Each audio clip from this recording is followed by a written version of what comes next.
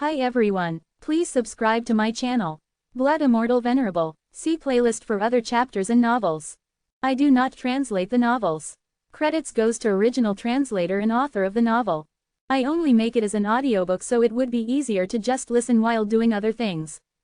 Credits goes to the author of the novel. I convert stories to audiobook for mental health, for multitasking purpose, for accessibility and time saving. Listening to audiobook is also beneficial for people who have disability.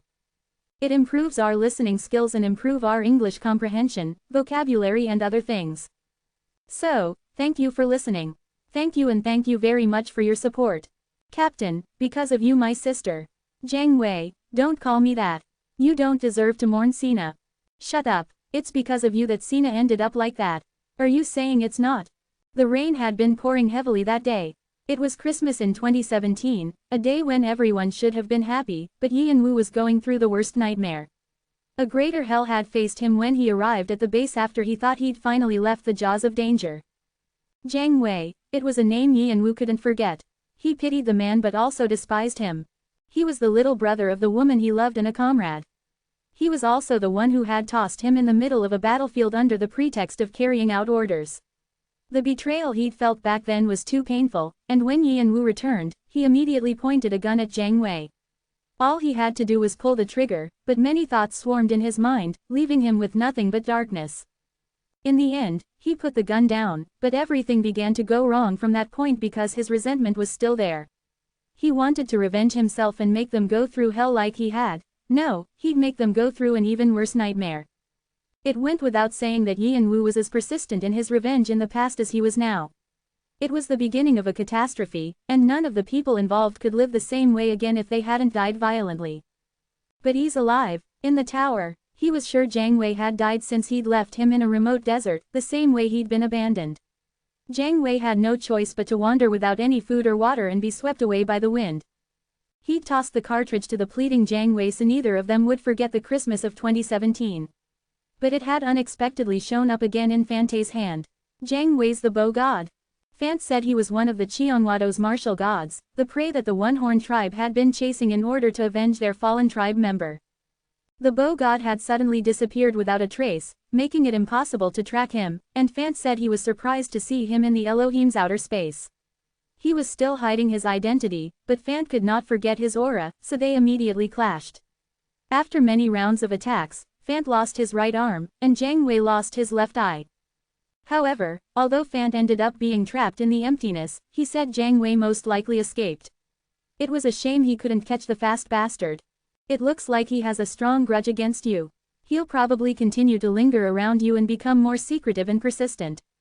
You should be careful when you're sleeping AACK. Fante was giggling and enjoying the situation despite being injured when Yian-Wu smacked the back of his head and stood up. He was about to toss the cartridge necklace to the ground, but he changed his mind and stuffed it into his coat instead. It was a bother that Jiang Wei was the bow god, but things had been dangerous the moment he entered the tower. Even if one more danger was added, nothing would change. Ha! He let out a cold breath. It was freezing, just like that day. Khan and Doyle returned a few days later. Yian-Wu, who was already at the one-horned tribe's village, looked them over. They were covered in dust from head to toe. He sighed. All you guys getting beat up. Fante had been heavily injured, and these two didn't seem to be in the best condition. The supposedly elite members he had chosen were in pathetic states. He wasn't exactly in a happy condition himself. However, his sigh was partly of relief, too. Fortunately, the two only looked tired, and they didn't seem to be too badly injured. Are you talking about me? Fante sulked as he lay in his sickbed. His right arm was bandaged with a splint. Yian-Wu and Brahm had put a lot of effort into regenerating Fante's right arm. If you only had your severed arm, I would have used surgery and healing magic to heal it, but since your arm is completely gone and you're infected with emptiness, it won't be easy.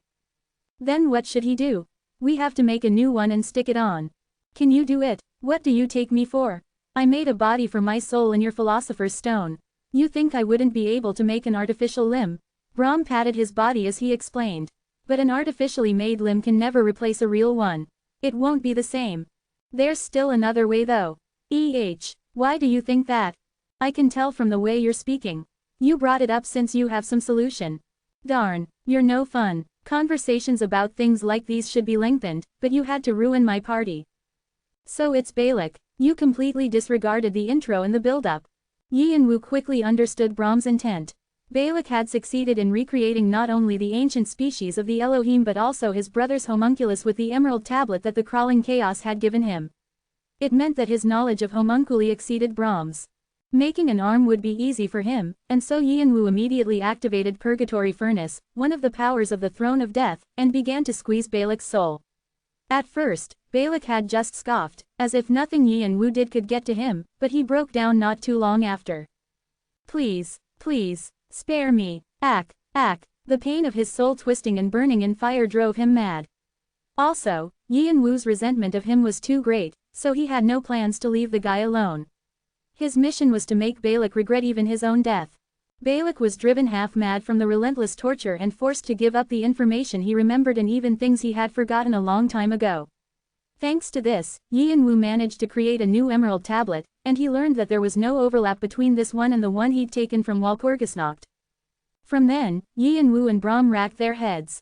After collecting Fante's DNA and other genetic information, they created a new arm, and they stitched the nerves and veins of the arm and the shoulder together. They'd been busy with all of this up until the day before, and Fant, who thought he would no longer have a right arm and was thinking of learning a new Mugong, was surprised. Fortunately, everything matched and he was becoming stable. However, Yi and Wu continued to scold him from his bedside, so he was feeling petulant. Meanwhile, Khan didn't know how to feel as he watched Fant. The son of the Cheongram family has a side like this. When he first participated in the tutorial with Doyle, the two suffered from an inferiority complex from watching Fant and Adora race far ahead. Unlike him and Doyle, who had been abandoned by their fathers and started from the bottom, the siblings had grown up drinking elixirs like water, bathed in the great expectations of the most powerful tribe in the tower. They seemed like species from another world. It was why Khan and Doyle wanted to defeat the siblings somehow. They wanted to show the world, and their fathers, that they had become powerful through their own efforts. But in the end, that wish hadn't come true. The siblings were a wall they couldn't climb, no matter how much they tried. The memory of giving up was still clear in his head. At least, Yi and Wu had overturned the rankings of the tutorial and granted their wish, but they still passionately wanted to defeat the siblings. However, Fant didn't even remember them. Whatcha looking at? He acted like the only reason he was putting up with them was that they were with Yi and Wu. He stared at Khan and grimaced as if he were disgusted. His eyes showed no recognition. That was how unimpressive they had been to the siblings. Hey, you look a little strong. Did they create a better impression now than they had in the past? Fant stopped frowning and looked Khan up and down. He had the eyes of a beast who found delicious prey. Do you want to have a go? Khan was wondering how he should respond to Fant, who was filled with a competitive spirit, when Fante's head snapped to the side. It sounded like a pumpkin had cracked. Thwack! Yi and Wu had smacked Fante's head. Ack! Fant covered his bruised head and glared at Yi and Wu. The smack had been so painful that his eyes brimmed with tears. What are you doing? Yi and Wu held up his hand again wordlessly. Flinch. Fant instinctively moved back. Stop picking fights. The way you speak, it's like I only cause trouble. You don't, hee. Well, I guess I can't exactly deny that. Fant grinned. Yi and Wu clucked his tongue and turned to Khan. What about the Devil Army? Khan peeked at Fant and shook his head. We couldn't even get close because of the Wind Demon Lord. He was too fast. I thought he was using Shukuchi or something. The Wind Demon Lord was the fifth of the 7 Demon Kings and was also called Monkey King, a different Monkey King from Sun Wukong. Because he controlled wind, he was famous for being the fastest among the 7 Demon Kings. If he had descended and prevented Khan and Doyle from proceeding, it would have been impossible for them to continue the chase. In fact, it was incredible that they'd managed to come back alive. From that, Khan said he got the impression that the Devil Army didn't want to fight them. To be exact, it was like they were trying to avoid killing or something like that. Avoid killing? Yi and Wu's eyes flashed. The followers of the beings so troublesome that they were called Demon Kings were trying to avoid killing. Besides, the 7 Demon Kings were a troublesome bunch, and even the mighty Great Sage was lowest in hierarchy among them. Khan's words weren't something to gloss over. There was something bigger behind this. When I think about it, the head bishop didn't kill anyone when the Lion King descended. Is that related to his sudden disappearance? While the tower was in chaos after hearing that the Bloodland had fallen after the Elohim, Yi and Wu had sent his familiars to the Devil Army's territory to take care of them as well. But there were no traces of them at all, as though they had never existed in this world. The tower was shocked by this discovery, and no one could move forward with their plans. Yi and Wu felt that this had to be investigated further. Still, we managed to learn what they were trying to get from the Elohim. What? Khan's eyes flashed. A treasure map. A treasure map? Why? Yi and Wu's eyes widened. There was only one treasure map they could be talking about if the Elohim were involved, the Taijutsu. As the descendants of gods, the Elohim had many holy artifacts, and one of the top-ranking ones is a treasure map that is the jewel of their collection, the Taijutsu. It's an artifact belonging to the higher god Taishang Laojun, one of the godly society Chan sect's 3 leaders who are known as the 3 Pure Ones. Although it's just a rumor, it's said to be the main pillar that holds up the outer space peals of the great. The Chan sect was a large society that equaled Olympus, Asgard, and Diva.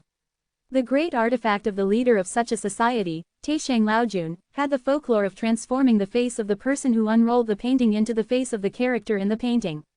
However, there were questions whether it worked like the rumors said, since the Elohim had never used it. And now, the Devil Army had the artifact. If it was worth breaking their alliance with the Elohim, it had to be important. The reason? Doyle shook his head. We don't know, but since it's an artifact everyone knew that the Elohim cherished. It must be something that the Devil Army believes will get them closer to their goal. All right, I'll have to look closer into this. Good work. Yi and Wu patted the two and nodded. However, he'd have to deal with the taijutsu later. After this war, there weren't many forces left who could stand against Arthea. It was probably just the Sea of Time, the Dodd Brethren, and White Dragon, who were still reorganizing themselves. The Sea of Time was so powerful that they'd blocked Alpharon from descending once, but they didn't show themselves often, and the Dodd Brethren wasn't large enough to fight Arthea. White Dragon was stuck on the 76th floor without any intention of leaving. The Devil Army was in a similar situation. They'd received a fair amount of damage as well, so it would most likely be difficult for them to do anything. Unless the head bishop appeared, they wouldn't be able to defeat Arthea. With that in mind, Yi and Wu planned on taking a rest and then proceed without clashing with them at first. He would take charge of the territory the Blood Land, the Elohim, and the Devil Army once possessed to expand Arthea's influence. Then, he would organize the forces under Arthea to prepare for the next war. He wasn't going to raise Arthea simply into a large clan.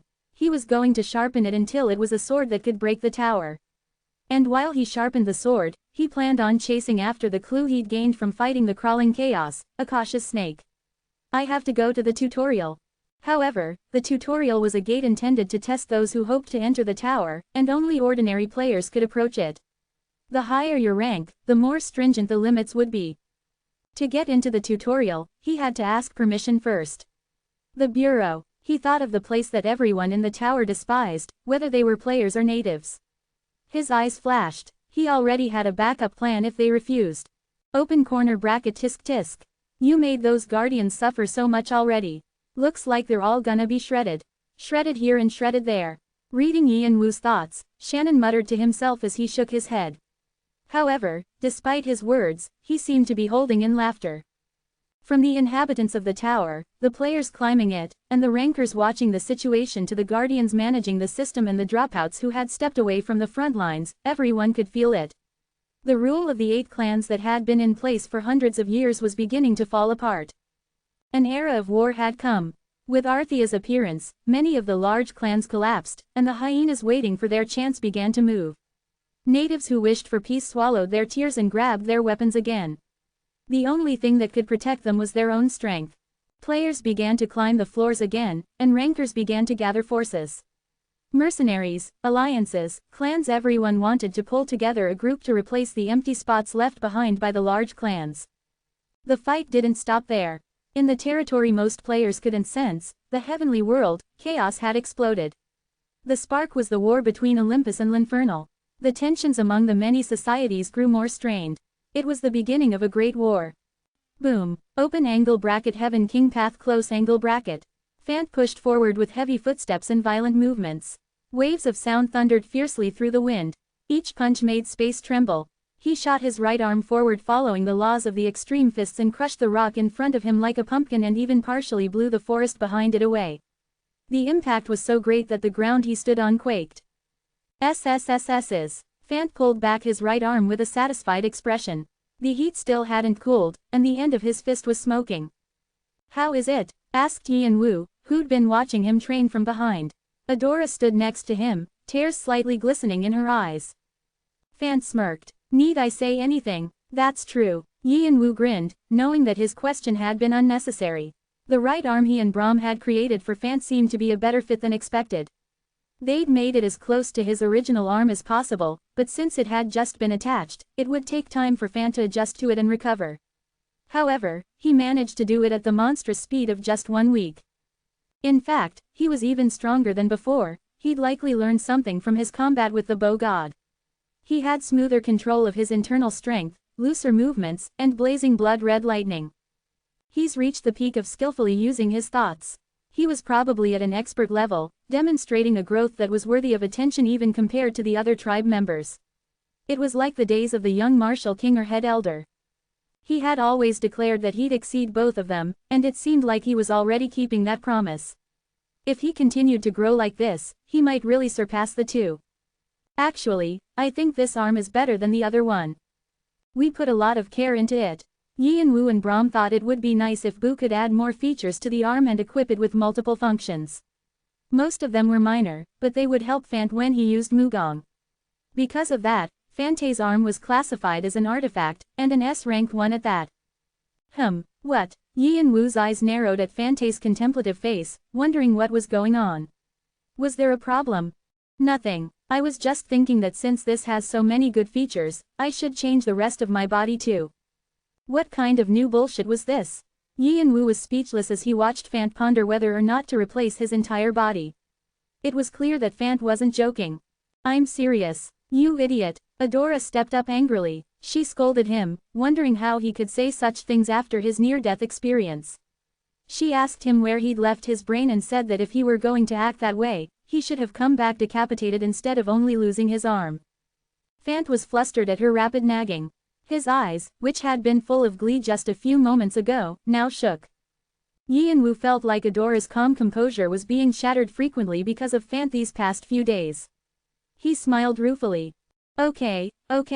Stop nagging. You're not mother. Are you serious? Why, should I cut your limbs myself?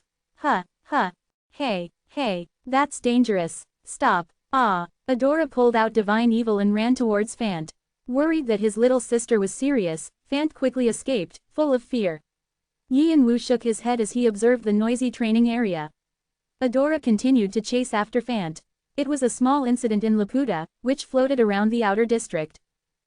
You're here, Brahm said as Yin Wu climbed down the spiral stairs into the basement research lab. Yin Wu nodded and scanned the lab. The lab in the basement of Laputa was of grand size, as one could expect from a space that Kalitas made. It contained books the draconic species had written and collected, research notes and dissertations, along with a refrigerator that stored rare materials and various reagents. Yin Wu had handed the lab over to Brahm, and Brahm happily moved from the dungeon at the One-Horned Tribe's village. He had the ancient knowledge that he'd acquired as a god, the mastery of alchemy that he'd attained while roaming the lower world, and now the knowledge of the dragons. He could do much more. As soon as he settled in Laputa, he immediately began a new experiment. Fante's right arm was one of the byproducts of this research. Have you had any progress? Of course. Brahm grinned and swept the flasks and beakers off his messy desk, grabbing a book that lay under them. It was called the Book of Jupiter. Jupiter was one of the greatest planets in the solar system, and a book with its name would have incredible information. After I squeezed that guy for information, I put everything he said together. I'm really certain now that the Emerald Tablet that the Crawling Chaos gave to him is different from the one Faust received. The Emerald Tablet was the system of knowledge that Brahm had recently begun to study again. The system of knowledge that they thought ended with the creation of the Philosopher's Stone was actually only the beginning. Because of this, Brahm was spending days and nights restoring the text. Yin Wu peeked at the glass cube in a corner. Open corner bracket, spare me. Please. The soul trapped in the cube groaned, surrounded by fire and unable to escape. It was Balak. He keeps asking to be spared. Does he not get sick of it? What a tenacious bastard. Spare, and not kill, that was how strong his desire to live was. Despite the pain of the purgatory furnace, he still couldn't accept death. However, it was thanks to him that Yian-Wu and Brahm managed to happily pull out so much information. Anyway, after comparing the two emerald tablets and merging them, I learned that they are sections taken from a larger text. His eyes darkened. They're not complete. Yian-Wu nodded. The crawling chaos had said the same thing. You want the original revelations? The revelations aren't mine. Do you think it's a simple item that I can just pull out of my pocket if you ask me to? Do you think a mere mortal can bear an item that contains all the knowledge of the universe and the dimensions, the words of the great beginning and the holy oracles of the end, and the records of all space, time, and history? You must be crazy. How insolent, human. The original revelations were a collection of all the knowledge of the universe and dimensions, the record of the beginning, end, history, space, and time. The crawling chaos had admitted that the emerald tablet was only a tiny fraction of it, and he said that Yian-Wu didn't have the authority to even approach it. If the system of knowledge that created the Philosopher's Stone was only a part of it, how much knowledge did the original have? It was unimaginable. Yian-Wu and Brahm tried to guess its size and contents based on what they already had in their hands, and the result was the Book of Jupiter. They were at the simple stages and struggled to even piece the whole together, like blind men touching an elephant, but Yian-Wu and Brahm didn't expect it to fail. But of course, I've learned an ample amount just with this. Yian-Wu turned to look at the thing Brahm was staring at. There was a glass tube in the center of the room where Jung-Woo slept deeply, immersed in a strange liquid. The liquid was a new Philosopher's Stone made with the information from the Book of Jupiter. It was completely distinct from the one in Yian-Wu's heart. Technically, it was a magic power organ that wasn't really quite a Philosopher's Stone. As they progressed with their research on the Emerald Tablet, the liquid would probably grow stronger. Then, the completed clone would be a vessel for his brother's soul and vestige that would someday return. If there was one thing Yian-Wu was grateful to Balak for, it was that he had helped a lot with Jung-Woo's resurrection. Open corner bracket I want to live. Of course, that didn't mean he planned on letting him go. Balak would be trapped in that fire forever. Can the Stone of Sin be controlled like that, too? Yian-Wu was studying another item, wondering how to use the Stone of Sin efficiently. Viera Dune had become a superior divine being with just a single soul stone. It was true Mother Earth had been willing to participate, but still, Yian-Wu was too slow compared to her. He was only skimming the surface of the stone's potential.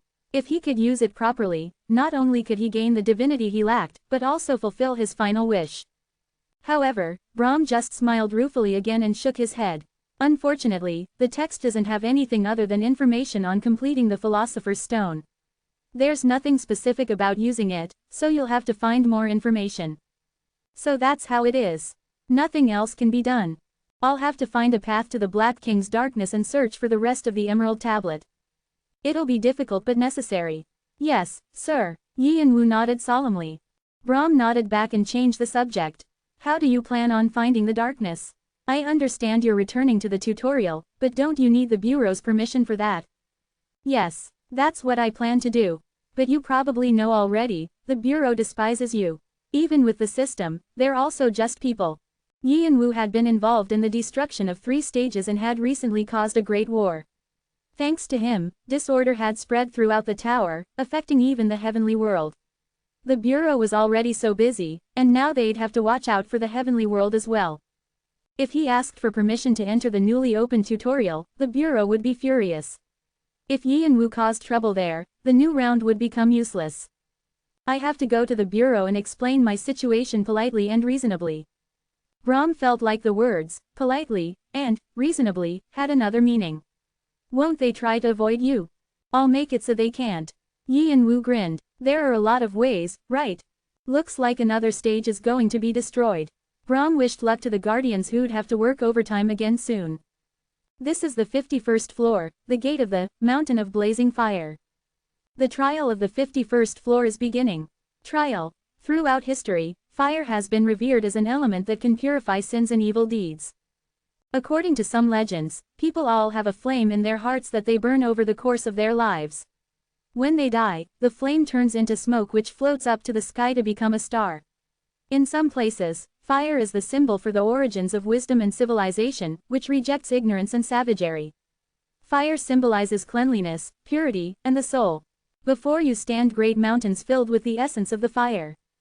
They are an accumulation of the passion of those who climb the tower, and they perpetually blaze to test players. You must now climb this mountain. Although you reach the 50th floor with hard work, it's likely that something vicious has grown inside of you, as well. To scale this tower, you must leave all your grudges and worries behind and reclaim your reverential heart. Purify your soul and become a new being. A new, hidden world will greet you. It's hot. The heat was the first thing Yin Wu sensed when he entered the 51st floor. He was most familiar with the fire element, and his Mugong had reached the level of heat-cold resistance, so it had been a while since he could be affected by extreme temperatures. But the heat on this floor was markedly different. It wasn't his body that was suffering from the heat, it was also his soul. This was all due to the flame mountains, which reached past the clouds. They were not typical mountains. Instead of green grass, red flames blazed along their slopes, and they appeared in the sky instead of the ground. They were roughly triangular in shape, and each of the 7 mountains was stacked on top of the other. The flames at the foot of each mountain were different colors. The mountain at the bottom had red fire, the mountain above it had orange fire, the next mountain yellow, and the succeeding mountains had green, blue, indigo, and purple flames. The heat also increased from bottom to top, and the purple fire seemed equal to Yin Wu's black flames. The challenge was to scale the mountains. The mountains that players called the heavy mountains were intimidating just to look at, and it was hard to muster the strength or courage to climb it. Even the red mountain was so hot that it felt like you'd turn to ashes if you just approached. There was another issue. Fire resistance and having an affinity to fire doesn't help at all. The fire of heavy mountain was from one's soul. The more worldly, stubborn, and delusional you were, the hotter it would be. Open hollow corner bracket master, this place is really warm. Nike, who had woken up, shouted with joy. When only darkness and chaos existed in the universe, there was a great explosion which produced the fire of origin, the first fire that fell to earth. It's the same fire behind the light bringer Lucifer's fall 1,000 years ago. The fire of the heavy mountains is derived from the fire of origin, but its flames are no less powerful. They are said to be the origins of holy fire and divine fire and can't be put out with normal methods. The Great Explosion also created the basic particles that compose everything in the universe, while the fire of origin is responsible for creating the components of the soul. As such, it isn't affected by the laws of physics. The fire of the heavy mountains purifies the souls that are nearby, washing away corruption and sin, which destroy the soul. The fire attempts to restore souls to their original condition. Single-minded pursuers of strength, ambitious people, and evil people who enjoyed betraying others have difficulty moving ahead of this place. Unless you're a monk who's lived without any greed, this floor isn't easy. In other words, the purpose of the 51st floor's heavy mountains was to help players refine the pure ascetic mind they had when they'd first entered the tower. At the same time, the floor motivated players to focus and set forth on a new path. Players could be divided into 3 different groups: seekers, believers, and rulers. Seekers needed to gain great enlightenment to surpass their limits in order to become supernatural beings. Believers thought that they could find salvation in their religion, and their goals were to become an apostle to spread the gospel of the divine being they served. Rulers wished to conquer their surroundings and ascend to become a lord. Although transcendents, apostles, and lords ran in different directions, they were all extraordinary. And at the end of the journey was exuviation and the gaining of transcendence. The only person known to have achieved this was Alpharon. Those who had become rankers after passing the 50th floor used the 51st floor to set their paths. Would they become supernatural beings, apostles that followed gods and demons, or a lord who ruled over others? The path of their future would be decided here. Most of the time, there weren't any great changes as most of them had already made their decisions even before reaching the 51st floor, but Yin Wu's situation was a bit different from theirs. He had already stepped on all 3 paths. Seeking self-discipline and abstention was the same as training with Mugong, so he was already walking the path to become a supernatural being. After being given the throne of death by Hades, he had been enlightened with holiness, so he had the potential to become an apostle as well. And with the Black King's power, he had many familiars, so he could be a lord. I can't clear this place. Even if I do, it'll take a significant amount of time. Yin Wu could tell that the 51st floor would be a great obstacle for him. Even if he cleared the stage, he wouldn't be able to leave a new record and make achievements like on the other floors. He was walking various paths, and his thoughts were muddled. Most likely, he wouldn't even be able to climb to the top of the first mountain. He'd also been feeling uneasy ever since he entered the 51st floor. The cast of the Black King trembled as though it were reluctant to even approach the mountains. The heavy mountains born from the origin of fire were likely an anathema to the Black King, who symbolized chaos and emptiness. It was impossible to climb the heavy mountains with the cast of the Black King. That doesn't mean there isn't a way. If the standard method didn't work, he could always just use a shortcut. And if that shortcut was a far-reaching one, I'll bring the heavy mountains down. If not one, but all 7 mountains came crashing down, the stage would never be able to bear it. And the bureau will go crazy. Yi and Wu looked sharply at the mountains. He wanted to clear the 51st floor and make contact with the bureau to gain permission to enter the tutorial. The bureau had denied all of his previous requests, saying that a player like Yi and Wu would cause uncontrollable variables that would affect the judgment of the novice players. Moreover, there wasn't much time left before the end of the tutorial, so the bureau was keeping a close eye on Yi and Wu's every move, especially since they saw him as a troublemaker. Yi and Wu hadn't expected the bureau to agree, so he wasn't concerned. Instead, he was glad that he could use this as an excuse for his shortcut on the 51st floor. It was likely that many guardians were watching him anxiously right now, and Yi and Wu smiled widely for them before he released his strength. 5th step Dragon Body Awakening. Release of all powers. Swish. With his Dragon Body Awakening and the Throne of Death's holiness, an intense energy storm began to spin. Scales grew over his skin, his wings unfurled, splitting space, and his tail lashed the ground. The Black King's power also awakened bit by bit. The chains whipped around his right arm as a black haze whirled around him. Sky wings. When he spread his sky wings open and connected to all the channels, the intense storm expanded in all directions and shook the stage. Rumble. What's going on? Isn't that the Hoarder Heaven Wing, I mean Shadow King? Why's he here? He's still on the 51st floor. The fuck? Other players recognized him and cursed, shocked that one of the strongest 9 kings was still lingering on the 51st floor. The energy storm he was exuded was more incredible than words could describe. He had gotten even stronger. The keyword to Yi and Wu's right wing was fight, and the more gazes and achievements he accumulated, the more powerful his keyword's strength would grow. He had already made great accomplishments by bringing down Bloodland and the Elohim, who'd ruled the lower world, and standing against Olympus. Since he had even clashed with the crawling chaos for a while, the power of the keyword had been immensely amplified. The more he fought, the stronger he grew. Yi and Wu didn't forget this trait and used it to the best of his ability. As he overwhelmed the stage with his strength, he spoke with magic power. All players on the stage, heed my words. His voice echoed throughout the floor, and everyone climbing the heavy mountains immediately reacted. Those who'd ignored his energy straightened their backs and were forced to listen. That was how authoritative Yi and Wu's words were. This is a warning. Approximately 5 seconds from now, I'm going to bring the heavy mountains down. Leave the stage before then. If not, I can't be held responsible for what happens. The words sounded mad. Those who were clever enough instantly understood the meaning behind them. The stage would be destroyed soon. Anyone who stayed still would be swept along. Instantly, countless players activated their emergency escape magic or ripped portal scrolls to get away. They didn't even have time to protest. Many knew that unlike the generous Heaven Wing, the Shadow King was famous for his ruthlessness. He carried out his plans without caring how many would be affected. After numerous players escaped, portals opened in the sky of the almost empty stage. The Guardians warned Yi and Wu. Open hollow corner bracket. This is a warning in the name of the Bureau. Shadow King, stop what you're doing immediately. Open hollow corner bracket. You are intentionally disrupting the trials of countless players, according to Article 41, Clause 12 of the Bureau. Time difference. Extrasensory perception. Yi and Wu quickly sped up his consciousness and drew the entire stage, including the heavy mountains, within his attention. The fire of the 7 heavy mountains couldn't be put out using physical means, a fact already stated in the message window and known among players. But nothing's impossible. After all, it was only derived from the fire of origin and not the fire of origin itself. If he had a greater firepower than it did, then it would be possible to put it out. And I want to test my limits too. He hadn't been able to use his full power dealing with Bloodland, Elohim, and Olympus because he couldn't tell what his own limits were. An uncontrollable, unknown strength was like a blade without a hilt, it could hurt him.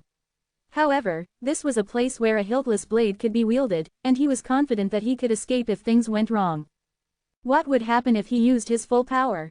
Would he be stronger than he expected, or would there be no difference from his usual strength? And would it be effective against those classified as superior divine beings? I can test that out now. He spread his hands forward. It was time to use the new ability he'd only been able to think about, an ultimate skill of his own. Yian-Wu pulled out his magic bayonet with his left arm and cut his right wrist. Blood spurted out. Disabling poison blood. It was a skill similar to Balak's signature skill, poison blood, although the specifics were different. The greater the concentration of a poison he consumed, the more poisonous he himself would be.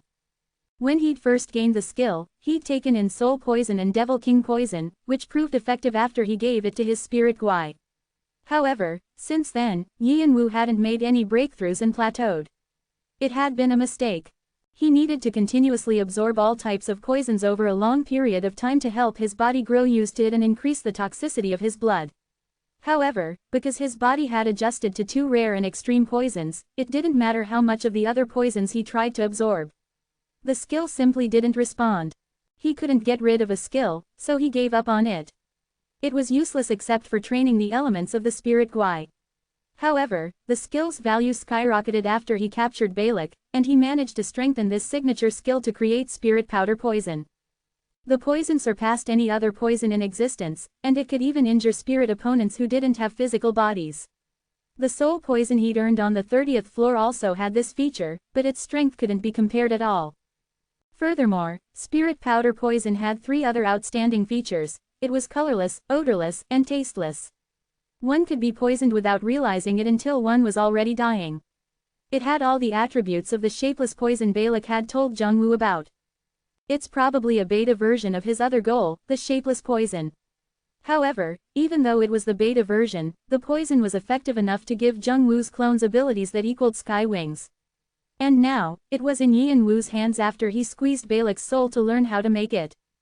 A few days had passed since he consumed the poison, which caused disabling poison blood to grow explosively. It also combined with the data Yian-Wu had on poisons and successfully created a superior skill. Yian-Wu bound it together with Throne of Death and managed to amplify its strength. Poison was secretive and dangerous.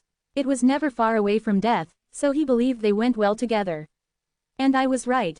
Formless poison. Number. Calculating. Proficiency. 1.7%.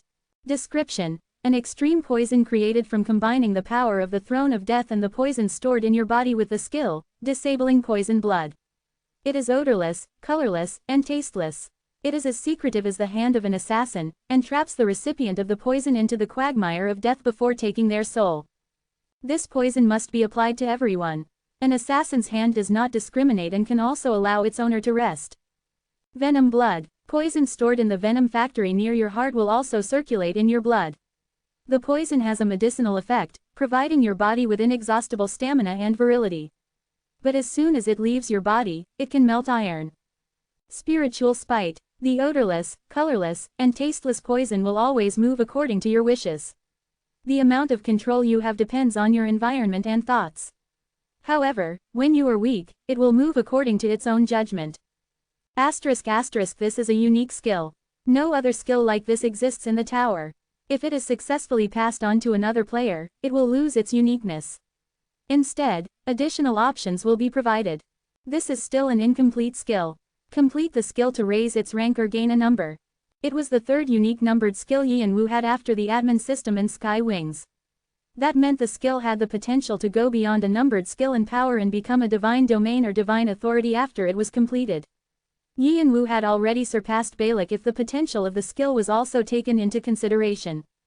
SSSSSs. When the formless poison was exposed to the environment for the first time, his blood instantly evaporated and took on the form of a white haze. It looked like ordinary smoke, but it had a vicious toxicity that could melt iron as though it were tofu and poison even divine beings. It was so dangerous that Yian-Wu had to be extremely careful while using it, but he didn't stop to input more power. First spirit. Focusing thoughts. Assigning element, fire. Kya. The souls inside his soul collection all screamed and turned into black Guai, strengthening formless poison with their curses. Yian-Wu put his thoughts into the white haze and attempted to control it while maximizing his power by adding wave of fire, holy fire, hell tribulation, and heaven brackets flame wheel. The haze quickly turned into a black color and blazed into a cursed poisonous fire. It was a dangerous weapon. As expected, it's not easy. The power was so intense that Yian-Wu hesitated. It was impossible to control. At this point, it could kill its own user at any moment, and if it ran free, it wouldn't be something any ordinary player could handle. Only the Transcendents who were beings related to fire would have the chance to control it. If he gave up at this point and let it be, half the stage would be blown away, including the heavy mountains. And the danger of the flames wouldn't stop there. Sparks would spread randomly, causing more explosions, and the cursed formless poison it contained would mushroom throughout the stage. The stage would not only be destroyed in a few seconds, it would also become a wasteland that would never again support life. Normally, he would have trapped it inside aura, but that was impossible now, so he attempted another method. He clenched his fist. Rotate. The flames that were about to spread suddenly turned into a whirlwind. If it was impossible to control it, he would gather it in one location first. The most effective method was to circulate it. He used first spirit and focused his thoughts, forcing the flames into a spiral shape, creating a centripetal force. It resulted in a cluster of sword energy, which was the next peak after strengthening sword energy. It was a superior application of chi that formed it into a round shape to intensify its destructive power. It could be used for long-range attacks. But while the cluster Yi and Wu made looked similar to the martial kings, it was totally different. Even though he readily used hellfire, Yi and Wu didn't even want to touch the ball because of the heat and poison it exuded. Open corner bracket. This is the thing, the helix something. From the picture book you talked about. The one your brother used was like a naginata. What are you brothers doing? Shannon twitched within the shadows. It wasn't stable, and the slightest mistake could make it explode. Yi and Wu was using an immense amount of focus and magic power to control it. Merely maintaining its shape heated the stone of sin in his dragon heart. Soon, the cluster was as large as Yi and Wu's head, and it exuded a violent heat and light. However, that wasn't enough. I can't be satisfied with this. If I stop here, it'll be no different from a superior wave of fire or my black aura. It would be more efficient to use the black aura, in that case. He wasn't looking for an ultimate technique that was simple. He wanted something large, flashy, and explosion, a weapon that would cut even gods and demons. He needed to raise its might dozens of times more. Then orbit. If one wasn't enough, he'd make two, and if that wasn't enough, he'd make three, and so on. Swish. He created another cluster next to it. Because he had already made one, he could do it faster this time. It was smaller, but it contained a power that couldn't be overlooked. He made them one by one, lining them up next to each other. 1, 2, 3. The creation speed increased until he had about 100 clusters of different sizes in an instant. The clusters rotated to keep their shape as they orbited around Yi and Wu in an ellipse. The sight was beautiful, as though a miniature solar system had appeared. Open corner bracket. Fuck. Shannon saw the power within the beauty and trembled. He could see the delicate balance among the rotations, orbits, repulsions, and gravity. But even if he knew the theory behind it, he didn't think he could ever attempt it.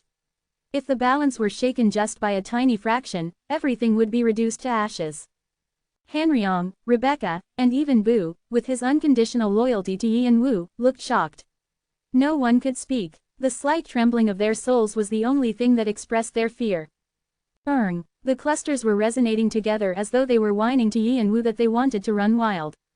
The rotation speed of each cluster soon surpassed the speed of sound and became as fast as the speed of light.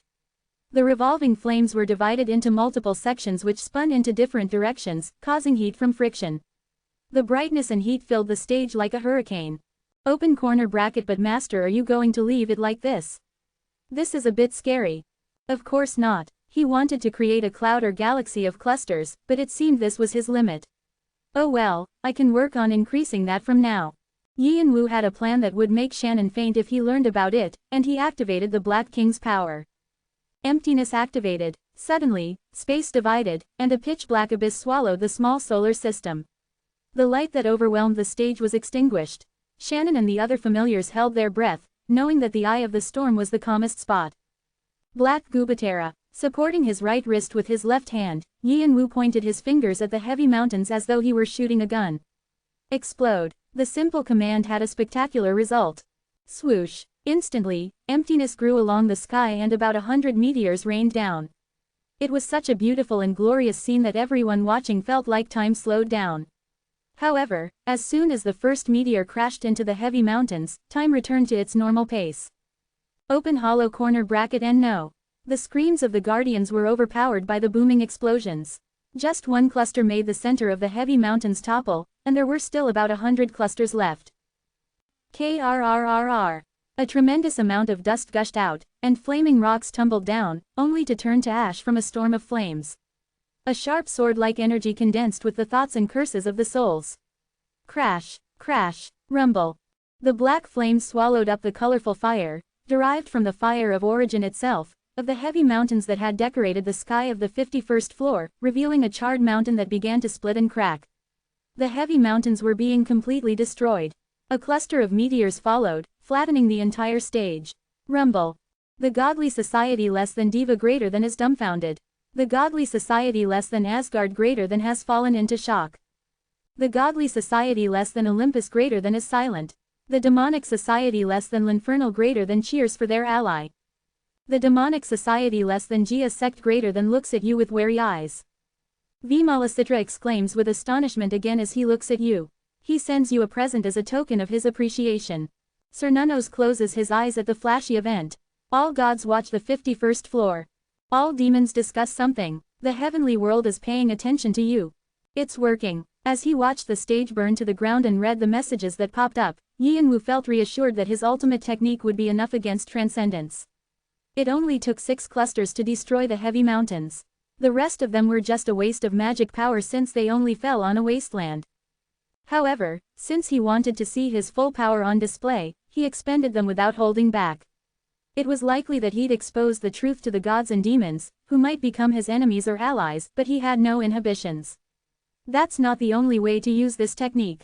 He could destroy wide territories, use it to project his fire power, or even call on it during hand-to-hand combat.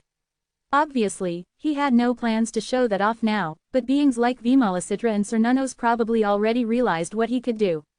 This had been a warning for them to be careful.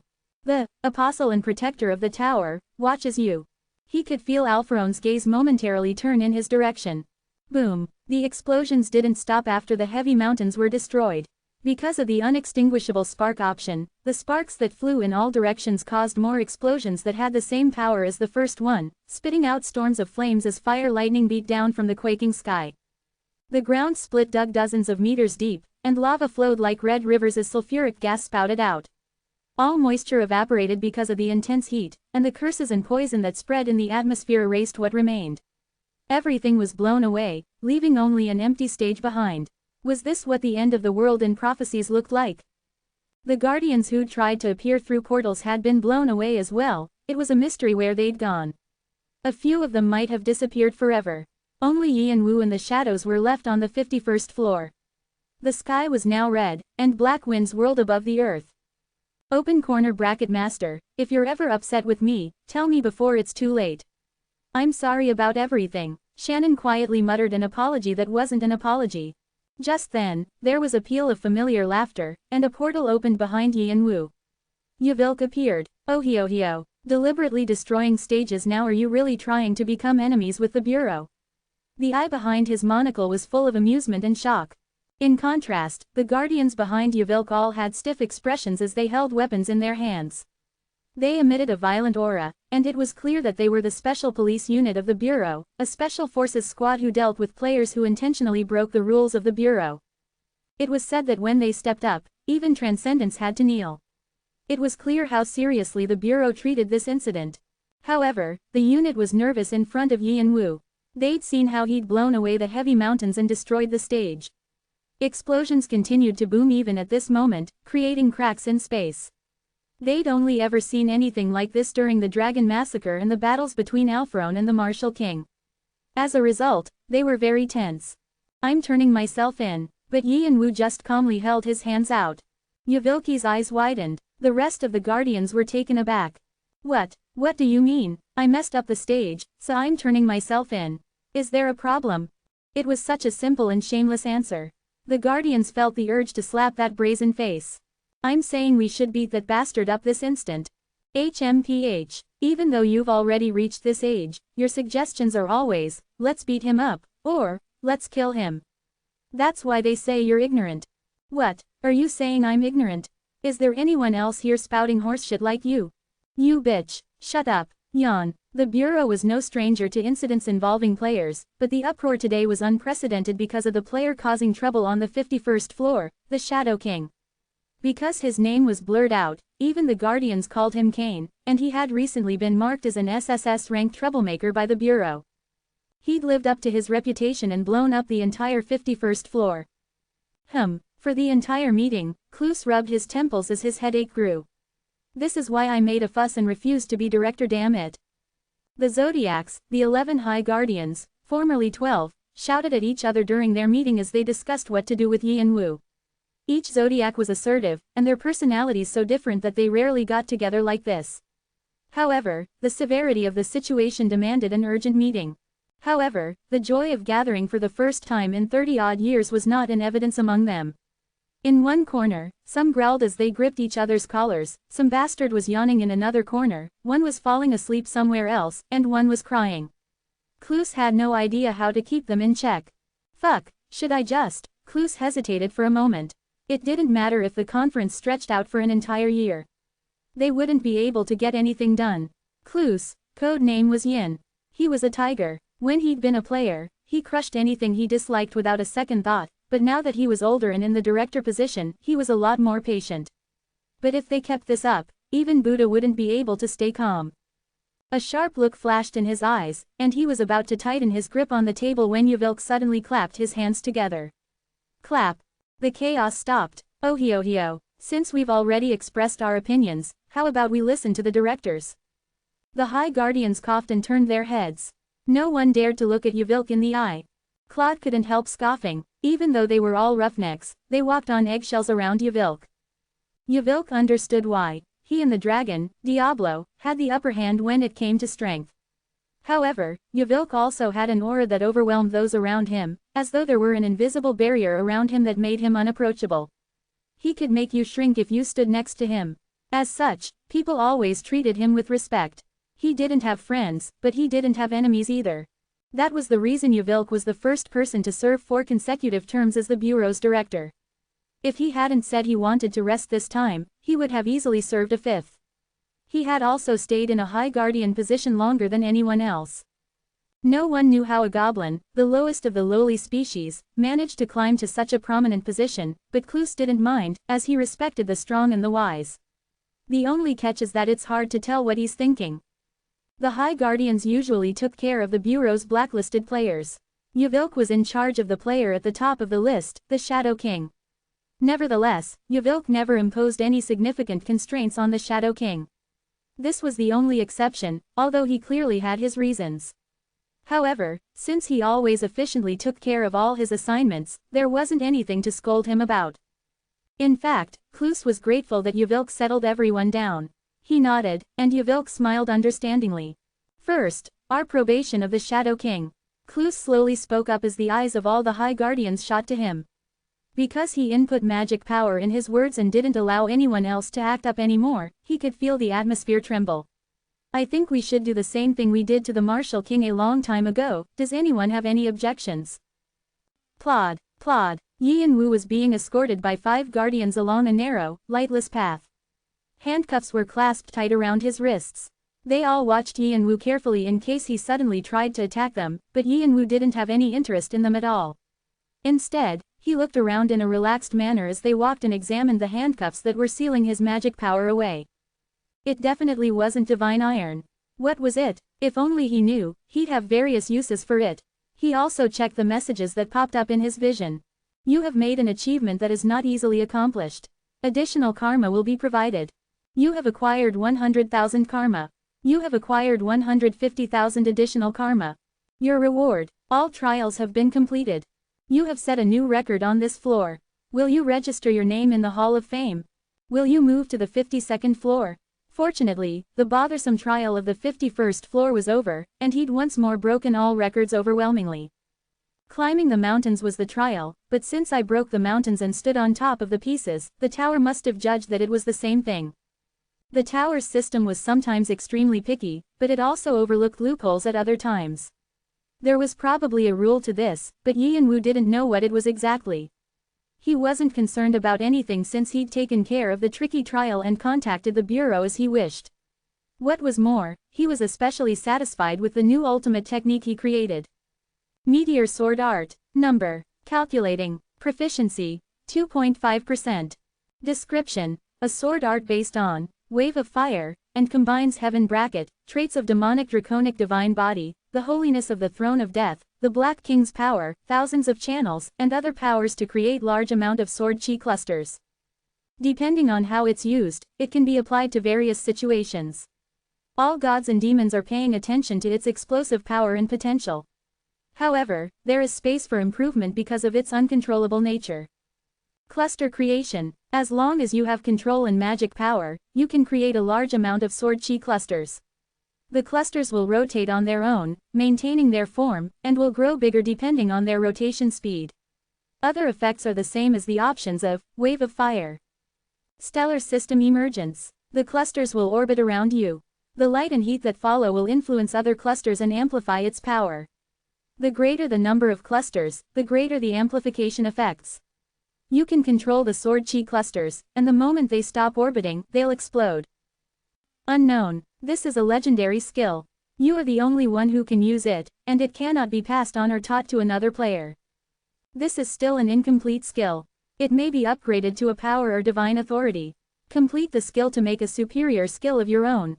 Applicable uses 2. Stellar systems. Protect your body with a large number of clusters. Downpour. A large number of clusters will bombard a designated location.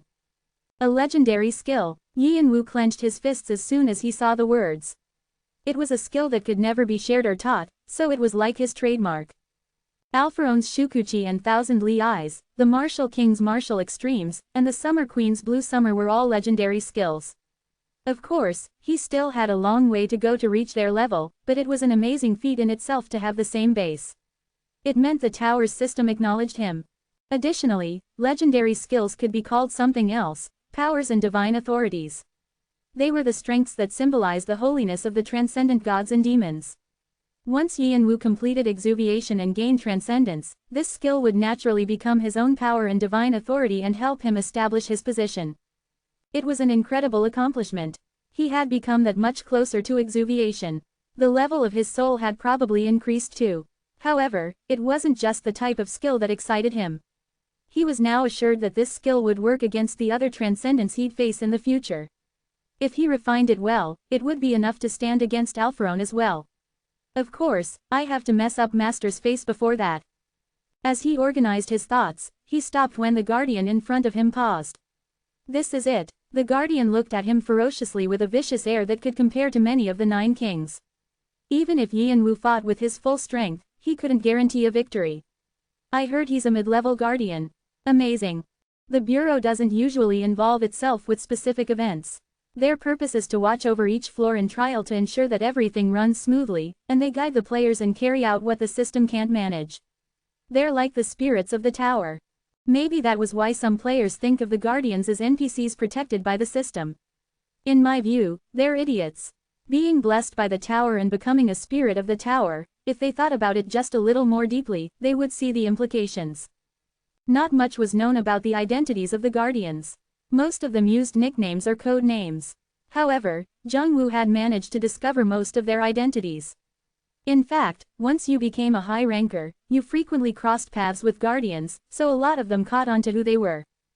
High rankers who suddenly disappeared a long time ago, those who were believed dead or off the grid, or those with desperate wishes or goals but never had the ability to reach the top and died without peace. Or those who've become slaves bound to the system because they were filled with lingering feelings and anguish they couldn't abandon. They're pitiful beings who silently watch over the following waves of players, reminded of their own past as they clean up after them. That's what the Guardians are. They were once renowned for their brilliant abilities and talent, but everything stopped there. They climbed the tower to reach the top. But due to clashes with other rankers, lack of forces, talent limits, a shortage of skills, Alpharone's discouragement, and other walls, they were forced to put their swords down. But because they couldn't let go of the goal of the tower, they became bound to it and trapped in their pasts. They could never reveal themselves or spread their names. They were fated to remain as shadows. The one who brought Yan Wu here was one of them. The man who had once been known as the king of mythical creatures and had even been a challenging opponent for Alpharone. Now, he was a nameless, mid-level guardian. If they know, those who claimed to be his descendants would fall over from shock. However, Hanabi continued in an indifferent tone, as if he didn't care about his situation. You've been sentenced with a suspension. A new person will lead you inside, so don't think about causing more trouble. Take this time to reflect. Hanabi pointed to a pitch-black path without a single ray of light. A cell and tasks that had to be completed waited for Yian Wu at the end, and he would stay there until his sentence was complete. That was what being sentenced with a suspension meant. With his magic power and senses all sealed by the handcuffs, he would feel choked with frustration.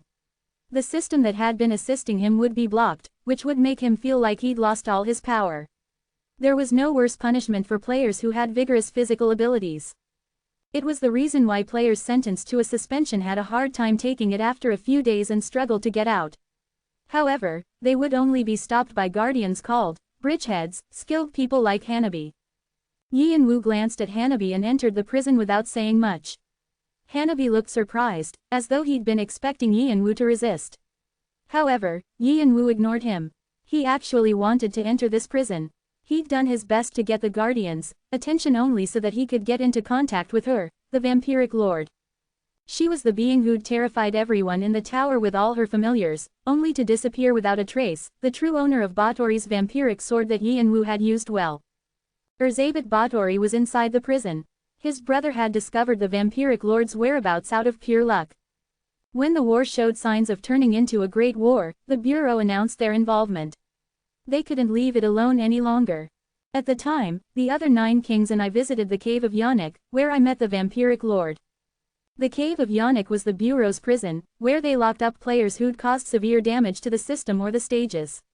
However, because of the looming Great War, the Bureau forced Arthea and the 8 clans to meet in the cave for a conference.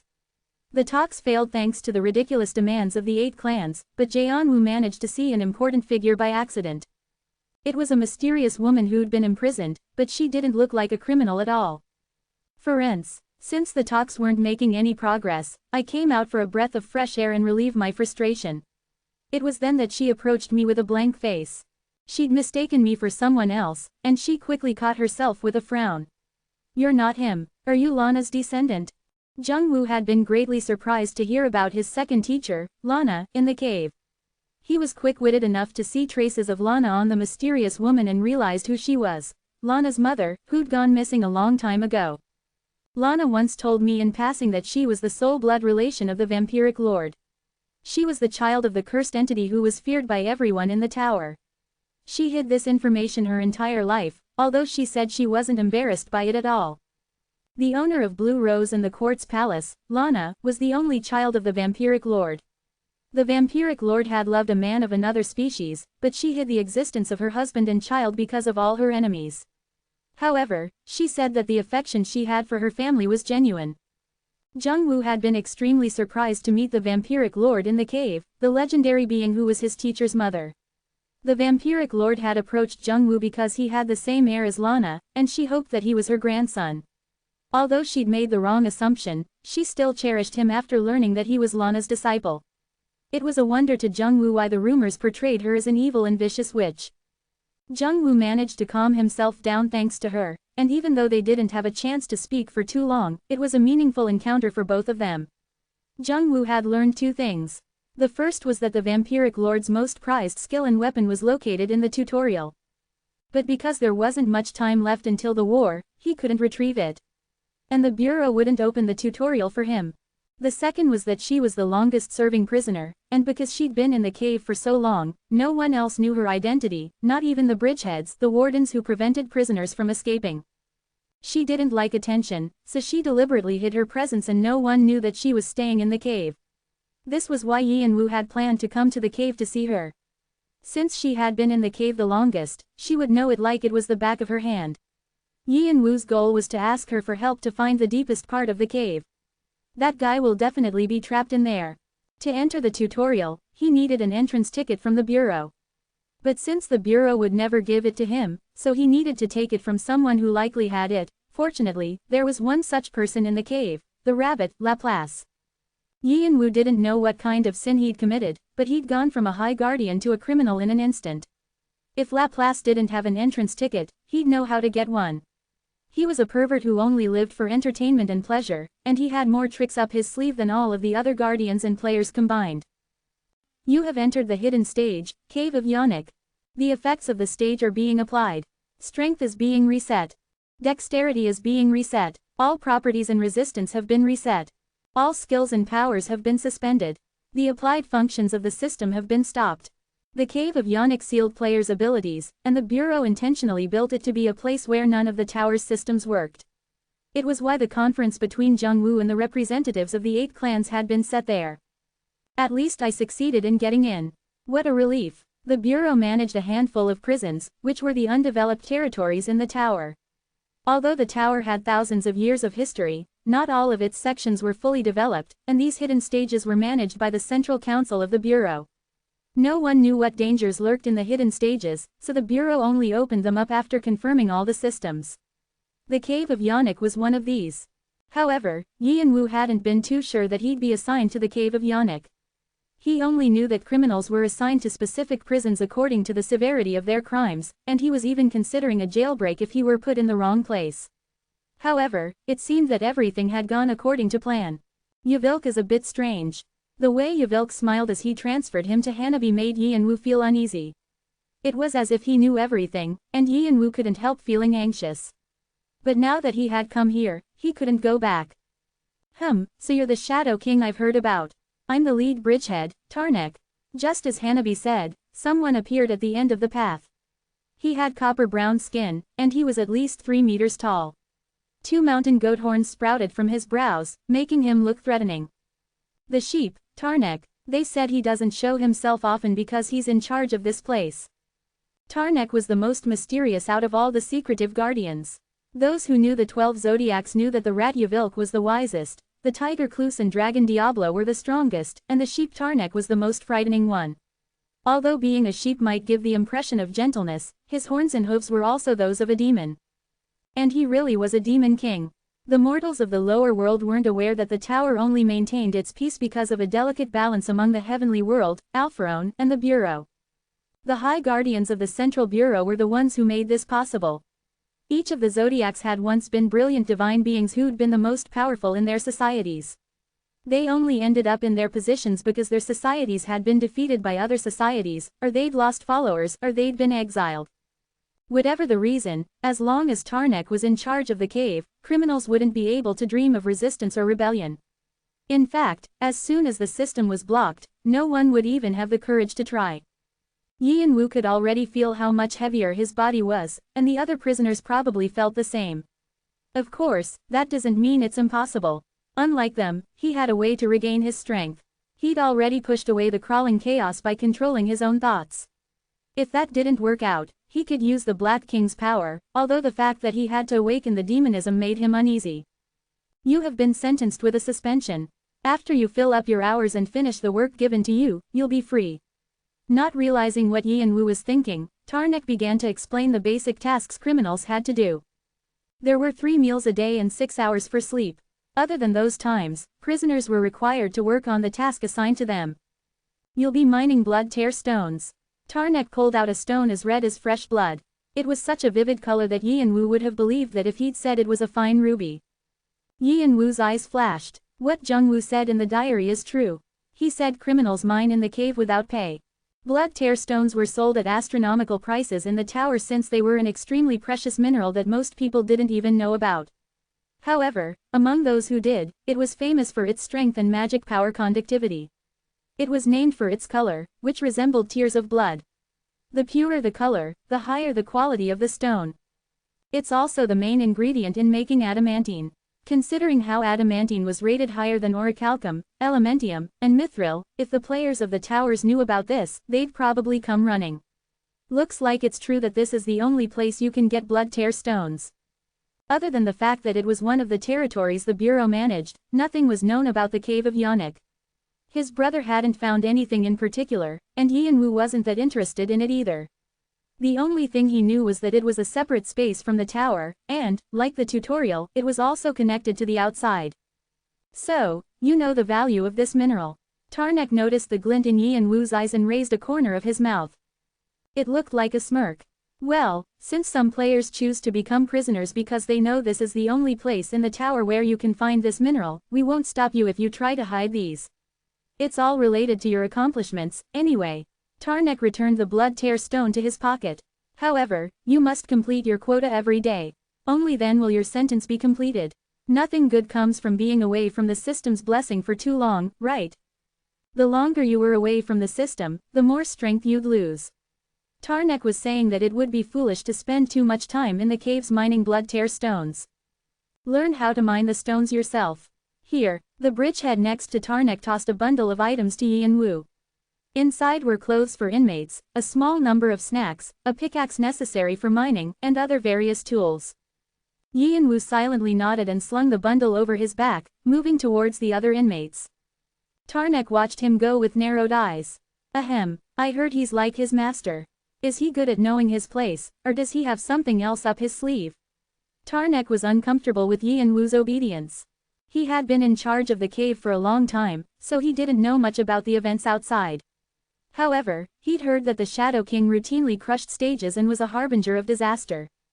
He didn't believe all of it since the Central Bureau was full of guys who loved to bluff and exaggerate, but then the fact remained that Yian-Wu was the Martial King's disciple. Tarnek ground his teeth even at the sound of the M in Martial King. The young bastard had stormed into the cave saying he needed various life experiences only to escape after a single day complaining of the stuffiness. This was after he'd already caused a great deal of havoc. Although the system was blocked, the Martial King didn't seem constrained at all. In fact, Tarnek even broke an arm and 5 ribs while fighting him. Ooh, you're pretty good for a geezer. The Martial King's comment still bounced in his memories. Before Tarnek had been trapped in the tower, he saw worlds merely as sources of entertainment, they held no special importance to him. It took a lot for a small creature from one of these worlds to get on his nerves. Those damn Trinity Wonder scumbags. Xiaojiao Jintian raised all his descendants to be riffraff. The Trinity Wonder had opened the tower and set up the system, so it wasn't surprising that the One-Horned tribe, who were descended from one of the Trinity, would be strong even without the system. As a result, Tarnek couldn't help feeling uneasy now that a player associated with them had entered the cave. Furthermore, he had turned himself in without any resistance after causing all that mess. It was obvious he had other plans. Follow him. If he does anything suspicious, let me know immediately. Open hollow corner bracket yes, sir. A small voice spoke in his ear and space wavered as it disappeared. Tarnek looked at the path Yian-Wu had taken and turned to the opposite direction. They're being careful. Yian-Wu realized that Tarnek and other beings he couldn't see were watching him. He clucked his tongue. The surveillance was heavier than he thought. It didn't seem like it was only because he was a troublemaker. But then, he had no previous association with Tarnek, and it didn't explain why the other bridgeheads were so hostile to him. I did hear Master caused some trouble a while back. Is this because of that? Yian-Wu narrowed his eyes. He really isn't helpful in anything other than martial arts. Full of thoughts that would have infuriated the Martial King if he knew, Yian-Wu glanced around. There was quite a large number of criminals in the mineshaft busy hacking away with pickaxes. A few looked Yian-Wu over carefully. It'll be hard to find the vampiric lord among all these people. Since she didn't like to show herself, it seemed like it would take some time to find her. It would be nice if I had 2 or 3 guys I could order around to do errands. Just then, 3 people that looked like delinquents approached him. What's this? A new rookie? You should hurry and greet your seniors. Aren't you going to do it? It seemed like they were acting arrogantly to take advantage of a newbie that didn't understand what was going on. Speak of the devil, and 3's a sufficient number. Yian-Wu smiled brightly, as though he had just met old friends. 1. Let's get. 2. A grip. 1. Let's get. 2. A grip. Each time Yian-Wu strolled around, the players whose foreheads touched the ground trembled. They all sported black eyes. Fuck, where did that guy come from? Monstrous bastard, is the system really blocked for him? When is he going to let us go? Ah, my head's getting crushed. At first, they'd been excited that a newbie had come. They planned to order him around and use him to relieve their stress from mining, but as soon as they tried to pick on him, something flashed and they saw stars, which was impossible in the cave. Before they knew it, they'd fallen to the ground. Their seniors, who'd been watching from the back, came running over, full of rage. The fight that came after was. Fight, my ass. It was a one-sided beating, how could it be called a fight? The new arrival had practically flown around, and it was hard to believe he wasn't using the system. Despite being surrounded by dozens of strong players, he didn't even blink an eye as he beat them all up. Even Chemical, whom they called their king, received 2 black eyes and was forced to stick his forehead to the ground. Keeping your hands together behind your back and supporting yourself with only your head and feet wasn't something that humans ought to do, and it was only thanks to the fact that they hadn't slacked off with their individual training that they didn't fall over right away. However, even after hours had passed, they weren't allowed to change their positions and were forced to shout another slogan. "Fuck another punk like the Martial King." The others turned pale when they heard an inmate mutter to himself. "Shit, damn it, he's gonna die, but, you know my teacher. Teacher." The inmates all whipped their heads around to look at Yi and Wu. They had all gone pale. The disciple of the Martial King. They all remembered how the Martial King had caused a huge ruckus a long time ago, and they even remembered the way he laughed uproariously at the time. So that's why. The Martial King? No, damn it, that guy sent his disciple to kill us. Ah, these punks. They wanted to cry. Get up. Yi and Wu had given them freedom a few hours after that. They all had dark circles under their eyes, making Yi and Wu laugh in disbelief. He'd only planned to beat up the 3 who picked a fight with him, but before he knew it, he was fighting with most of the inmates in the cave. It was the first time in a long while since he'd had a purely physical fight, so he had enjoyed it a little too much. When he fought the last player, who was probably their leader, it had been fun because the player was pretty skilled, unlike the others. But Yi and Wu still beat him up with only 5 moves. Even while he was covered in dust, the player glowered at Yi and Wu like he was going to run at him the instant he showed any weaknesses. I didn't know the executioner of Hot Sands would be here. He was long forgotten by now, but he had been active in the tower before the rule of the 9 kings. He had gained infamy for massacring rankers on the 51st floor's heavy mountains, and although he wasn't as powerful as the Devil Army's Black Dawn and the One-Horned Tribe's Blood-Red Philosopher, he was as strong as the Gluttony Emperor and Magnus. He'd suddenly disappeared when the era of the 9 kings dawned, and it turned out he was in this cave. They say some inmates sometimes become guardians. Is he aiming for that? The relationship between the bureau and their criminals and details of their punishment wasn't well known, so Yi and Wu couldn't figure out why the executioner of Hot Sands was here. However, it was true that the inmates of the Cave of Yannick were all at least A-ranked players since the prison was directly managed by the Central Bureau. That meant all the inmates here were skilled players who had the right to act arrogantly, although Yi and Wu had just beaten them all up. Chemical. What? The executioner of Hot Sands, Chemical, continued to glower at Yi and Wu. Do mine too. Inmates had a quota of stones to mine every day, but mining wasn't the only way to fill the quota. The bridgeheads didn't involve themselves with the inmates' businesses, so Yi and Wu was telling Chemical to handle his quota for him. Chemical had once been an object of fear, but now he was reduced to a subordinate. His temples twitched with annoyance. "Leave it to me," he said in a tight voice. Boom, boom. He didn't try to hide his anger as he stomped away, taking his subordinates with him. However, despite his rebellious attitude, he didn't say he wouldn't do it. Open corner bracket. Our master is stealing from the less fortunate. Wow. The Summer Queen tried to rein in the executioner of Hot Sands too. Stealing from people like that King Temper, you're the icing on the cake. Yi and Wu contemplated using Meteor Sword Art on Shannon, then decided to simply ignore him. He watched the inmates following Chemical as they glanced back at him. Thought control. Draconic eyes. Suddenly, the air around Yi and Wu shook and messages popped up in front of him. The suspended admin system has been partially activated.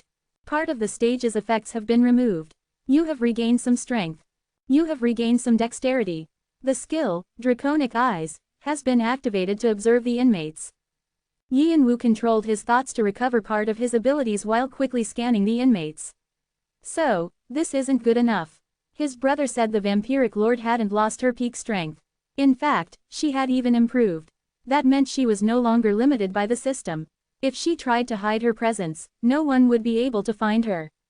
And he said the vampiric lord could change her face. Her signature skill, Mask of the Dead, could force out memories and the identities from dead souls to create a mask. It was known that the vampiric lord lived behind masks since she was targeted by many enemies. If she escaped from the system's limits and could also use Mask of the Dead, it was certain that she was wearing a mask and behaving like someone else.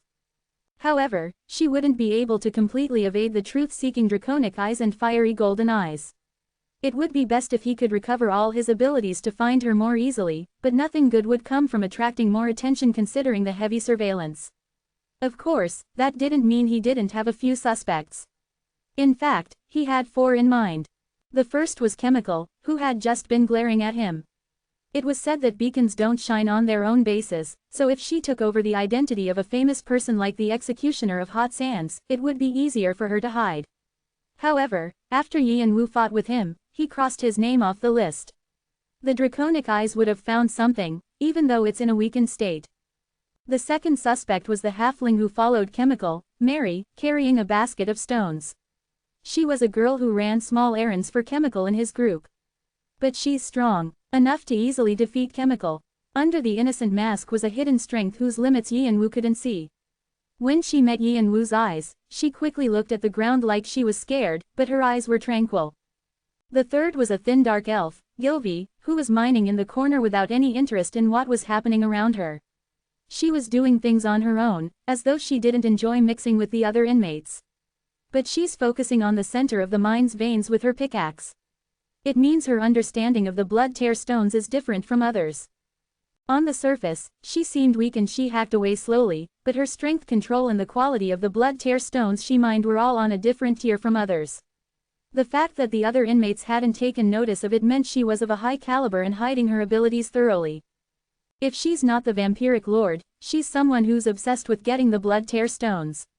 From what he knew, dark elves had a high understanding of different rocks and minerals because of an underground village on their home planet, Nidavellir. It was possible she truly was a dark elf. The fourth was the one observing me. It was the one who was following Yi and Wu on Tarnek's orders. Yi and Wu couldn't figure out who it was because he couldn't properly open his draconic eyes. The person was trying to hide, but they couldn't escape Yi and Wu's keen senses. Based on the abilities they had, it was likely they would be as strong as Chemical had been with the system in place. What the 4 suspects had in common was that they were opaque and clearly hiding their strength. Should I test them? Yi and Wu wanted to clash with all of them, but he quickly shook his head. No, then my plans of quietly approaching Laplace and returning with the entrance ticket will fail. The vampiric lord had been hiding for over 100 years from some unknown reason. If he bothered her, she might be displeased. And if I cause trouble here, Tarnek will step up immediately. I'll be stopped if I move rashly. Yi and Wu narrowed his eyes. It would be easier if I could summon Lana. The vampiric lord's love for her family was so great that she'd sought Jung Wu, thinking he was Lana's child. If Yi and Wu used Summon of the Dead to call Lana, the vampiric lord would react. But this was also far from acting quietly. If the one observing him wasn't the vampiric lord, it would become obvious that he could still use his powers. Was there no way to find her other than to continue observing all of them? Wait, perhaps there was one. I can just kidnap all the suspects.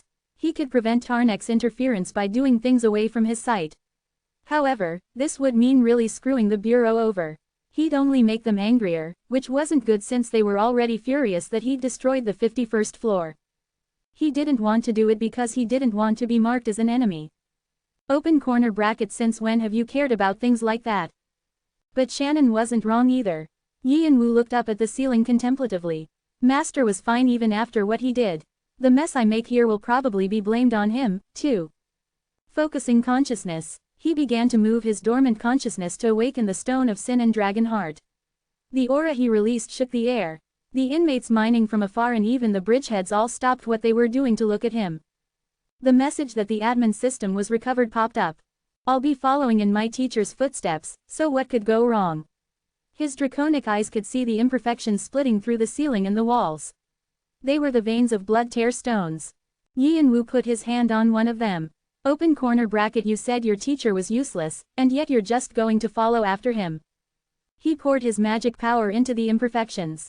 Rumble. Dust rained down from the shaking ceiling. The cave was about to collapse. Doyle sat in the central control room of the floating castle, Laputa, reviewing the incoming reports from various floors of the tower.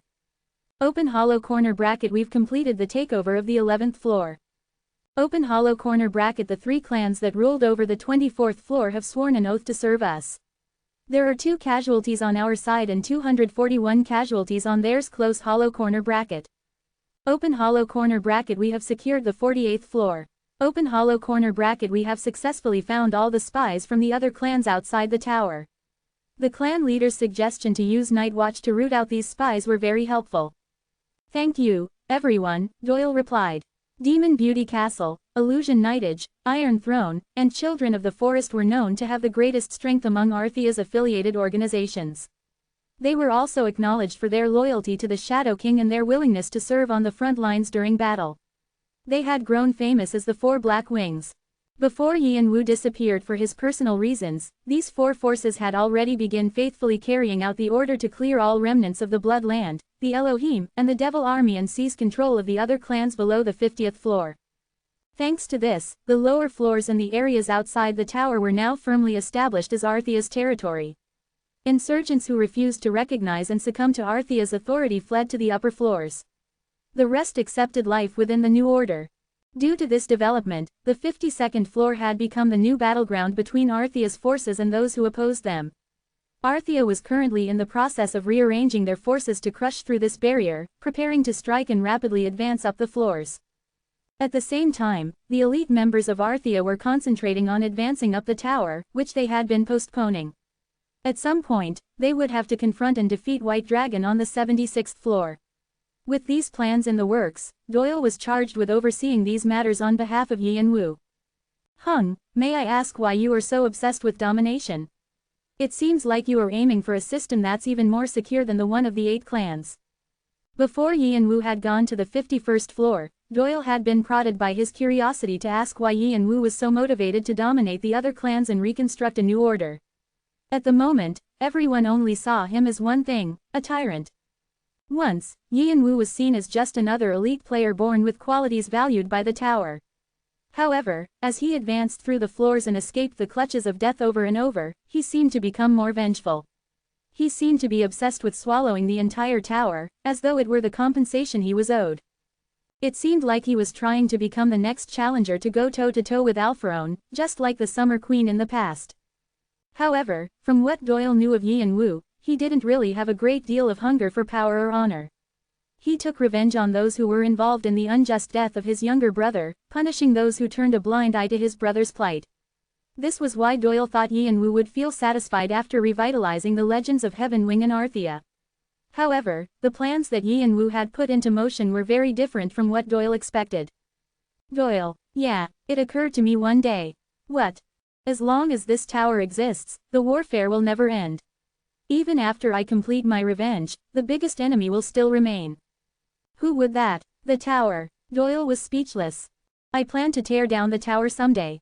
To do that, I need to gather more faith. Doyle did not know what kind of picture Yin Wu was drawing.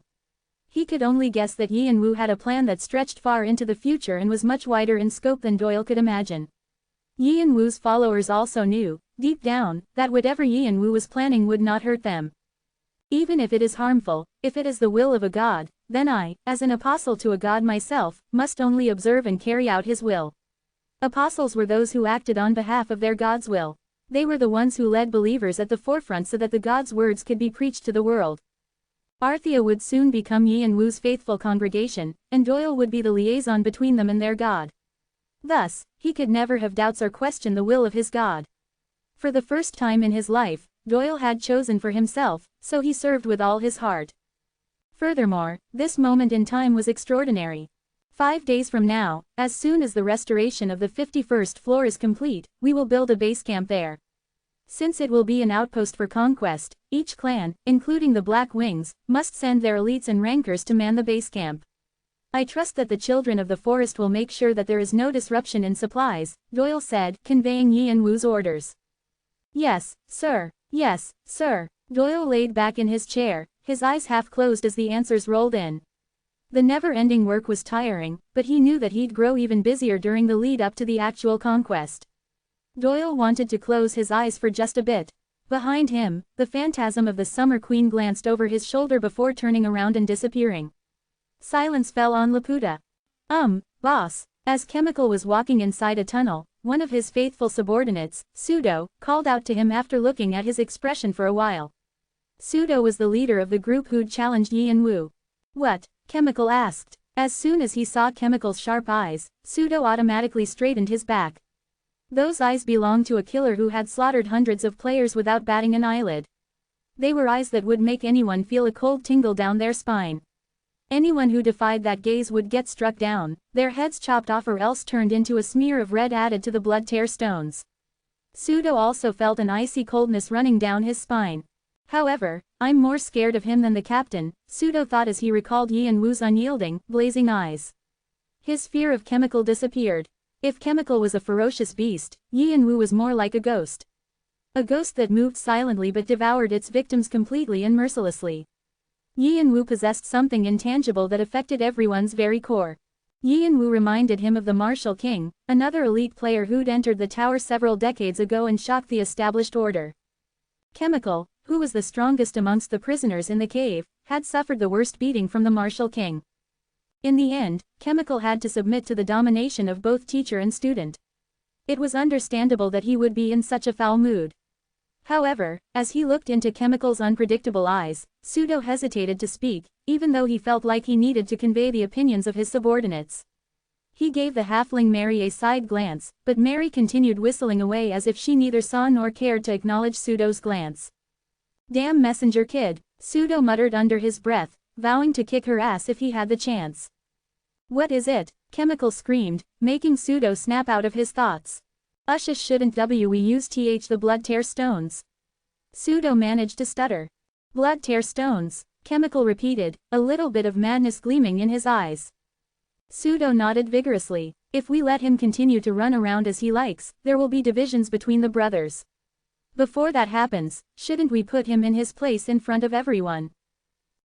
Chemical's wild madness seemed to subside for a moment. He contemplated for a while, then stated, "You do know what it means to use the blood tear stones, don't you?" "Yes, I know." "No, you don't know," Chemical said in a low voice. "Sir, I know," Pseudo responded confidently. He had already started speaking his mind, so his voice took on more strength. Adamantine, which could increase magic power to a monstrous extent, was made from blood tear stones, which in turn were only found in the cave of Yonek. It was partly the reason why many prisoners decided not to leave despite finishing their sentence. As long as one met the daily quota, one could keep any extra minerals. If they managed to collect a large amount, they would have a huge advantage upon their return to the tower since they had enough materials to create top-level artifacts. It was for this reason that Pseudo, Mary, and Chemical were told by their superiors to stake out the cave of Yonek. They were ordered to do two things: collect as many blood tear stones as possible and find the dormant blood essence hidden somewhere inside the cave. However, even if the Central Bureau turned a blind eye to their personal collections of blood tear stones, they would never allow someone to take the blood essence. So, over the past few decades, the group moved secretly to add brothers one by one and search for the blood essence. By now, they had a good idea of its location, the heart of the cave. Due to the cave's uncharted depths, even the Central Bureau did not know what dangers lurked there. The only thing they had left to do was to search for a way into the heart of the cave. However, a disciple of Martial King appeared all of a sudden.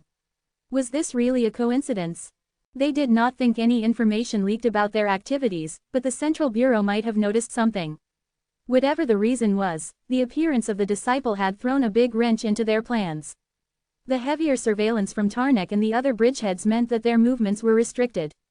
Moreover, the brothers whom they'd recruited weren't united with similar ideals but only cared about getting a share of the spoils once they found the blood tear stones and blood essence.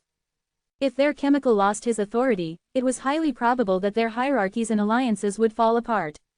Some were already extremely agitated, and in order to keep the brothers together and focus on the search one more, they had no choice but to subdue this unexpected variable as soon as possible. Fortunately, there was a way using the blood tear stones.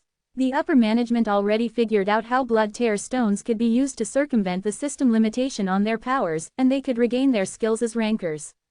The cave was filled with so many blood tear stones, that it was almost impossible not to stumble over one. If they went all out, the Central Bureau would definitely discover their plot. However, if they controlled their use of the blood tear stones, they would be able to avoid the Central Bureau's surveillance. In fact, they had even tested out this several times.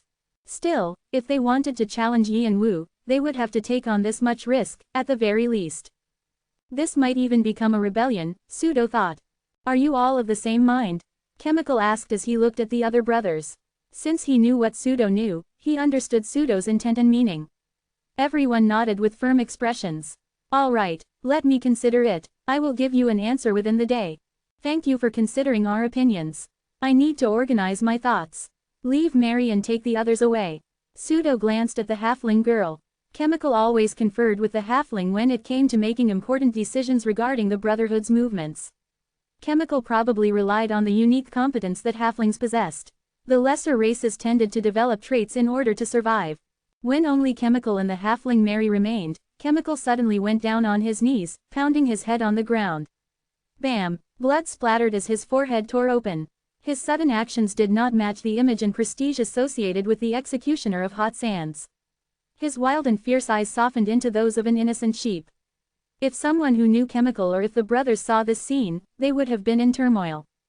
As if she were used to this behavior, Mary sat cross-legged on a rock nearby. She no longer looked busy and deferential to the brothers, and instead, the dignity and body language of a leader were apparent in her actions. I'm very sorry. Whatever. Things can't go smoothly all the time. It wasn't your mistake. Who would have guessed that the goddamn Martial King's disciple would appear? Even upper management didn't expect this. Chemical commanded the movements of the Brotherhood in the cave of Yonek, however, it was Halfling Mary who had been tasked to monitor and evaluate them. He knew that her reputation had once reached the stars and that she was an ancient being. Chemical could not even guess her true identity. The only thing he was certain of was that if she wanted it to happen, many, if not all, of the prisoners and guards would perish in this place. What should I do? You must recall how Martial King pulled down our stature and prestige a long time ago. As Mary recalled that fateful day's events, she grew angry. All of the plans they had prepared became useless thanks to Martial King's raging destruction, something that he did whenever he was bored. His attempt to relieve his boredom had led to a tremendous amount of damage, including the destruction of all the blood essence that they had found. As Pseudo said, it isn't very important whether or not the disciple knows what we're doing. Crack. Mary ground her teeth. Her eyes glittered with malice. He must have come with some plan in mind. Now, some sensational incident will surely explode, and like last time, there's a huge possibility that our work up to now will be all for naught.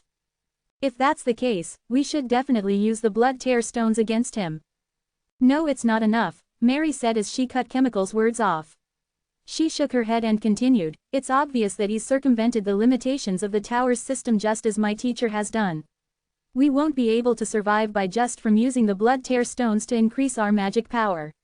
We need to regain the protection of the tower's system at all costs. The disciple is outside the limitations of the tower. Chemical's realization of this absurd fact showed up in his facial expression. How? Trust me, I'm sure of it. Doesn't the one-horned tribe have their own cursed means of not relying on the system? Chemical suddenly swallowed without thinking. Even an idiot would understand the implications. All high-rankers knew of the one-horned tribe's unbreakable wall, Mugong. Then what can we do? Chemical asked in a trembling voice. Mary's sharp eyes glittered. We'll have to move our plans forward. Although we haven't found the blood essence's exact location, we know its approximate location, so we'll go there. Tell Pseudo and the other brothers to immediately start a rebellion. Using the blood tear stones to regain the tower system's protection, the brothers could revolt and push against the Central Bureau's managers. During the confusion, Chemical and Mary would enter the heart of the cave and take the blood essence. If the rebellion was successful, the cave of Yonek would fall into the hands of the Brotherhood. Even if the rebellion failed, they would have acquired the blood essence, so it was a win-win situation. Although they were moving a year ahead of schedule, they were almost ready to make a move. Chemical stood without any hesitation. The madness in his eyes, which had been repressed by Mary, reappeared and spread throughout his body. Mary also got up to do what she needed to do. Rumble. Suddenly, the whole cave began to shake. Chills ran down both their backs as soon as they instinctively raised their heads, their expressions stiffened.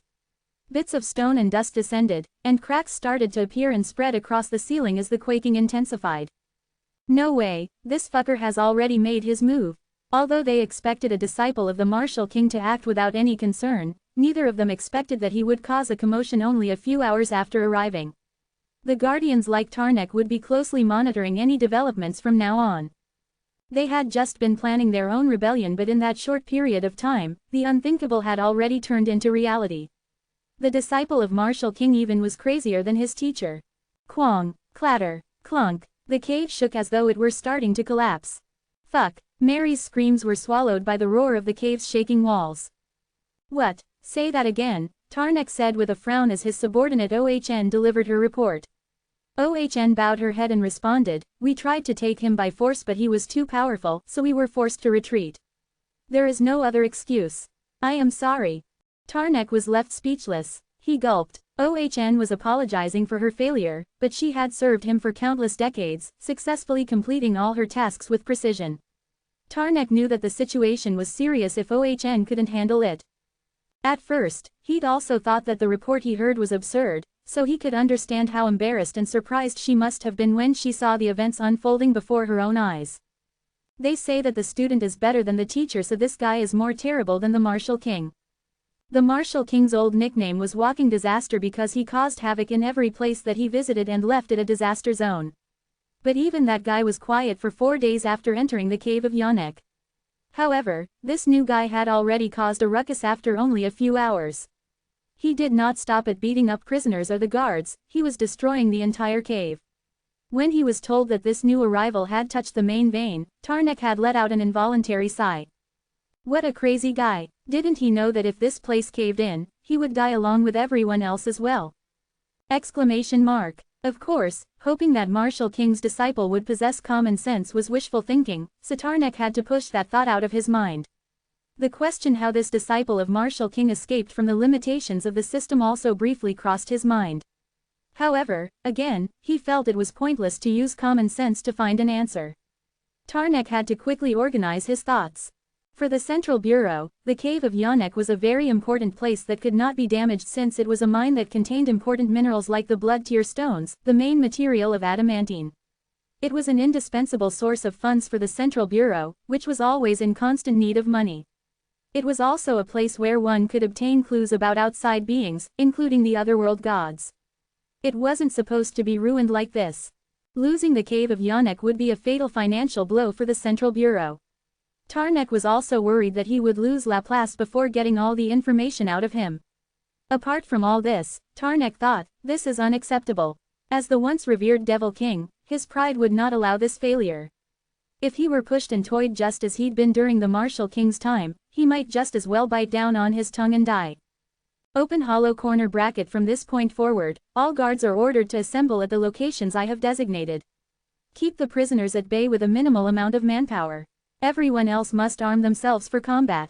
Our target is that Shadow King ###. No matter what happens, be sure to catch him. If necessary, I will even allow you to kill. Tarnek blasted a message to all the bridgeheads scattered throughout the cave, regardless if they were working or taking a break. The purpose of the Central Bureau's existence was to manage the stage and maintain order. Naturally, direct intervention with players was subject to system sanctions. Thus, even though the Central Bureau used the tower's system to deal with prisoners, it had never physically punished them. If players were injured or killed, the Central Bureau would suffer a much larger loss in retaliation. Telling his subordinates that they could kill meant that Tarnek would take on all responsibility. He was showing his willingness to resolve this issue no matter what the cost. OHN, you should contact the Central Bureau immediately. I need the assistance of the Special Police Team. Tell them I need a substantial force that is ready to take action right away. Let them know that the opponent is a player who is said to be one of the 9 kings, and he is a monster who is also a disciple of the Martial King. As OHN was about to acknowledge the order with a nod, another messenger fell between the two of them. It was Nang. Unlike OHN, who was Tarnek's subordinate in the cave, Nang was Tarnek's right-hand man. He had served Tarnek for thousands of years since the demon world. He was also the deputy director. Nang's expression was stiff. I have an urgent message. What was more urgent than trying to stop the cave from collapsing? Tarnek was about to tell Nang to hold off on reporting any insignificant information until they defeated Yin Wu. However, as he listened to Nang's report, he grew dumbfounded, his eyes widening. Chemical and other prisoners of the Brotherhood have rebelled. The prisoners' resistance is so powerful that the prison guards are struggling to contain them. What? It was one dramatic disaster after another. Tarnek was facing a growing mound of troubles. Rumble, rumble, rumble. The inside of the cave shook violently. What is happening? As he was absorbing the mineral vein with Hades' spirit-eating sword, Yin Wu was flabbergasted by an unexpected development. The blood tear stones recognized by extrasensory perception have been absorbed through Hades' spirit-eating sword. You have acquired 15 high-quality blood tear stones. You have acquired 179 intermediate quality blood tear stones. You have acquired 90 high intermediate quality blood tear stones. The acquired blood tear stones have been refined. You have succeeded in creating and obtaining a new type of mineral, blood essence. You have acquired 3 feet blood essence. You have acquired 3 feet blood essence.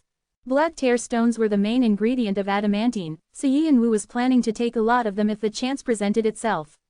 He wanted to recreate the adamantine nova, which they'd used to create Kaini, to bolster Hades' spirit-eating sword. And to kill 2 birds with 1 stone, he thought about kidnapping the vampiric lord, too. However, the blood tear stones he'd absorbed with Hades' spirit-eating sword had combined with each other to create something completely different.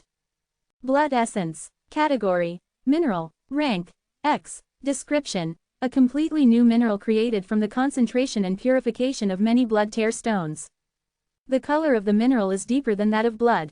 The exact origin of this mineral is unknown, but it appears that it originates from solidified blood shed by a great entity. It boasts extreme hardness. It cannot be used easily, but if the essential material contained in this mineral can be purified, an enormous amount of energy can be obtained. Based on this quality, the mineral has the potential to become an energy tank. Yianwu had never heard of blood essence before. Even his brother, who had collected and gathered almost all of the information and secrets of the tower, had never come across this mineral. Yianwu perused the contents of his brother's diary to see if there was any information, but he could not find anything. Furthermore, the rank and the description of the energy tank caught Yianwu's eyes. Materials with an X rank were never openly traded in the tower. In addition, if it had the potential to become an energy tank, even high rankers would foam at the mouth and grow blind with greed. Since everyone wanted more magic power, especially mages and elementalists, Yianwu would be able to set whatever price he wanted.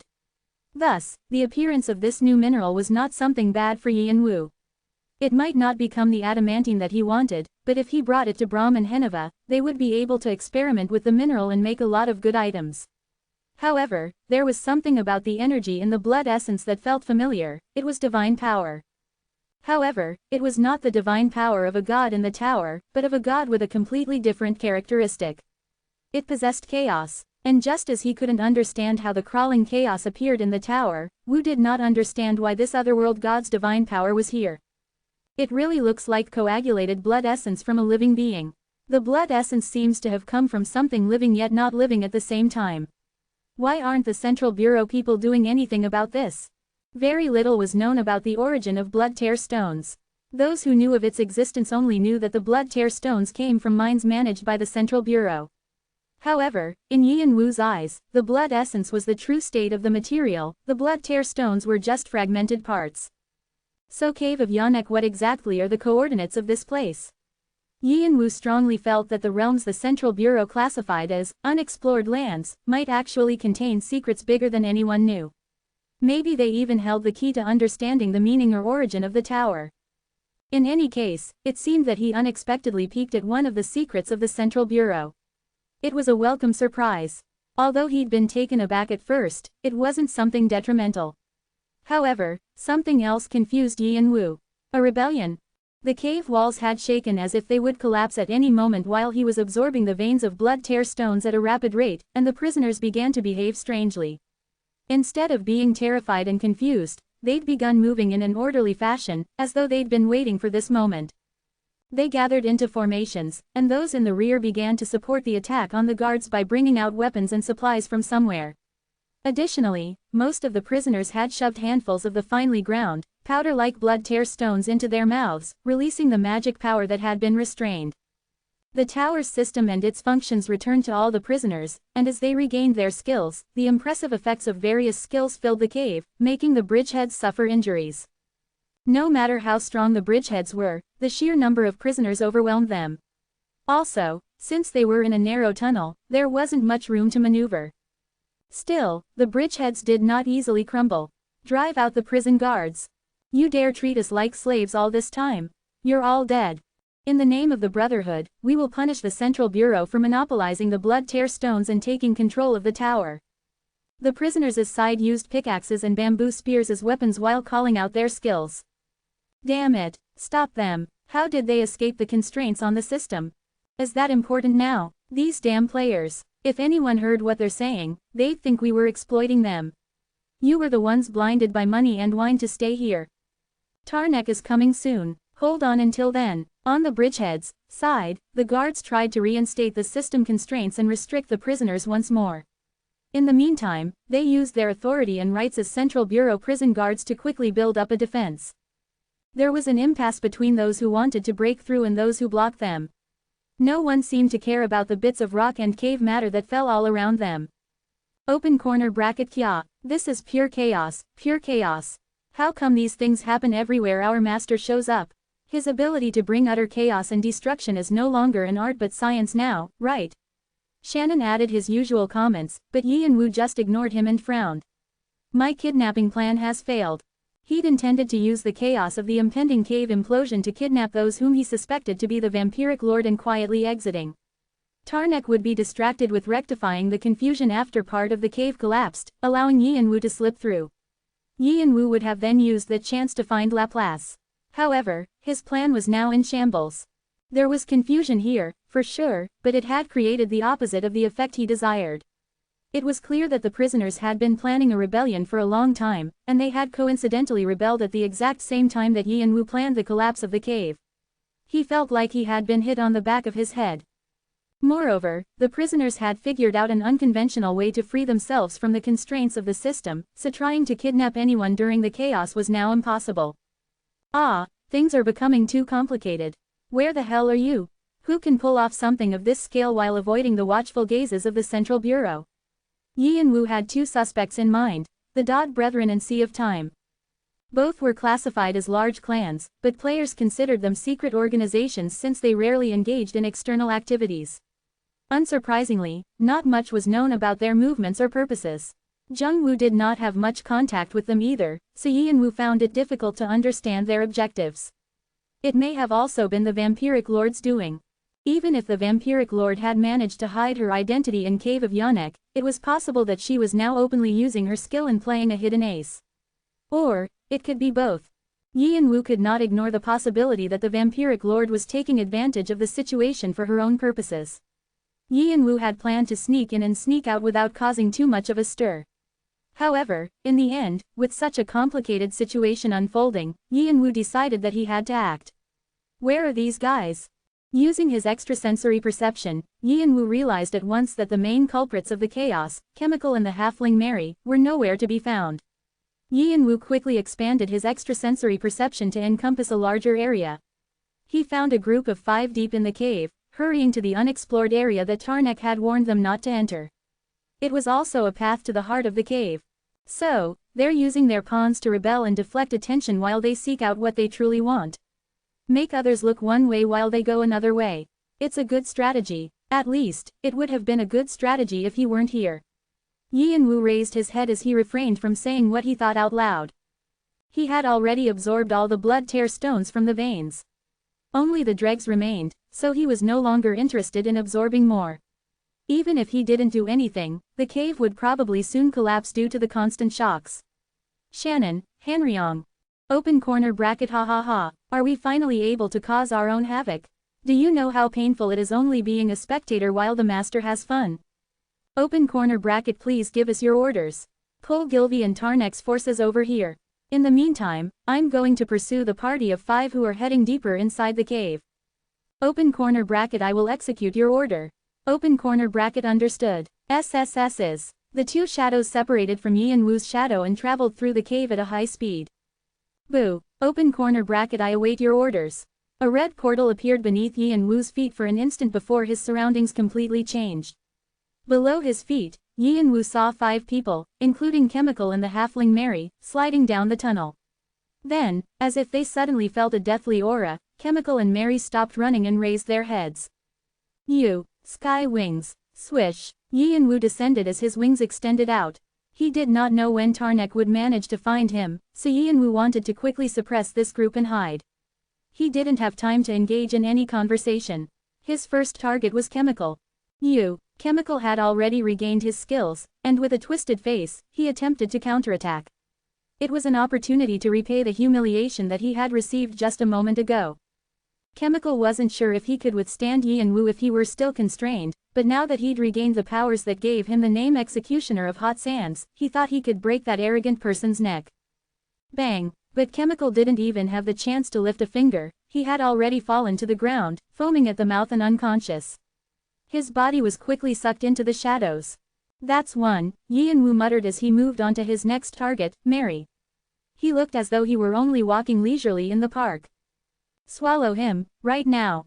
Mary cried out. Swoosh. A tremendous suction force burst out of Mary's outstretched palm. Batory's vampiric sword. Someone other than Yi and Wu was using the vampiric lord's signature skill. No, it's similar but different. For a brief moment, Yi and Wu thought that Mary was the vampiric lord, but he quickly shook his head. It was obvious that she was using a skill with effects and characteristics similar to that of Batory's vampiric sword, but the power difference was too great. Unlike Batory's vampiric sword, which greedily devoured everything it touched, Mary's skill only generated a mild suction force. It did not feel dangerous or raise much concern. It was clearly an underdeveloped version of Batory's vampiric sword. Maybe she has some form of relationship with the vampiric lord. Yi and Wu flapped his sky wings and pulled Vigrid out of his subspace. Though not as dangerous as Batory's vampiric sword, Mary's skill was not entirely weak. Less than Kudrak's teeth, greater than. It was a race skill that vampires, Dhampir, Varkolik, Strigoi, and so on collectively possessed. Its main characteristic was an energy drain that allowed the user to recover stamina and magic power by absorbing blood from an injured opponent. Once the skill level increased to a certain point, instead of sucking blood, the user could inject magic power into the opponent and control them like puppets. It was because of this characteristic that vampires were despised and rejected by many races since ancient times. The inclusion, accidental or otherwise, of one of these vampiric races within a human society could destroy entire villages and countries. Moreover, vampiric beings survived with the blessings of the night and the moon. Since most humans adore the sun and were active during the day, many people found it difficult to understand and get along with the vampiric races. Thus, vampires were hunted whenever they appeared. There were even vampire hunters called Kresnik who pursued and hunted vampires for a living. From the moment they were born, vampires had to hide their identities. They had to live as quietly as a dead rat, avoiding the attention of others and constantly moving their home bases to avoid capture. It seemed like their destiny was to be chased forever. Then, the vampiric lord had been born. She questioned the fate that seemed unavoidable for all vampires, and she cultivated her powers and fought against the world as the vampiric lord. She wanted the moon to be the center of attention that floated over the tower. It was then that she confronted Alpharon. She failed to realize her dream and was beaten back and sent to the void, with only her sword left behind in the tutorial as a reminder of her existence. Afterwards, the various vampiric races scattered into the darkness. To this day, they missed their queen and waited for the day she would rise again and lead them to glory. In the meantime, they were adamant about hiding in the darkness until that day came. However, there was a vampire in front of Yi and Wu. She seemed pretty strong, as well. It was evident that she was a high-status member of the vampiric race. It's natural that the executioner of Hot Sands, who can rival most of the 9 kings, decided to serve under her. Batory's vampiric sword was a unique skill created from the evolution of Kudrak's teeth, and Yi and Wu could tell how powerful she was just by looking at the vampiric teeth on her Kudrak. It seemed that the skill had almost reached full maturity. As the cave collapsed around them, the Kudrak's teeth sucked in the dust and rocks, creating a suction vortex that spun at a fierce speed. The air itself shook around Yi and Wu while Mary stared at him with a frown. It was terrifying to see silk strand veins sprouting like a spiderweb all over her pale face. Only the vampire nobility possessed this appearance. If Yi and Wu hadn't reacted in time, he would have been eaten whole. The suction power seemed greedy to consume him. I think I'm going in the right direction. If someone like her was here, it meant that the vampiric lord was probably close by. But the scent of her blood is different from that of ordinary vampires. Since vampires did not reveal their identities openly, even Jungwoo did not have much contact with them.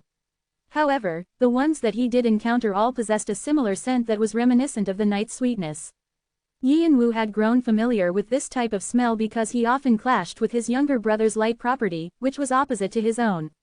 The smell right now had a very different feel, which intrigued him. Well, I guess I'll check out what the difference is. Draconic eyes. Fiery golden eyes. Yin Wu opened his glowing, golden dragon eyes and swung Vigrid roughly along the grain and imperfections of the violent tornado. The hidden true name of Vigrid, Durandal, is released. Folklore. Cutting in two with one strike of the sword. Thwack. As soon as the shining Vigrid struck, a black aura exploded out and instantly cut through the tornado. Pieces of the tornado smashed against the cave's walls and ceiling, adding to the speed of the cave's collapse. Mary's torso floated up into the air, her body cleanly cut off at the waist. Her face was flushed with blood and seemed frozen. Her blood spread like a fog, and the fire that rose along the severed areas, swallowing up her upper and lower bodies and turning them to ash. If anyone saw this, they would say that he killed her too ruthlessly. However, Yin Wu remained vigilant because he knew all too well that a physical form was something that vampires only made for convenience's sake. As expected, the blood in the air suddenly spread out like spilled ink. The edges of the spiky pools of blood turned into various beasts that rushed towards Yin Wu. Dozens of dire wolves ran along the ceiling and walls, baring their sharp teeth. A meter-long giant bat appeared from the ceiling and screeched out an ultrasonic sound wave. The cave's floor shook as the undead prisoners who had died in the cave of Yunek throughout the years appeared one by one out of the reddish ground. Yin Wu couldn't help laughing at the legion of the undead. Since they were a race that was blessed by the night, vampires had excellent skills in utilizing the undead and ghosts. But even so, to bring out a legion of undead against the person who sits atop the throne of death, how laughable. It was as if a player who had swung a sword a few times challenged the martial king to a sword fight. Yin Wu stomped firmly on the ground with his left foot. His shadow on the ground started to stretch, forming thorns that stood upright and pierced through the dire wolves.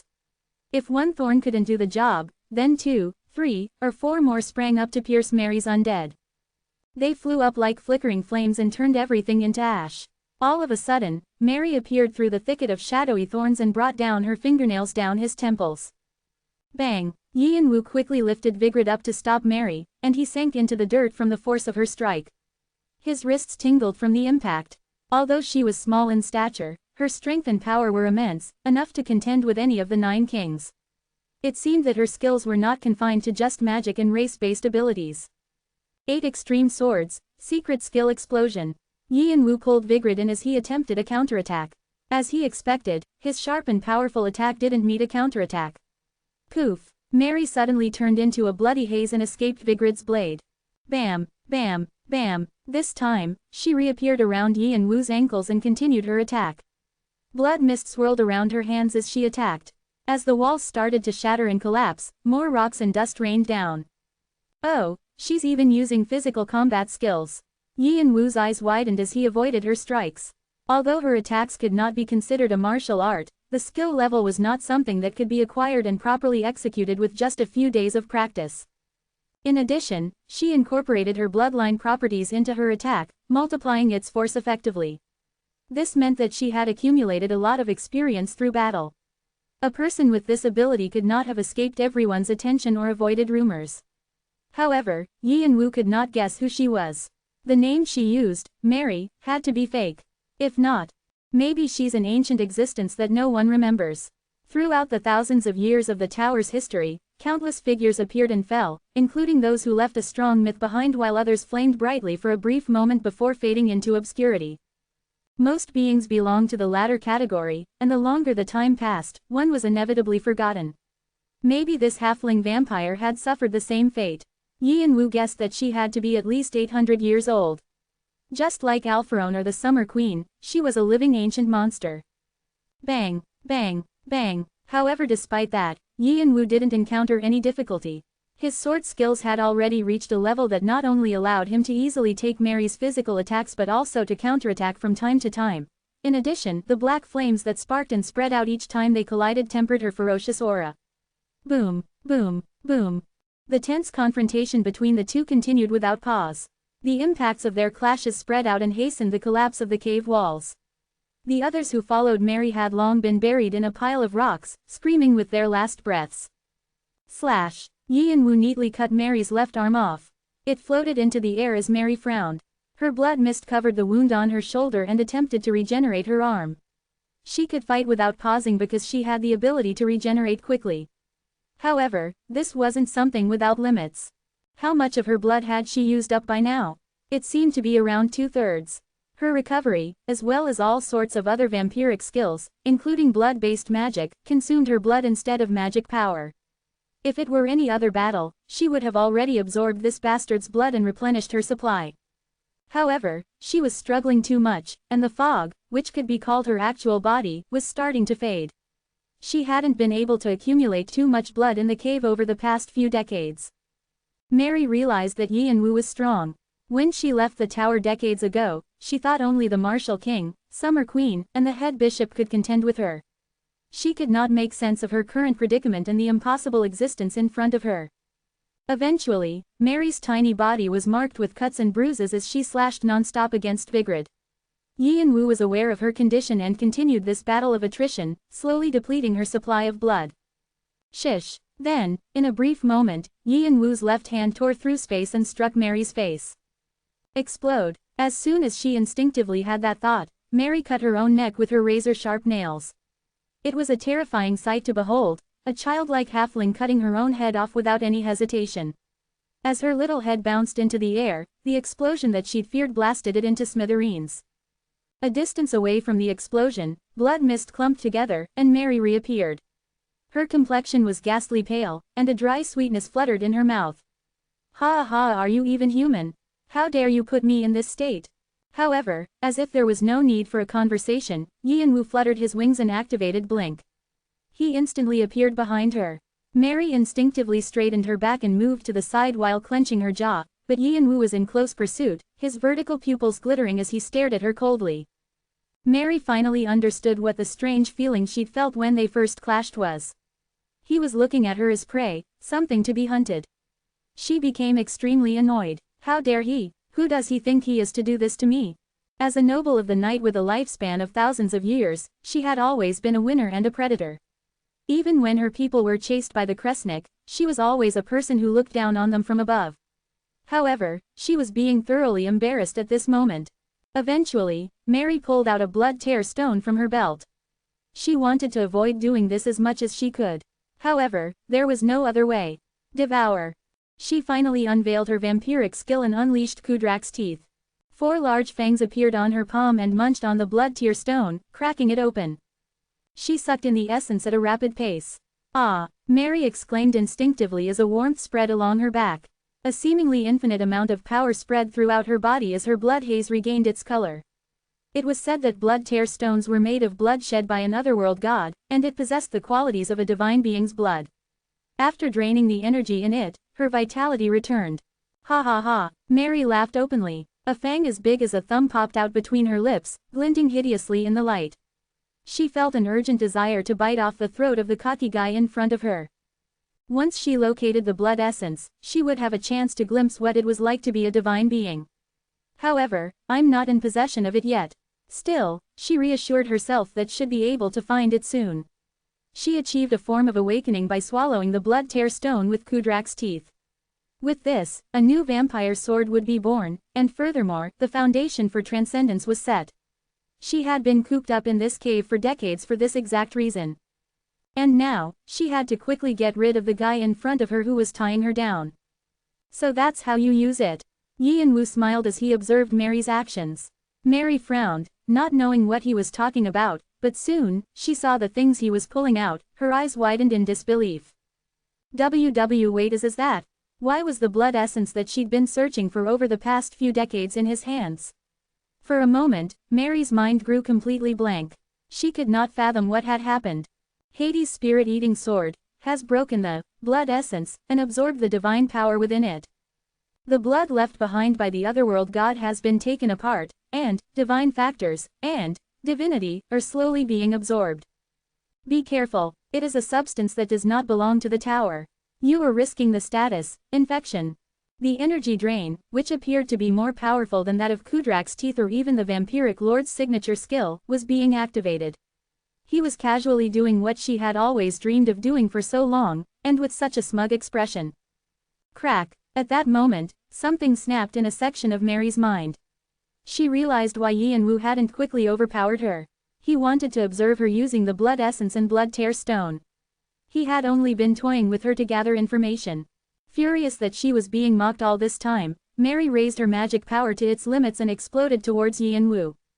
"Boo!" Yian-Wu called out as if annoyed by the sudden outburst. The space in front of her swayed strangely as two solid lines formed diagonally in front of her. Inferno's sight burst open. As soon as she met Boo's eyes, Mary stiffened. She had lived as a noblewoman for over 1,000 years, but that didn't mean that she could challenge those with higher ranks than herself. Her instincts were tied to her soul. A sense of utter fear started spreading throughout her body. A memory that she'd long buried had reappeared. Vampires were a race blessed by the night. Of course, their origins came from the Demon King. There was no way they could resist him. He was the only entity who could overpower her other than the vampiric lord that she respected. The eyes of the Demon King Mephistopheles, who looked at the entire vampiric race as if they were insects, had suddenly appeared in front of her. The horror of the past rushed back. "I am possible, Faust, open corner bracket worthless trash. How dare you open your eyes in the presence of my master?" Mary's body stiffened with fear. Ch. Shadows rose up from under her feet and swallowed her body whole. Even as she was being enveloped, Mary didn't even think of resisting. Who are these guys and why are they here? Yian-Wu narrowed his eyes as he sensed Mary sleeping quietly within the shadows. If there was a force that could mobilize people like Mary and Chemical, Yian-Wu would be in for a difficult challenge. They're not a part of the Sea of Time. The Sea of Time rarely appeared in public. Although this was also a quality that Chemical and Mary shared, he couldn't find the official seal of the Sea of Time on their bodies. The Sea of Time is more of a secret organization than a clan. They only operate within compartmentalized groups, and only the leaders know who the members are. They have one common goal and work to realize it. Members take on a different identity in public. Most of them go around as hired mercenaries or pretend to be inhabitants of certain floors. Others even join merchant unions. Sometimes, they enter the other large clans as spies, which is why many clans work tirelessly to filter out possible infiltrators. They are everywhere yet nowhere, that's what can be said about them. But it's not like it's impossible to recognize someone from the Sea of Time. They have a mark somewhere on their bodies that helps them identify each other, and these marks can only be seen with a special device. The mark is called time, or time signal. If one could see the time signal seal, one would immediately identify Sea of Time members, which was why the seal could only be seen through a specific method known only to the clan.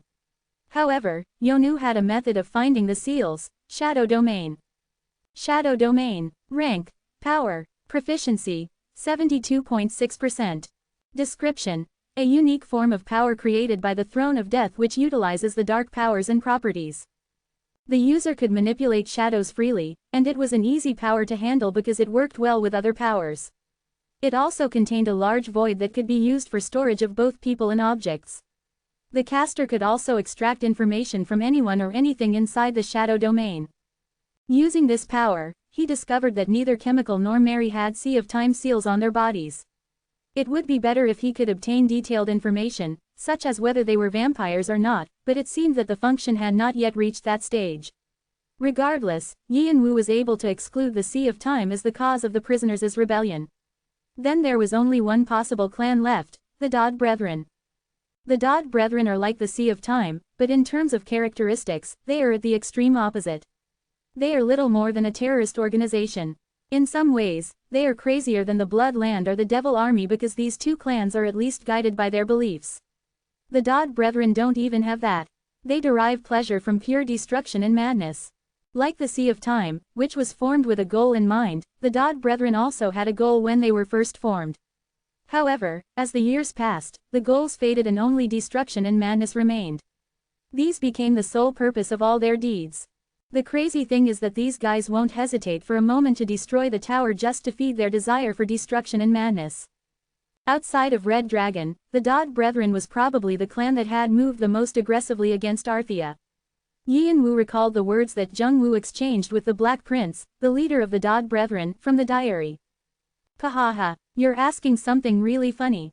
Why are we fighting? Because it's fun. Fun. It meant that he fought only for pleasure, and he wanted Cha Jung-Woo, the sun floating high in the sky, to fall to the ground because the thought alone gave him incredible happiness. He was similar to Agaras. Agaras reads your thoughts and strongly disagrees.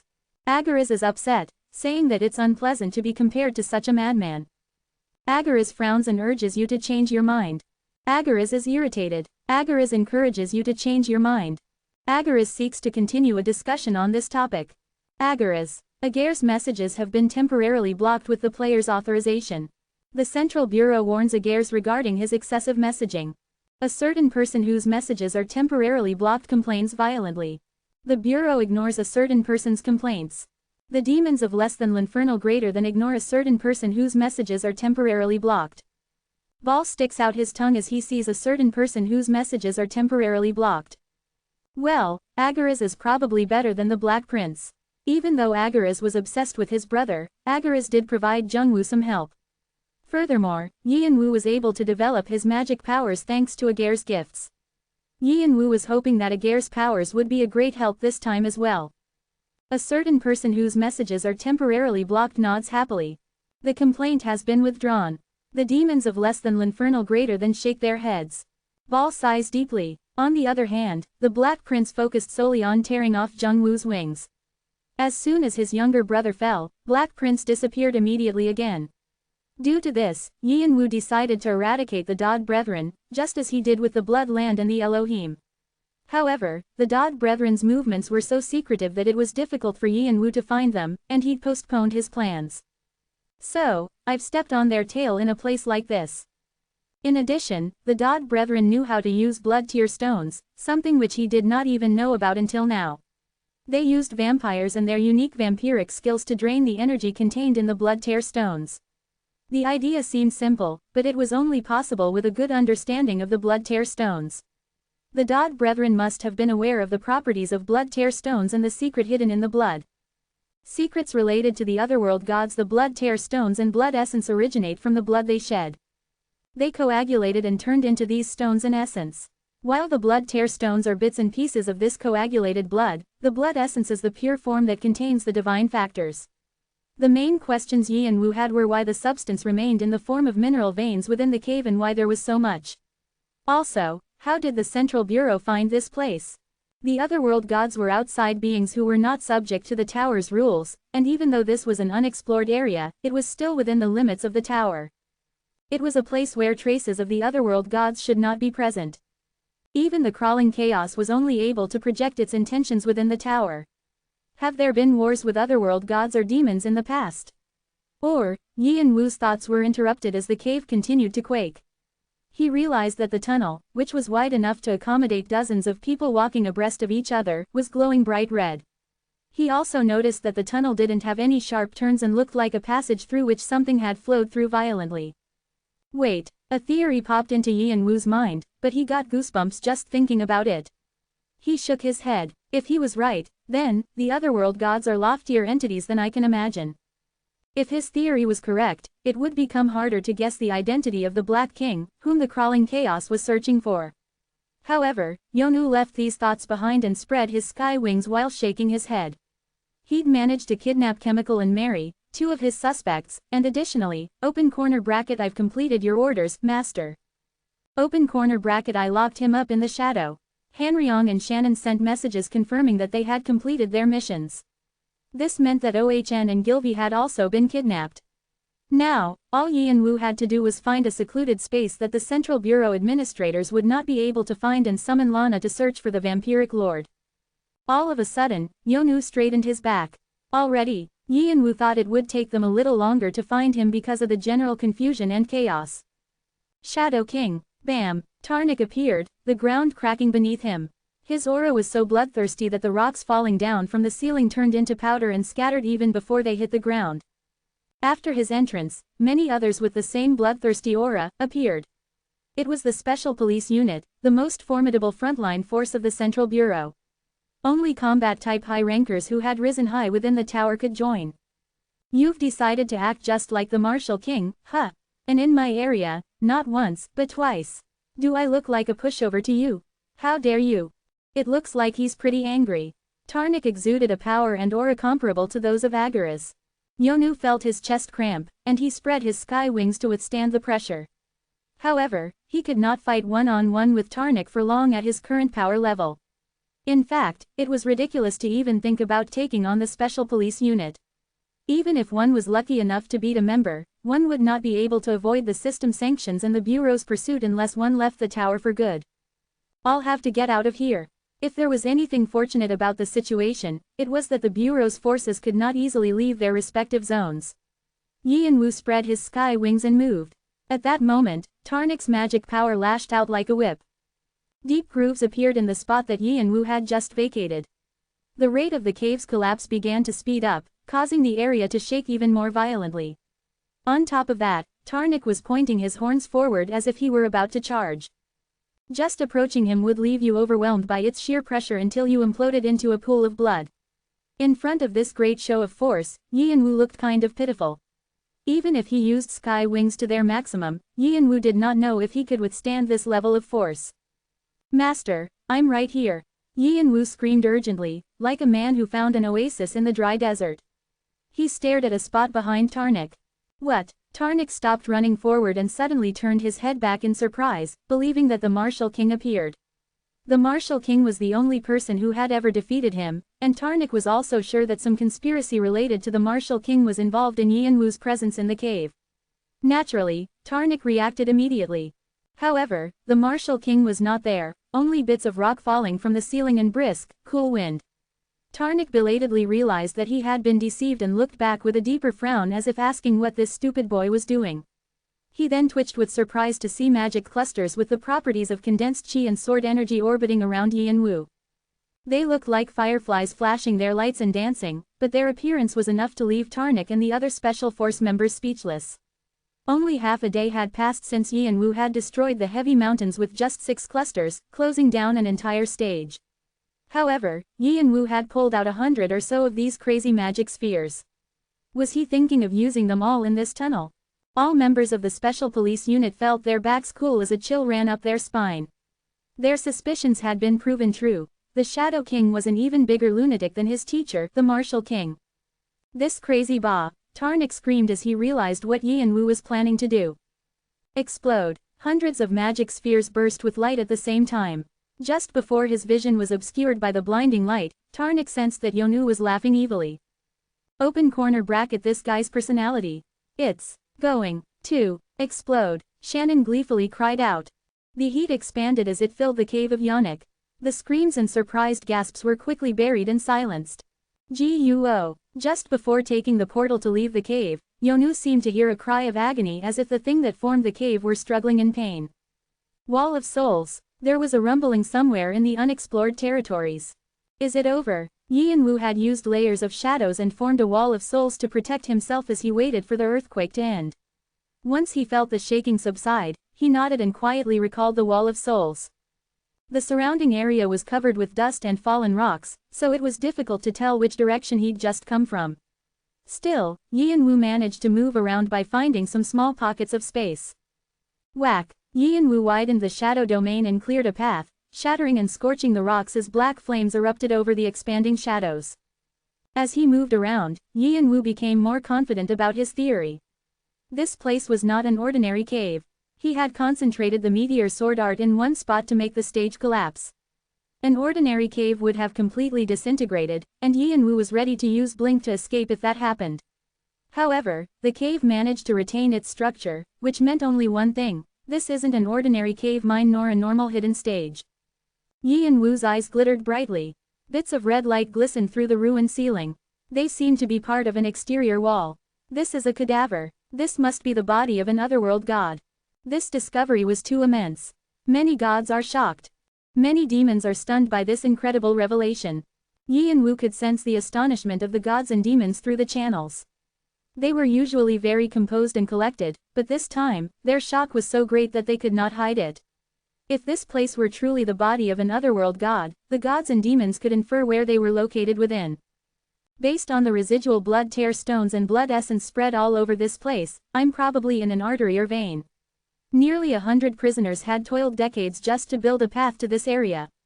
The fact that it was only a tiny section of a god's corpse was enough to make one's mind lose perspective. At the very minimum, this place is the size of a large planet. No, maybe it's large enough to even hold a few solar systems. The godly society less than diva greater than discusses the secrets of the Central Bureau. The godly society less than Chan sect greater than prepares to protest fiercely. The godly society less than Olympus greater than is silent. The godly society less than Asgard greater than quietly observes you. The demon society, less than Gia sect greater than reveals its curiosity about the otherworld gods. The demon society, less than L'Infernal greater than feels intense greed. The Central Bureau is silent about the various protests pouring out from the heavens. When they'd first seen Kronos' body in Tartarus, various god and demon societies had cursed at its ridiculous size. However, the scale of this body made Kronos' body seem like a newborn's. The higher-ranking gods or demon kings would have undoubtedly traveled across the universe and various dimensions, but this was a cosmic entity. Even these well-traveled and experienced gods and demons found the size and scale of this otherworld god unprecedented. It could only belong to one of the original creators or to a conceptual god. However, since these entities seldom had conscious egos, they did not have or maintain a specific shape. In most cases, they existed as natural laws and concepts, and there was nothing to compare their existences to. Moreover, there was another, larger problem. Are the gods from the other worlds all like this? What rank would this god have been? A high-level god, or just an ordinary one? If this corpse belonged to a high-level god, then there wasn't too much to be concerned about. The leaders of this world's godly and demonic societies would be able to contend with them. However, if this was only a run-of-the-mill god, it would be a different story. That would suggest that the high-level otherworld gods would be the size of solar systems or even nebulae. If a day ever came when these otherworld gods arrived in this world, all the gods and demons would have to unite as one just to deal with them. Yonu realized that the crawling chaos might be a low-ranking otherworld god, quite possibly a very, very insignificant one. Fuck, Yin Wu cursed without thinking. He had not even surpassed the gods and demons in the tower, and it seemed like even greater beings existed above them. Does this make sense? And they're all looking for the Black King. So, the Black King would be. Many gods are silent, many demons are nervously gulping. Yin Wu brushed his hair back and organized his thoughts. His main purpose was to complete his revenge, find his brother's soul, and someday destroy the tower. Nothing else was an immediate concern. If necessary, he was ready to borrow the power of an otherworld god, so this new information and discovery might be a good thing. It's not like the otherworld gods are impervious to injury or death. If an entity like this corpse could die like any other being, that meant that even they could not avoid destruction. Moreover, Yin Wu was currently absorbing a lot of blood and gradually acquiring the factors and divinity that the corpse had once possessed. These were sure to be of great help in the future. And so, Yin Wu set aside his thoughts and refocused on finding the vampiric lord. SSS's. As soon as he concentrated on his objective, the shadows regurgitated the 4 people he had kidnapped: Chemical, Mary, OHN, and Gilvy. They were all disoriented, but after they'd taken a few breaths, their eyebrows started twitching as though they were regaining consciousness. Gilvy opened her eyes first. This place is. They were so deep inside the tunnel that the only light source came from a glowing sphere in Yin Wu's hand. Gilvy recognized Yin Wu and trembled visibly. What are you going to do to me? Why did you bring me here? What was all that commotion earlier? Gilvy cried out as she quickly realized that Yin Wu was the cause of all the chaos. She had only ever planned to dig up and gather a bunch of blood-tear stones before returning to her home world, and she could not maintain her composure. She had been caught up in a situation that she did not want at all. If you have a mouth, say something MMPH. Gilvy couldn't stand Yin Wu's quiet stare and cried out. However, the shadow holding her covered her mouth, preventing her from speaking further. In the meantime, the other 3 slowly opened their eyes. Chemical shook as if he could barely hold in his anger. Mary was still in a daze. Her eyes were unfocused as if she were still in a state of horror. Tarnek's guard, OHN, was staring at Yonu with a calm gaze. Yin Wu's first impression of her was that she was surprisingly beautiful, with her sharp nose and eyes. It was as though she were carved from jade, although it didn't really matter if a warrior was good-looking or not. However, I don't think the vampiric lord would look like that even if she had a mask on. And yet, when he looked at Chemical, Mary, and OHN, Yin Wu felt that none of them could possibly be the vampiric lord. That meant the only suspect left was Gilvy, but she did not seem to be a likely candidate as well.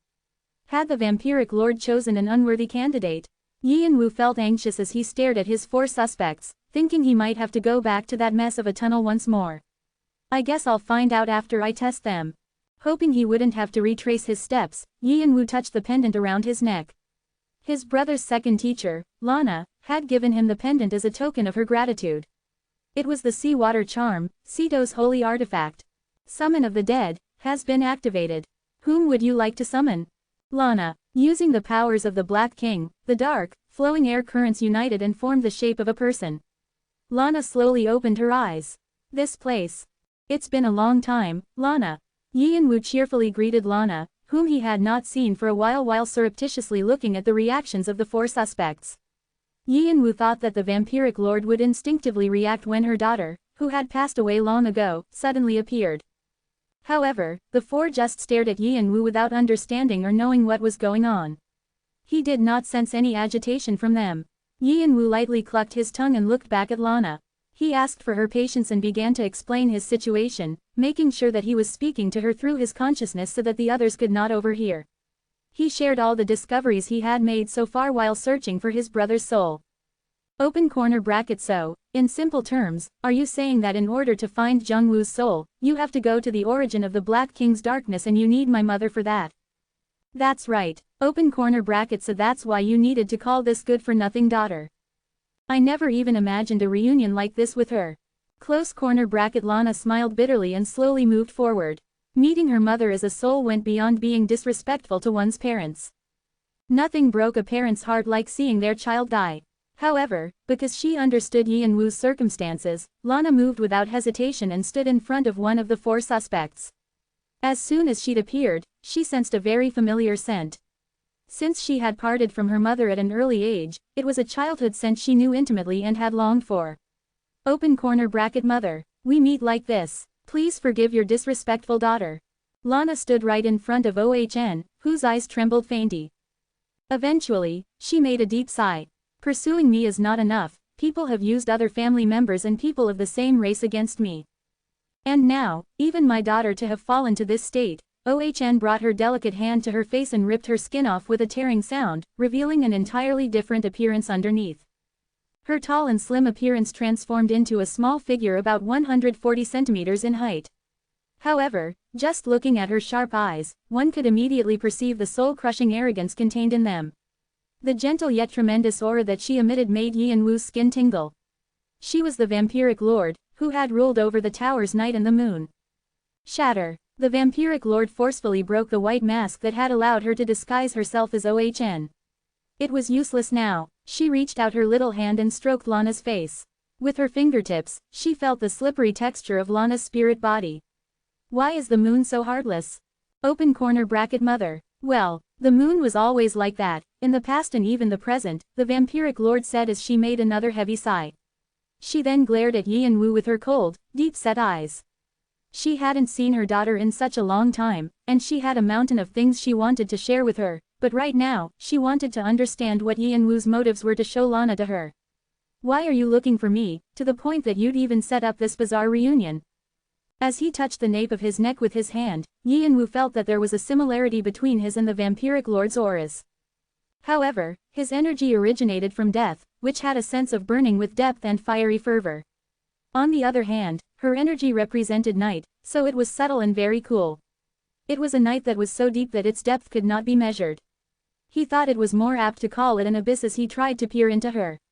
Even with his draconic eyes and fiery golden eyes both operating, he could not sense the depths and boundaries of her being. He felt as if a cold blade were touching the nape of his neck.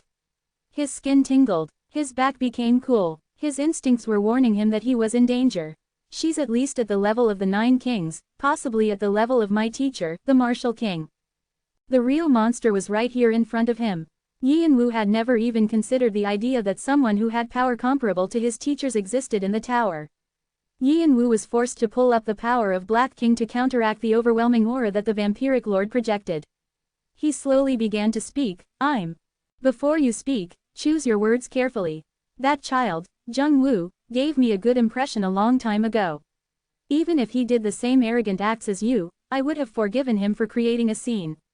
However, if your words don't meet my expectations, the vampiric lord had taken a seat on a nearby rock. She crossed her short legs in an arrogant manner and spoke with one side of her lips curled up. Through her lips, Yi and Wu could clearly see her serrated teeth. He had only ever seen teeth like that on Batory's vampiric sword. I will bite into your throat and throw you in front of Tarnek like dog food. It's cool. Yi Yanwu stroked his neck with his hand. The vampiric lord was serious. She had met Jungwoo on a brief whim, but Yi Yanwu was meeting her after wrecking her plans. She must have attached herself to the manager of the cave, Tarnek, to bide her time and wait for an opportunity. Understanding both their predicaments, Yi Yanwu thought, I must speak well. Otherwise, his life would be in danger. He would be crazy to turn a monster who rivaled the martial king into an enemy. Furthermore, the Central Bureau and its people were probably frantically searching for him at this moment. I need a path towards the heart of the cave. Why, Laplace is there. For a brief moment, the vampiric lord's eyes gleamed. You need an entrance ticket for the tutorial. Are you trying to find Akasha's snake? Even though he had not yet mentioned Akasha's snake, she understood his objective right away. However, it wasn't really a surprise since the vampiric lord had died in the tutorial. She likely knew about the various hidden pieces there, including Akasha's snake. Akasha's snake, it's like a dog dutifully waiting for its master to come back even without knowing if its master is alive or not. Do you have some connection to its master? The vampiric lord asked as she curled and twisted her lips even more. She continued, then. While she was speaking, Yi Yanwu could not help but think that her serrated teeth, which appeared as she talked, looked ferocious. Are you the Black King's successor this time? Yi Yanwu straightened his back instinctively at her unexpected question. He recalled the words the demonism had told him after the battle with Alpharon. Kikikik, you'll have to work harder. You're nearing the end of the time I've given you. You don't think that you're the only one being given this opportunity, right? The demonism had appeared to fight Alpharon, only to cluck his tongue when he saw that Yi Yanwu was unconscious. He declared that Yi Yanwu still had a long way to go, and if he didn't try harder, the chance that the demonism offered would disappear. Although he found the demonism's words curious at the time, Yi Yanwu hadn't attached any importance to them. He couldn't really understand most of the things that the demonism said, anyway. However, the vampiric lord's question made him recall the demonism's words about opportunity. It was clear that he was telling Yi Yanwu not to think he was anything special. The vampiric lord's question about being the Black King's successor, this time, was also an echo of what the demonism said. Do you know who the Black King is? Who do you think I am? The vampiric lord asked as she set her chin on her left arm. Her arrogant appearance and cold energy added to her overwhelming aura. She continued, No, we are the mother who cares for all who breathe under the moon. We are the queen who speaks and carries out the holy will of the night. Where do you think the power of the moon and night comes from? The darkness. Of course, because there is darkness in the void, the moonlit night can fully illuminate the world. How can you dare discuss the Black King's darkness without comprehending darkness itself? Yi Yanwu stiffened and straightened his back. Every word spoken by the vampiric lord shook his heart. He felt like he was choking. The darkness he thought he already had understood was pushed aside and a deeper concept of darkness took its place, suffocating him. Yi Yanwu finally realized. This was the night. It's the darkness. Open hollow corner bracket. I haven't seen a delicious prey like this in a long while. It's developing very well. Yi Yanwu heard the demonism within him talking to himself and momentarily saw an image of him drooling. Yi Yanwu forcefully pushed aside his thoughts on darkness and asked the vampiric lord a question that had suddenly popped into his mind. Were you a successor to the Black King? That's what we wished for, but in the end, we failed. Let's just say that we became just another wanderer. Then, is the Black King. That's all. No more questions. An expression of lonely bitterness flashed on the vampiric lord's face before she behaved arrogantly again. We, not you, are asking the questions now. You have not yet answered our questions. She wanted to know if he was the new successor and if he was looking for Akasha's snake to find the origin of the Black King's darkness. Yi Yanwu wasn't trying to hide what he was doing, so he saw this as a good opportunity to find out more about the Black King since the vampiric lord seemed to know a lot about him. He had to get on her good side, and so he nodded. That's right. I see. Then, the vampiric lord said as she narrowed her eyes. How can we be of help to our subject? We were once given the title of queen by those who wandered the night and praised the glory of the Black King. However, that doesn't mean we were a follower of the Black King.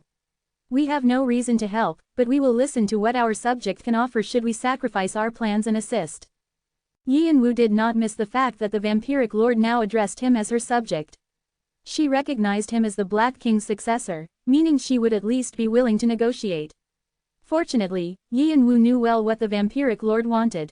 I can provide help, Yi and Wu answered confidently. What are you willing to help with? The vampiric lord asked with a slight frown, not understanding what Yi and Wu was talking about. Then, for the first time, she grew visibly shaken by the words that followed. I will help you find Count Ferenc. For a brief moment, Yi and Wu felt as though something was sucking up his body. He did not even have time to resist before the vampiric lord was firmly holding his neck, choking him. The vampiric lord growled with a twisted face. She seemed to be implying that if he spoke any further, he would face immediate death. Her bloody aura raged like a storm around him. His shadow realized the danger and tried to move. Thud. The black energy that leaked out of the vampiric lord took the forms of a dire wolf and giant bat. They pinned down the shadows like stakes forced into the ground. Grr. The animals did not hide their vicious and murderous intent, as if they were ready to destroy the shadows at any moment.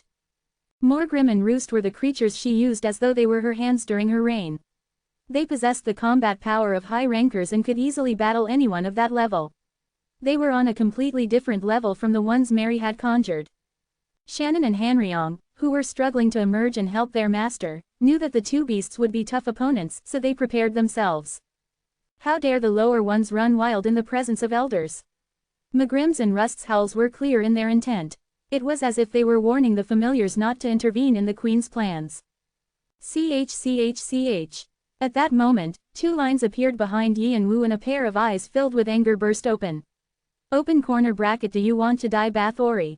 Oh, so it's you, Faust. Did you finally get what you were looking for? She was referring to Boo's pursuit of the Demon King Mephistopheles and his choice to serve as the Black King's subject to realize his goal. The vampiric lord and Boo had a brief encounter with each other a long time ago. Faust had been a follower of the Black King and the vampiric lord wished to become the successor of the Black King. Although the paths they pursued were somewhat similar, they ended up moving in different directions, so there was no bad blood between them. However, things had changed.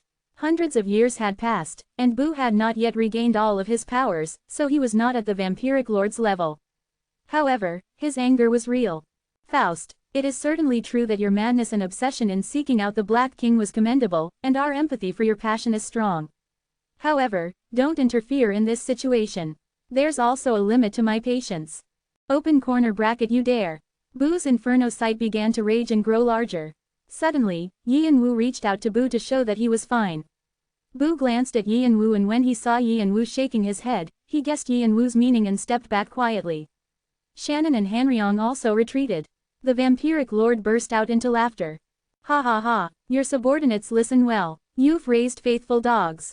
Please apologize. What? I can accept your contemptuous words for me, but I cannot accept any mockery of my subordinates.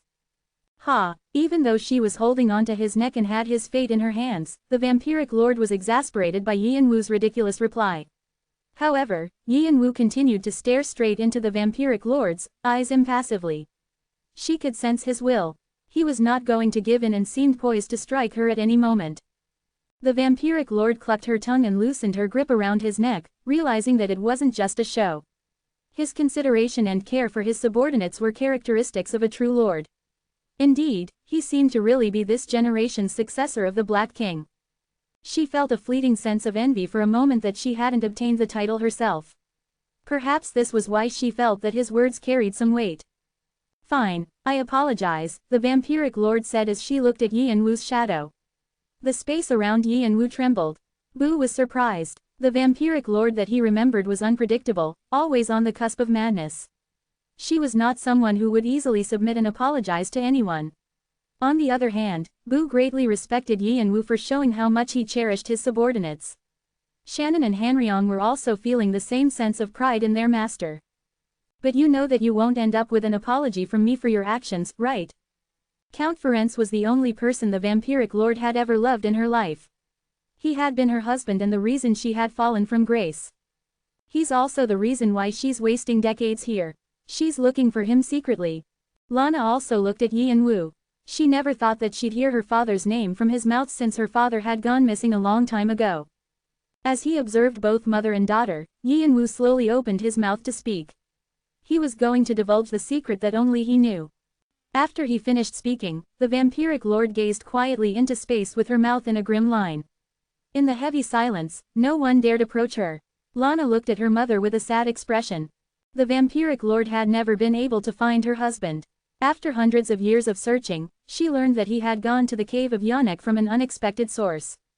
What evidence do you have that proves he is there? I cannot say for certain that Count Ferenc is there. However, you'll soon be able to track him. Is that so? The vampiric lord said as she glared at Yi and Wu with sharp eyes. If what you're saying is false, I will die at your hands. It won't end with mere death. I know. So cheeky, the vampiric lord retorted before turning her back to him. Yi and Wu nodded as though her retort and action meant that she agreed. Lana nodded and touched Yi and Wu's shoulder as if to say that everything had worked out well. Yi and Wu looked at Lana and was about to thank her in return. It was then that Mary, who was still bound in the shadows, cried out to her lord, "Us, too. Take us too, my lord." The vampiric lord glanced over with an annoyed face. Who are you? My lord, do you not remember me? At the time of your rule, your majesty called me your left finger. What did you do? The vampiric lord cocked her head thoughtfully as she looked at Mary. Then, as if she recalled something, she smiled. You're a Strigoi. You're the girl from the Blood Lord family. Yes, yes, your majesty. The color returned to Mary's face at the mention of her family's name. After the vampires fell, her family's history and achievements had faded into insignificance. However, she was still filled with desire to resurrect it, and that was the reason she'd entered the Dodd Brethren in the first place. Although the vampiric lord had pretended to be OHN and stood at Tarnek's side, she had no idea about the Dodd Brethren's presence, or perhaps more accurately, she had no interest in them. Moreover, after putting on the soul mask, her whole personality changed, and her powers had gone dormant. Why is the precious daughter and heir to the Blood Lord family in such a dingy place? To revive the family. No, the details of my petty goal isn't important to your majesty. I only plead with you to bless us once more with the grace you once bestowed upon my family and our race. So, you're asking me to take you to the heart of the cave? Why? Because, Mary realized that her destiny would be determined by the vampiric lord's response. Since she had overheard their conversation, it was unlikely that Yi and Wu would let her be. Death was the best way to silence someone and erase all traces of their existence. However, if she attached herself to the vampiric lord, the outcome would be different. Not only would she be able to live, but she would even be able to find the blood essence. If the vampiric lord decided to revive and retrieve her glory, Mary would be able to survive and recover her status, too. Me too. Please take me as well, your majesty. I'll give your majesty anything, please take me with you as well, Gilvy quickly cried out as she knelt and begged like a dog.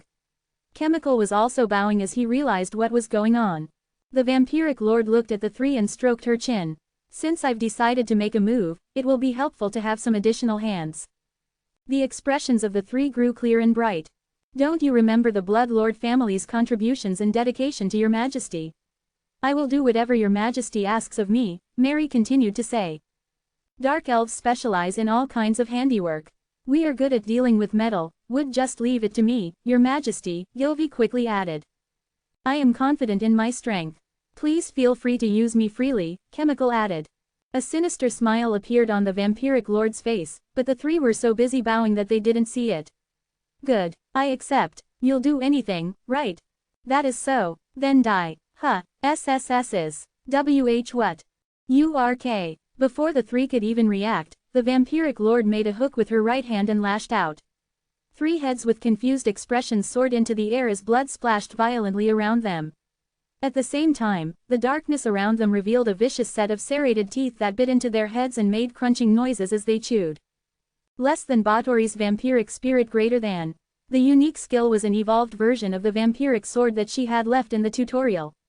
It ravenously ate the heads and the corpses before it disappeared. At the spot where the three had previously knelt, 3 weak souls appeared and circulated around Morgrim and Roost. The vampiric lord's unique skill of absorbing the bodies and souls of those she consumed was completed. There's nothing more comforting than offering up one's life, right? Ha ha ha. The vampiric lord laughed happily as she licked her bloody hands. It felt wonderful to taste blood again after a long time. Open corner bracket seems like there's a person with a worse personality disorder than our master close corner bracket Shannon murmured as he looked at the vampiric lord with distaste. This is the heart of the cave you've been searching for.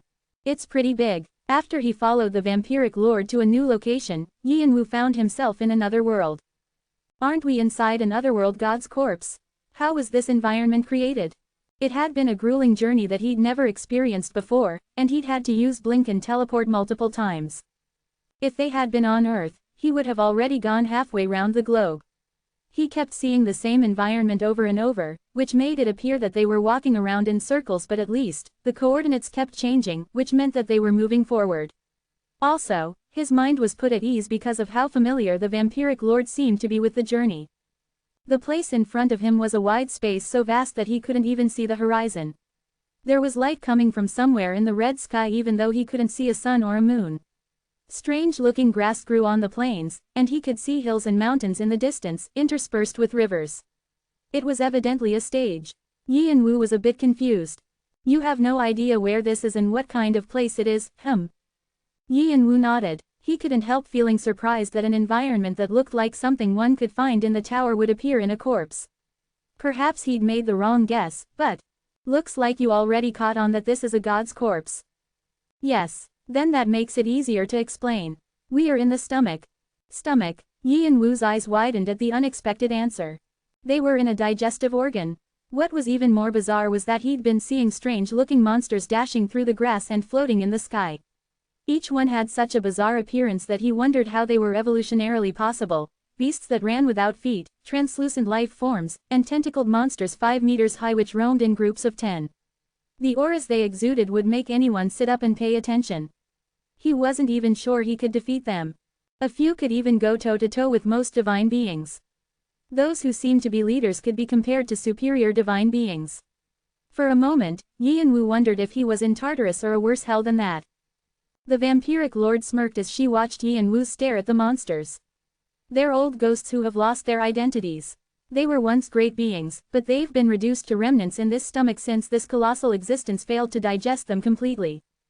Yi and Wu was speechless. Of course, their existences haven't been completely erased since a part of their divinity still remains, but their egos are gone, and they're little more than brainless creatures powered by instinct. The vampiric lord scoffed at the creatures that once ruled over universes and dimensions. Vimalacitra narrows his eyes at the scene. Cernunos is silent. Agaris frowns. Many gods are shocked. Many demons cluck their tongues.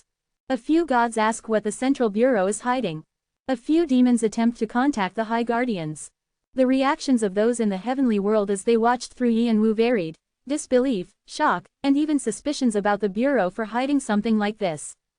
This is what a fallen society looks like to them. 1,000 years had passed since the heavenly world stopped their war, but the conflict between the gods and demons wasn't something that would end until one side was completely crushed. There were even numerous prophecies about the war at the end of time, Armageddon and Ragnarok. The gods and demons would be feeling fearful because this would be the outcome. And those there, the vampiric lord pointed at other monsters who were smaller than the others and had humanoid appearances. They attempted exuviation and failed. They're half-wits that couldn't become guardians or transcendents. Yi and Wu swallowed. He felt like he understood the vampiric lord's implication. Many of the inmates imprisoned in the cave most likely hoped to become a guardian. But not all of them would pass the test. To become a guardian, you needed to meet a certain standard since each guardian should be able to stand against most divine beings.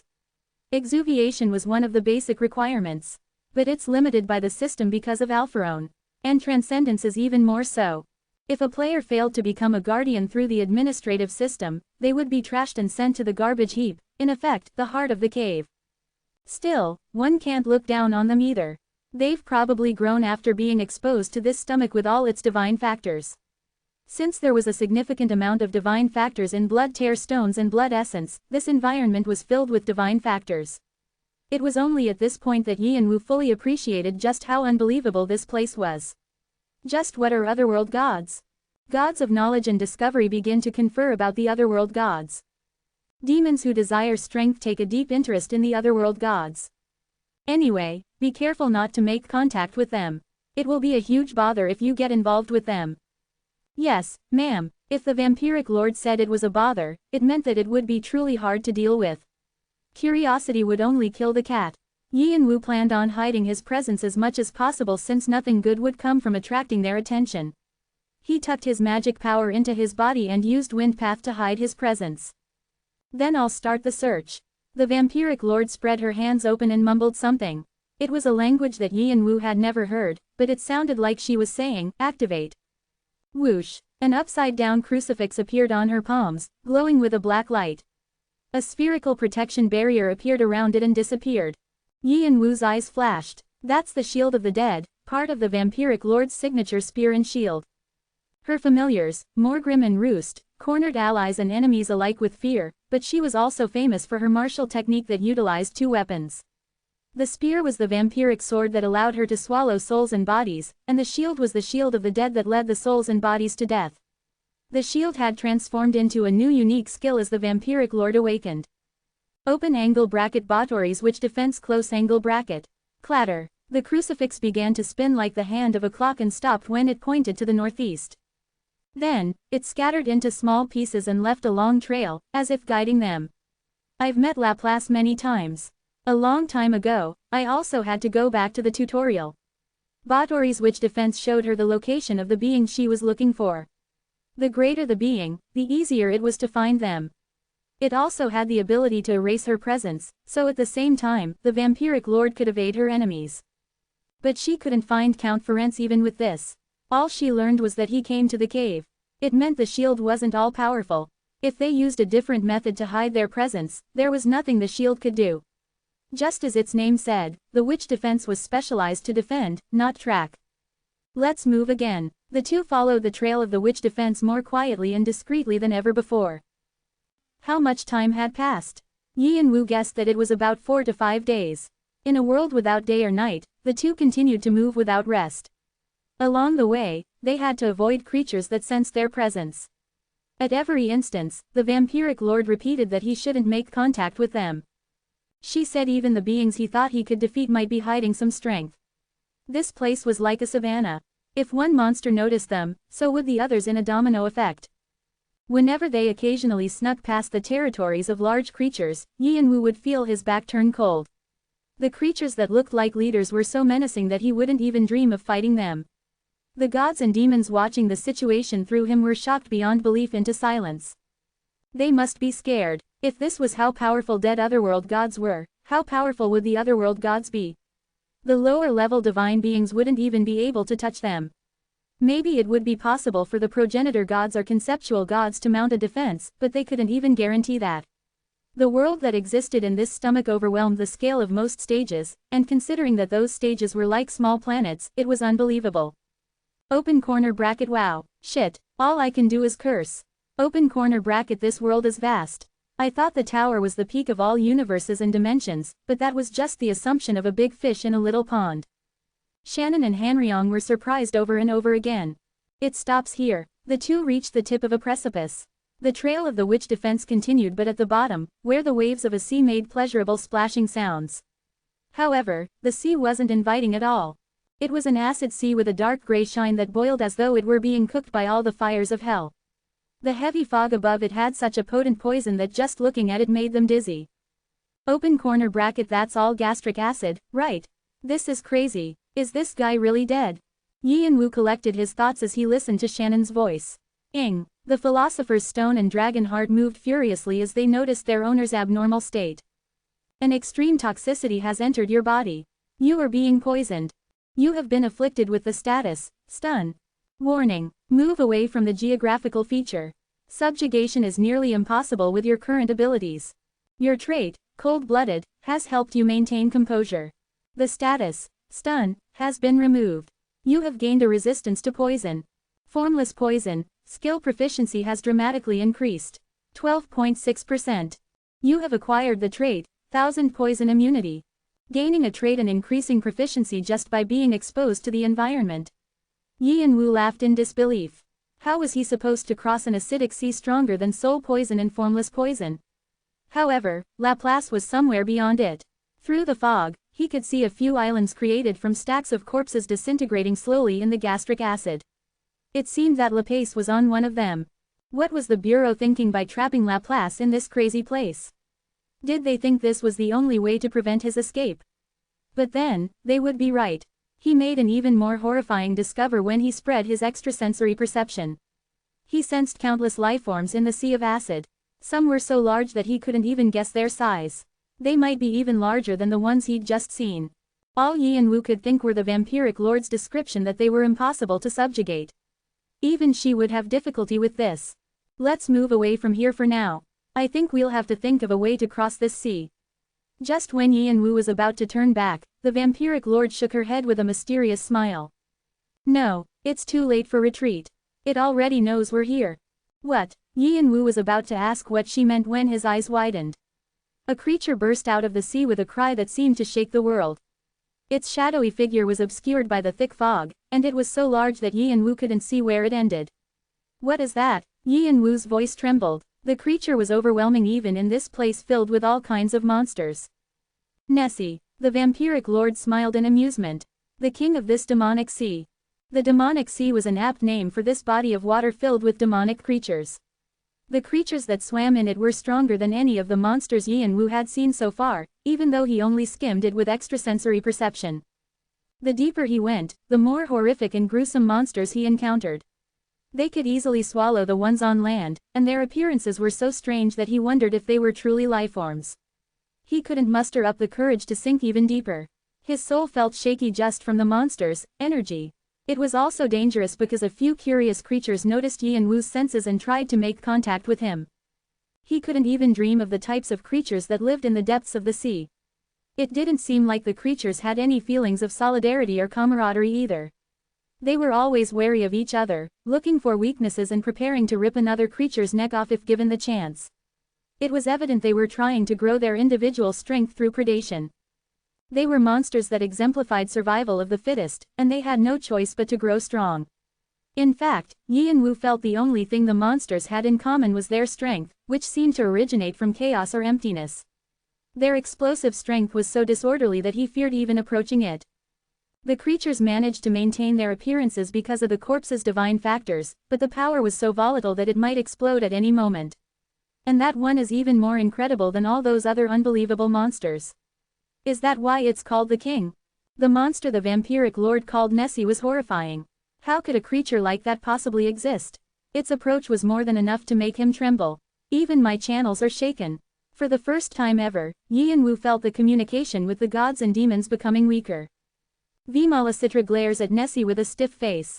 Sir Nunnos warns you about the danger Nessie poses. He advises you to retreat along with his Holy Spirit.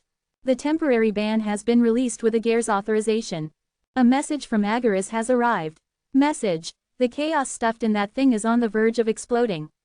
Looks like it was enlightened with holiness thanks to the chaos. Ha, how can such a creature exist? That's neither a god nor a demon, neither order nor disorder. It's just a monster, a creature with no sense of beauty despite its intelligence. A message from Agaris has arrived. Message. Human, run. There's nothing you can do. Even if beings like us approach it, it will only violently toss and tumble us around. It's ridiculous. What are you doing? Get out now. All gods of death solemnly nod and advise you to follow Agar's suggestion. All demons of death express hostility towards Nessie. They do not hide their repugnance. Many of the channels are shaken due to Nessie's holy power. Static rises in the channels. Static rises in the channels. The channels are unstable. The gods connected to the channels forcefully eliminate the static. The demons connected to the channels reset the frequency. Many gods feel threatened by Nessie. Many demons show repugnance to Nessie. The instability of the channels meant this place was being influenced by the holy power Nessie emanated. Yi and Wu had already stepped foot in Nessie's territory and couldn't avoid it. He could also feel that the gods and demons, who were usually at odds with each other, all shared a common emotion, revulsion. There wasn't a particular reason for it, it was more like a visceral reaction to a creature like Nessie, which was their antithesis. The gods and demons originated from an orderly energy while Nessie had been born from disorder and chaos. Their foundations were too different, and coexistence was impossible. This was possibly the greatest division between gods and demons bound to the tower and otherworld gods. But even the gods and demons of death. The gods and demons who had dominion over death followed the Black King, just as a superior otherworld god like the crawling chaos did. This was why Yi and Wu guessed that the Black King linked the gods and demons of death to the otherworld gods, since there had to be a reason they all worshipped him. But as soon as they laid their eyes on Nessie, who was of the otherworld gods, the gods and demons of death expressed hostility. In fact, their hostility was even more intense than that of the other gods and demons. It was like they were mortal enemies. Is it because they both think of themselves as the true followers of the Black King? Or did something occur in the past and divide them from each other? Whatever it was hard to tell. Since the entities were testing Yi and Wu as the Black King's successor, it didn't seem like they'd give him an easy answer either. However, it didn't matter because Yi and Wu was about to suggest retreating since it seemed impossible to cross the demonic sea. Why are you so surprised? If you're like this after seeing only one of them, I guess you'll pass out in front of the others. Yi and Wu's face hardened as the vampiric lord chuckled in amusement. Her words were strangely frightening. Does that mean there's more of these monsters? Of course. There are 7 who are even more violent and ghastly. Vimalacitra sits up with a stiff face. Saran presses his lips together. He urges his holy spirit to retreat once again. Many gods show astonishment. Many demons demand that the player, Erzabat Batori, stop speaking nonsense. I see those backroom lubus locked up on that floor are still babbling. The vampiric lord scoffed, pushing her message window to the side. Yi and Wu could see the angered gods and demons cause more of a disturbance, but the vampiric lord didn't seem to care. For a second, Yi and Wu wondered how the vampiric lord knew the term, Lu Bu, which was slang used for people who were tough in front of their parents but weak in front of others. However, his face soon stiffened when she continued to speak. Still, that guy seems to have a special interest in you. Yi and Wu was about to ask what she meant when Nessie's eyes, which were bigger than a human, flashed through the fog as it cried out. You cannot go. Thoughts poured out from the creature, and Yi and Wu's expression turned grim as he sensed the creature's intense will. Suddenly, sky and land monsters that previously didn't even dare approach the demonic sea began to swarm towards him. Keeg, Kuuak, Kuuak, their eyes were red with madness as they moved according to Nessie's command. Yi and Wu clenched his fists as his back crawled. In front of him was the demonic sea, and behind him were dozens of strange monsters rushing towards him. If he counted the violent auras of the creatures even farther away, they seemed endless. How far did Nessie's summons reach? He'd never expected that Nessie would call these beings, which were on the level of divine beings. They seemed eager to obey Nessie's commands, as if horrified that they might die if they disobeyed. Some creatures even looked unfocused, as though they had been hypnotized. Looks like it'll be quite a hassle to find Laplace. Even in this dangerous situation, the vampiric lord looked amused. It was clear that she'd been expecting this to happen. What should we do? It was already too late for retreat. There was no point in asking why she hadn't warned him about this. The most important thing right now was to find a way to get through the monsters and reach the island beyond Nessie where Laplace was. What else? Are you saying there's another method here? She snorted with laughter. Her fangs flashed between her lips, highlighting her cruel appearance. There's nothing but endless battle. There's no choice but to fight and fight again, eating up those monsters to get out. The monsters of the demonic sea became stronger by preying on each other. The vampiric lord was implying that Yi and Wu might become powerful like Nessie through the same process. The vampiric lord has already gone through this several times. Is this the reason why she's so abnormally strong? He felt as if he'd seen one of her secrets. How many battles had the Lord of Vampires, Petite Body, endured? She had fallen from the position of the great king of a species to a miserable existence. The things she'd endured in order to make a comeback only left evil and madness behind in her. But I don't have time to do that. The vampiric lord had begun by vanquishing smaller monsters from the demonic sea, but Yi and Wu had to clash with powerful monsters right away. He didn't have the luxury of time. Arthea was still unstable as a force in the tower, and the Central Bureau would arrive as soon as they realized whom he was looking for and try to stop him. He didn't have the time to fight with his full concentration. The gods and demons connected to the channels don't want to get close to the monsters either. All gods of death advise you not to partake in the endless battle. All demons of death warn that there is no need to be swept up in such disorder. Cernunos agrees with their opinion. Agaras nods vehemently. Thor tries to persuade you by saying this isn't the only opportunity you'll have to fight. Vimalacitra smiles evilly and says it'll be a good experience for you to fight with the creatures. Vimalacitra hopes to see you participate in the endless battle. The gods connected to the channels glare at Vimalacitra. The demons connected to the channels object to his statement. Vimalacitra wordlessly glowers at the gods and demons pressuring him. The glaring gods and demons avoid Vimalacitra's gaze. Only Vimalacitra supported Yi and Wu's participation, the others seemed to be reluctant. Yi and Wu knew that it wasn't because they were concerned for his safety. The gods and demons connected to him only wanted to use him as an apostle or thought of him as a plaything to amuse themselves. His struggles usually brought them delight, and their responses now meant that there was something that a mortal like Yanwu didn't know. However, in this situation, the only thing he could do was fight. Even if he could retreat, he had no plans to do so. Demonism. Open hollow corner bracket kikikik. I guess I can't use its help here. There was no reason for the demonism to help him while it waited for him to ripen. Yanwu frowned and glared at the vampiric lord for getting him into this predicament. What is it you want? As expected, it's so nice that you understood so quickly. She raised a corner of her mouth. If you tell me where the count is, I'll help you. So that's it. Yanwu clucked his tongue. It was obvious she was implying she couldn't be exploited so easily. Considering her pride, she was probably furious that she had been brought here. However, Yanwu hadn't spoken a word about Count Ference's whereabouts, knowing that the vampiric lord might betray him as soon as she had the information she wanted.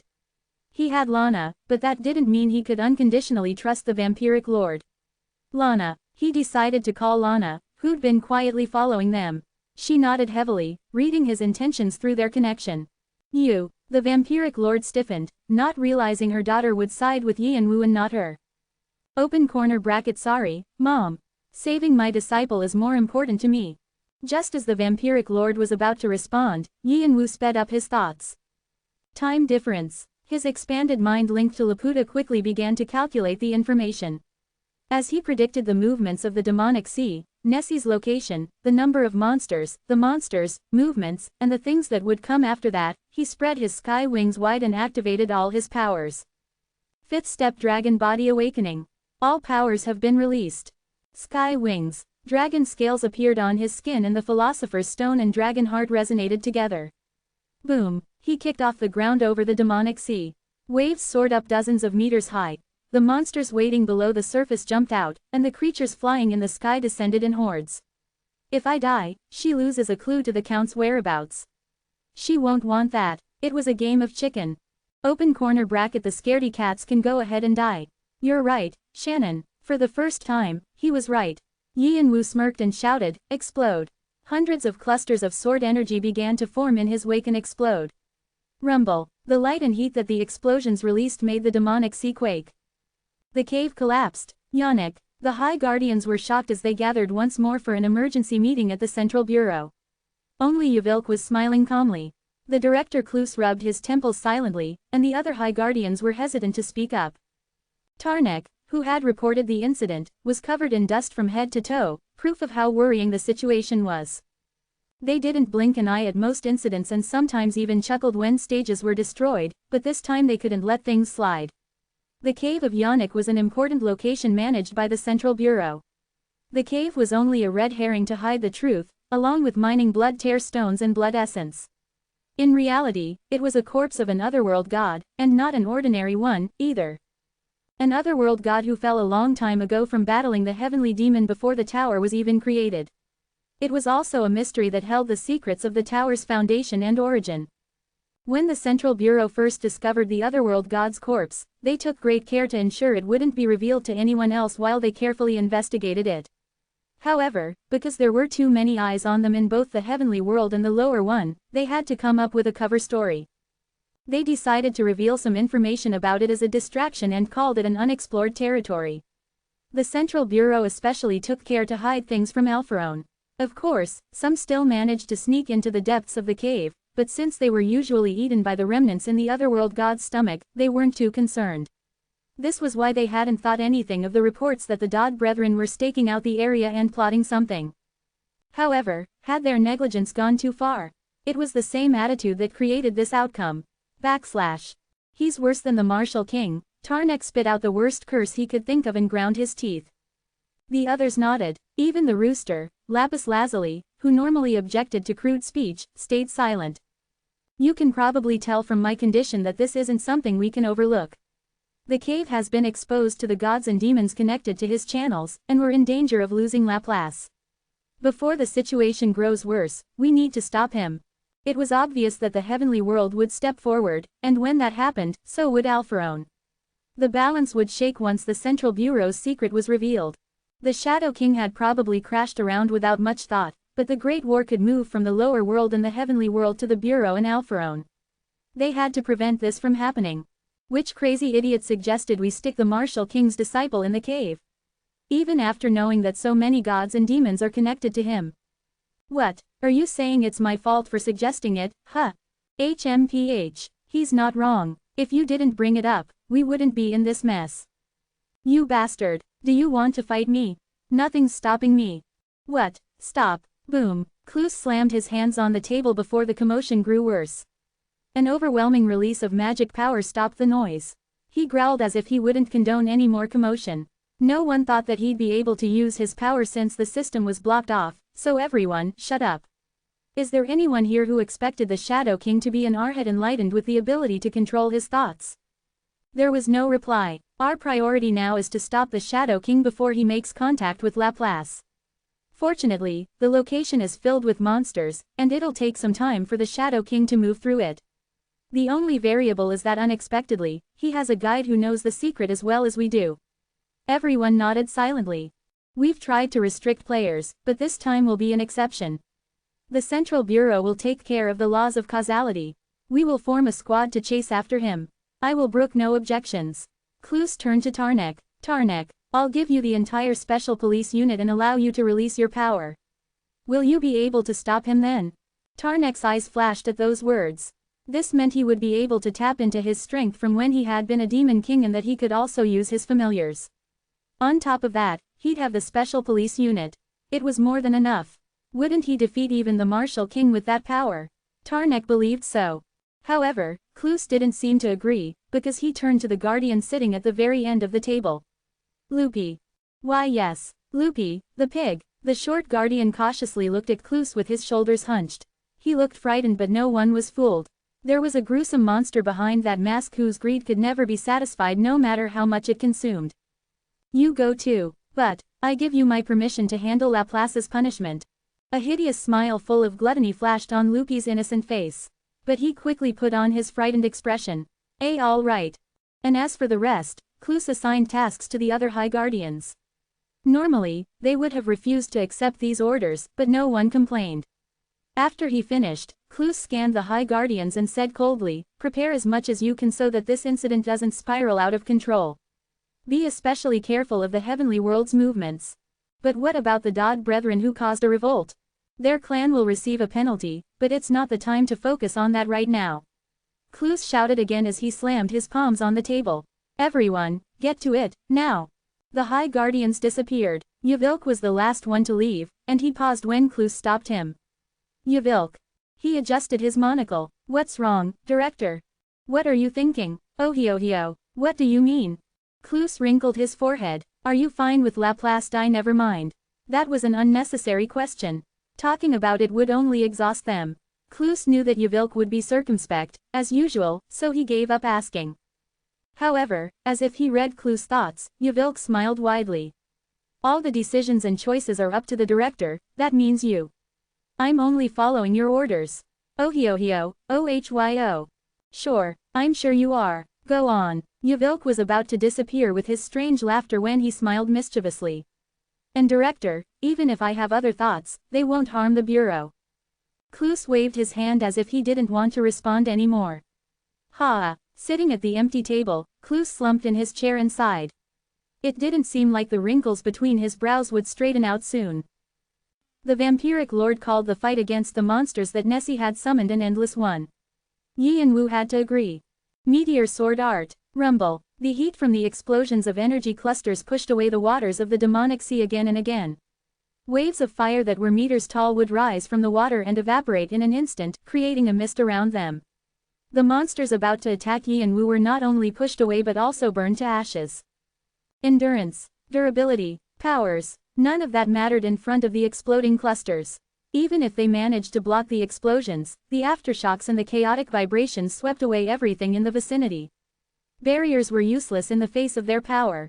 The creatures were frustrated because the intense heat made their holy power futile, and around 100 monsters were blown away in an instant. It works. Yi and Wu confirmed that meteor sword art worked against these monsters too. He knew that meteor sword art was more than enough against transcendental beings, but he'd been concerned it wouldn't work against the monsters of the demonic sea since their foundations were different. A few of the creatures contained so much chaos that they were removed from the laws of physics, and there was a possibility that even intense light and heat wouldn't work against them. But in the end, no matter how far from the laws of physics you are, I guess everything's the same when it comes to overwhelmingly destructive power. The power of meteor sword art was greater than he thought. It didn't stop with a single explosion, but amplified its ability to destroy by creating more explosions. If he used it well, it could blow up a planet. What could possibly remain untouched after taking a direct hit from it?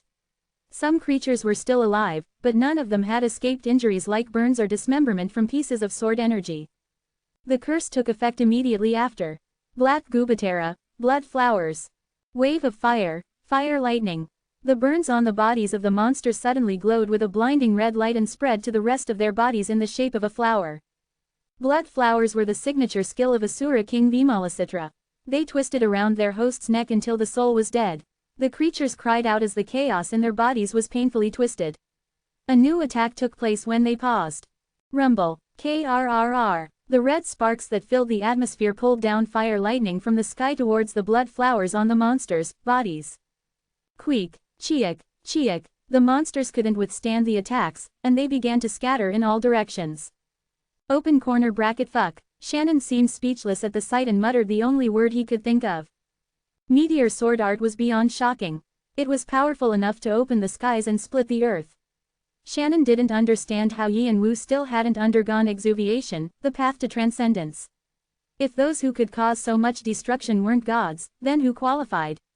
But as the explosion swept past, more powerful monsters swarmed close. Rumble, clatter. A beautiful galaxy descended on them. The black chains connected to Vigrid moved among the monsters as explosions ripped and crushed their bodies again and again.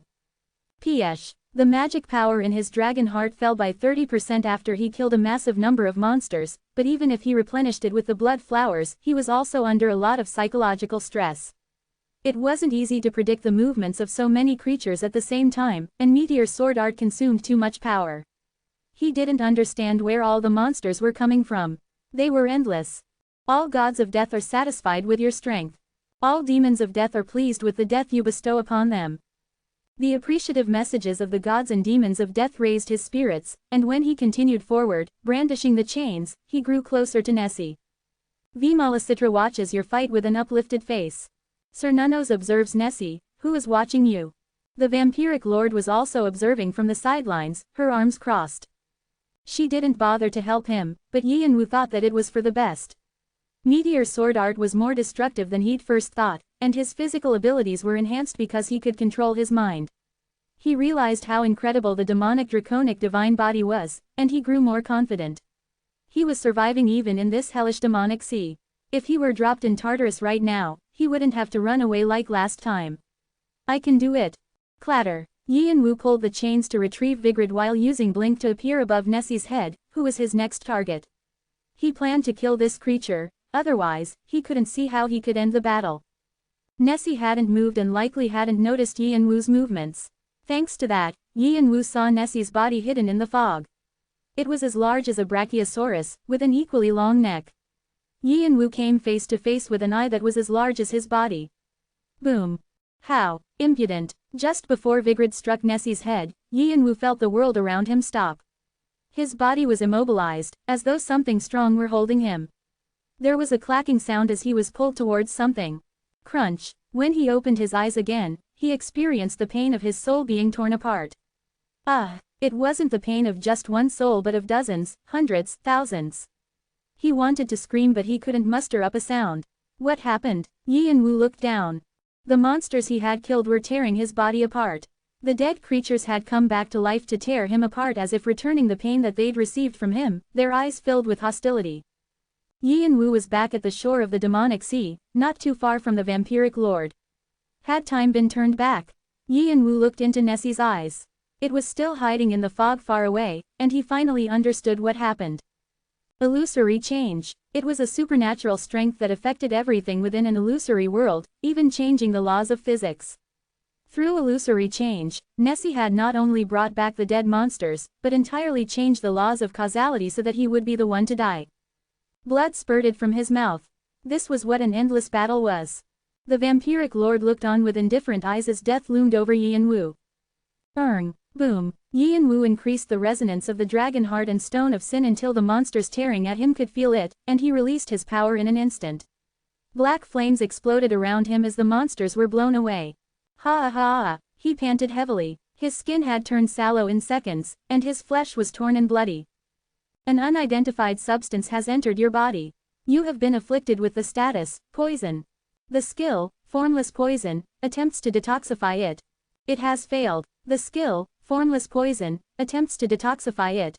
It has failed. It has failed. The dragon heart is circulating a great amount of dragon blood. The sin of stone, superbiagula, attempts purification. It has failed. The substance cannot be neutralized. Retreat for prompt medical attention. Vimalasitra nods at your steadfast will. Vimalasitra is inspired by the demonic sea.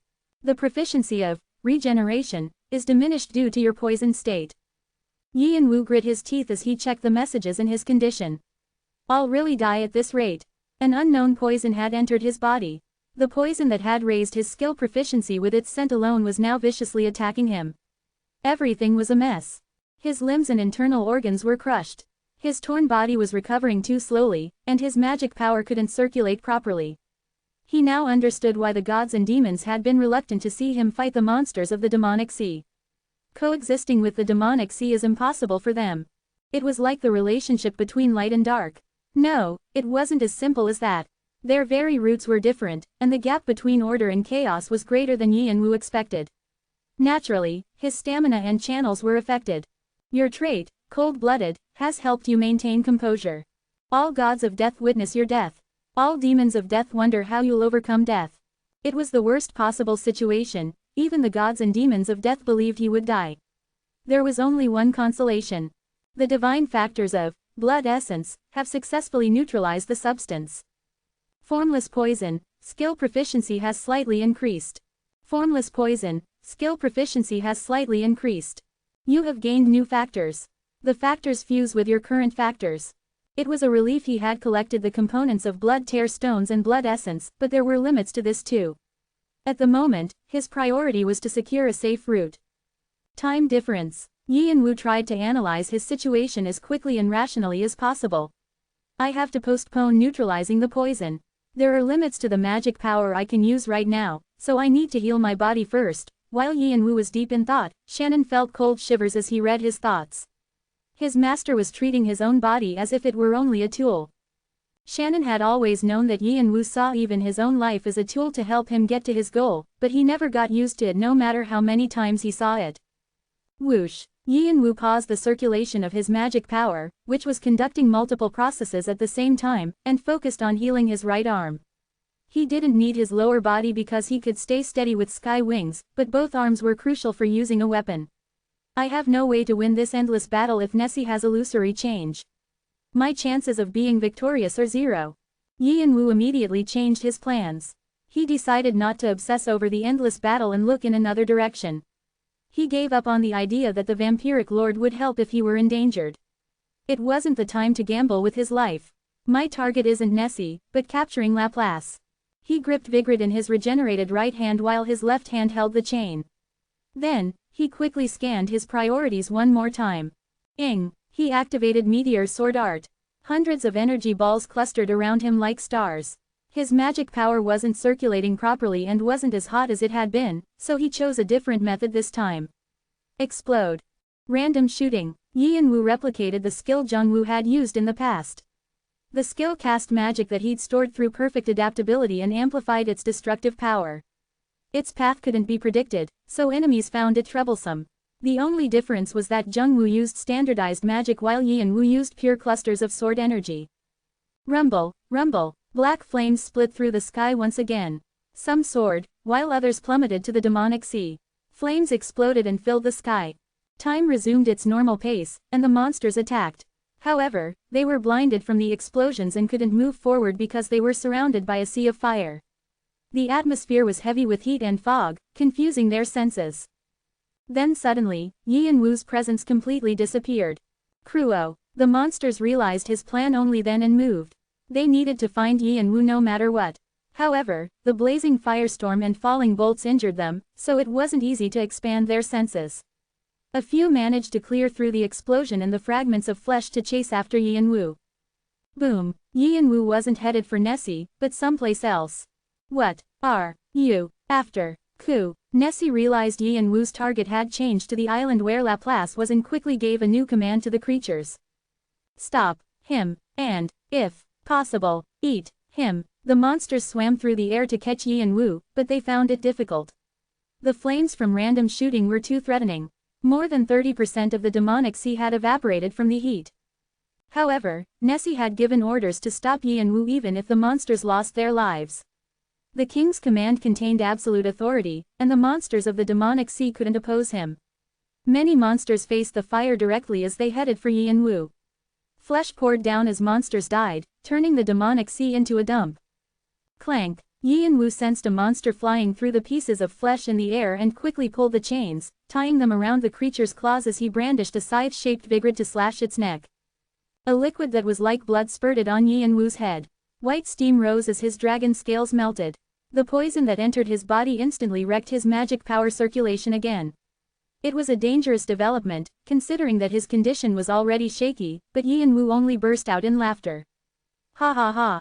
It seemed that it was true after all that the release of adrenaline made people feel exhilaration instead of pain in extreme situations. By now, Yi and Wu could control even the hormones in his body, but he felt beyond delighted in this situation. Death, death, death. This place was filled with death. Although his own death might occur, Yi and Wu didn't care. Instead, he was delighted to really experience what death was. He finally realized what it meant to sit on the throne of death and be Hades' successor. As the Death King, the only thing he could give these creatures was death. And so, even though monsters continued to approach him, he ignored them and moved forward. He unfurled sky wings and attempted to dive down. Less than illusory change greater than. Again, the massacre that seemed infinite turned into nothing. As he was surrounded by monsters, Yi and Wu experienced the pain of being torn apart once again. Time difference. At that moment, a skill he had kept hidden activated. It was the skill that gave him the ability to see potential futures so that he could make a decision. Although he needed to use the magic power that was slowly draining away, he managed to learn how Nessie's illusory change worked. Right before the resurrected monsters tore him apart, he managed to escape to a location a few steps away. The monsters were flustered when their prey disappeared, and Yi and Wu pulled the chains and butchered them all at once. Emptiness opened above as meteor sword art rained down. Boom! Crash! He only saw 1 second ahead, but it was enough to attack the creatures and make them experience agonizing pain even after resurrection. Kuo-o! He didn't stop and struck again. He cut and made explosions over and over. However, the number of monsters sticking to him only increased. Rumble! Random shooting of meteor sword art mutilated them all over again. Yi and Wu made another attempt to get through. Open angle bracket illusory change close angle bracket. Time difference. The fight between the creature trying to move the illusory world and Yi and Wu grew more intense. Foolish. Nessie tried to stop Yi and Wu from approaching Laplace, believing that illusory change was succeeding in rendering Yi and Wu's efforts pointless. No matter how many times Yi and Wu saw the potential futures and killed monsters, all Nessie had to do was bring them back alive. As this continued, the number of monsters tearing at Yi and Wu multiplied. From 1,000 creatures to 2,000, 3,000 with the exception of the monsters inside the demonic sea, it seemed like all the monsters in the stomach had arrived. Yi and Wu was injured from the attacks that even precognition couldn't catch. When one creature clamped on, the others came like hyenas after prey. More and more monsters clung to him until those who couldn't reach Yi and Wu chomped on the monsters closest to him instead. This was the result of the continuous illusory change, but Yi and Wu didn't stop his movement forward. Just as the magic power in the dragon heart was almost depleted, he managed to reach Laplace's location. Nessie frowned at him. The creature thought it preposterous that Yi and Wu was using tricks because he'd never be able to defeat him in direct combat. Even if Yi and Wu did find Laplace, Nessie could use illusory change to create something that hadn't existed before. How could Yi and Wu be so foolish? Mortals had limits. Nessie was about to use illusory change once more when the bestial sound of thunder boomed in the sky. Nessie grew shocked as he looked up to see a sphere as large as his body shining like the sun over him. Rumble. Krrrrrr. Nessie belatedly related what Yi and Wu had been plotting. Yi and Wu hadn't been trying to save Laplace, he was after Nessie. All he had to do was attack before Nessie activated illusory change. However, it wasn't easy to approach Nessie because there were too many monsters in the stomach, so he'd used himself as bait to lure them all out. Nessie found it hard to retreat now because black chains that originated from emptiness tightly bound and immobilized it. Bring it down. Sword purification. Villain, expel. Lightning strike. Vigrid's option of sword purification, which grew stronger the more powerful his opponent was, and expel, which repelled evil spirits, were released with heaven bracket. Hundreds of energy clusters gathered in one location with Meteor Sword Art, whose power had intensified exponentially. It was the true Meteor Sword Art, which he hadn't ever displayed because the Bureau had been watching. It transformed into fire lightning and crashed on Nessie's head. It was so hot and bright that Nessie didn't even register what was happening. Those watching only saw a bright flash. Krrrng.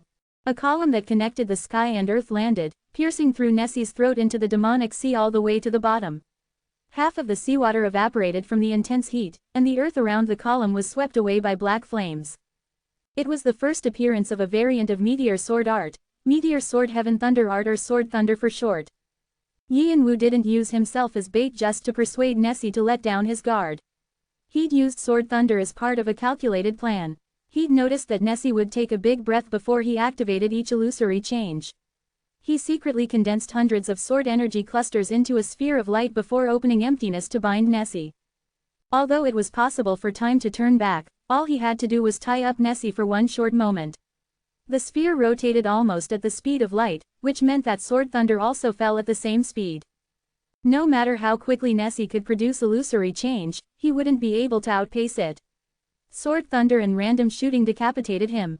Rumble. Did it work? Yianwu made a small chuckle of disbelief as he watched the creature thrash in pain. His eyelids were heavy, and his consciousness was fading away. His stamina and magic power were completely exhausted from the endless battle and from creating the sphere of light. Nessie might try to heal himself with illusory change and counterattack, but Yianwu was certain of his victory. There was no way Nessie could withstand random shooting, which split through the basis of existence, especially with Sword Thunder running through it. His only concern was that he might plunge into the demonic sea. It'll work out somehow. The familiars in his shadow and a surprised Lana were watching him, so he figured he would be fine. He was also a bit worried about the other kings of the demonic sea, but he believed that if the vampiric lord had any humanity left, she would intervene. And so, he fell powerlessly without his sky wings. That damned bastard. The vampiric lord scowled as she watched Lana retrieve Yianwu. He could have just asked her for help. She would have willingly assisted him if he only told her where Count Ferenc was. Why was he so stubborn? Of course, she knew that Yianwu was worried she might betray him after he gave up his most important chess piece. However, the vampiric lord had never planned on doing anything like that. A lord never broke promises. Besides, her daughter had requested this, and she had good memories of Cha Jungwoo, so she was prepared to help Yianwu with anything he needed. But Yianwu never showed any intention of giving in. He'd just gone off to fight as if he were challenging her to think about who would lose more if he died. When she watched him stick a sword down Nessie's throat, she was astounded. This was Nessie, the master of this stomach, and the greatest monster king among the otherworld gods remains. Yes, it was true that there were 7 other creatures who were at least as strong, or even stronger, but Nessie could change the laws of nature as he wished. He was an elite among transcendents, and it was impossible for a mortal to defeat him. But Yianwu had given him a critical blow. Boom! Nessie continued to struggle in agony, making the demonic sea rise turbulently with enormous waves. The dead monsters came back to life with strange shapes as space was crushed and restored again and again. The illusory world had become unstable. And it doesn't even seem like he's reached exuviation. How is it possible that a player who could stick a sword down a transcendent's throat didn't have divinity?